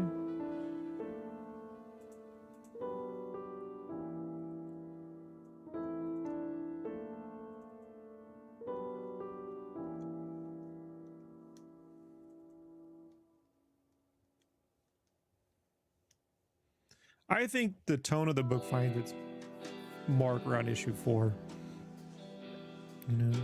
But I would go further with some of the premises and setups. I would push it much further. But I mean, a 4? Okay. I mean, if you think it's a 4. My God, what's a 3?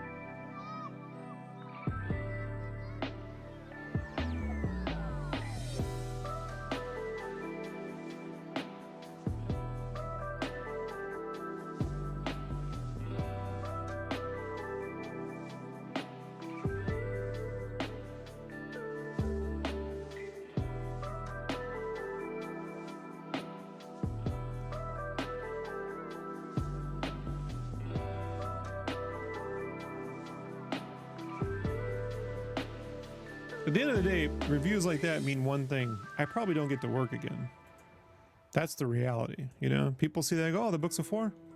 No, you know. Well, folks, that's it. You know, I spent a year of my life working to never work again.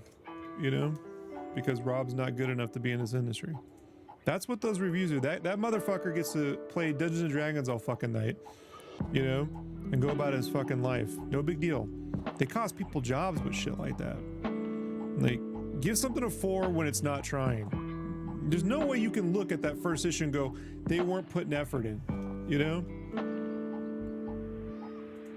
Give me a 7.5 if you don't agree with it, but you can't say it's a 4. That's fucking ridiculous. I mean, that's absolutely ridiculous.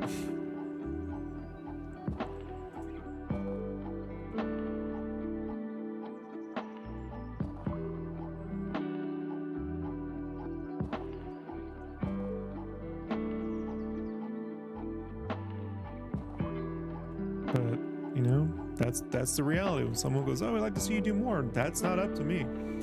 I don't cut the checks, you know?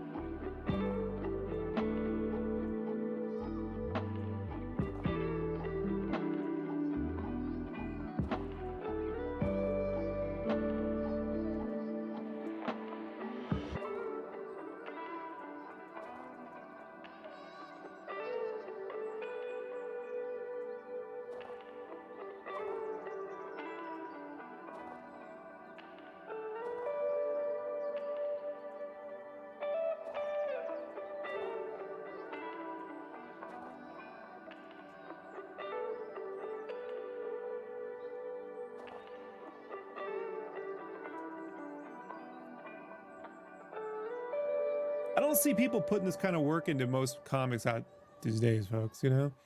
I just don't. I look, I don't see it, you know?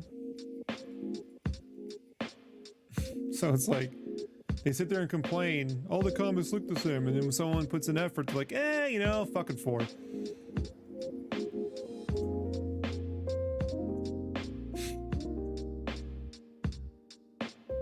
Thanks, bud.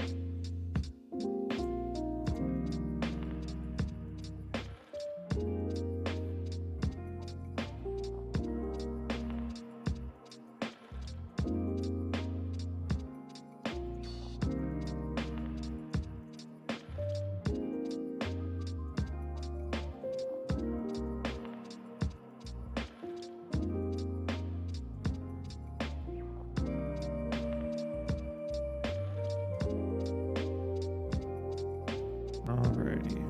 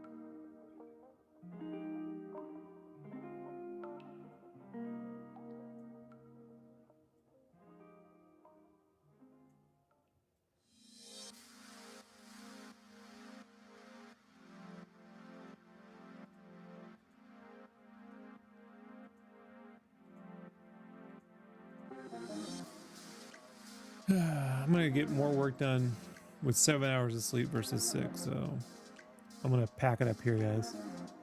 But I did finish page 17 and I'm on to 18. So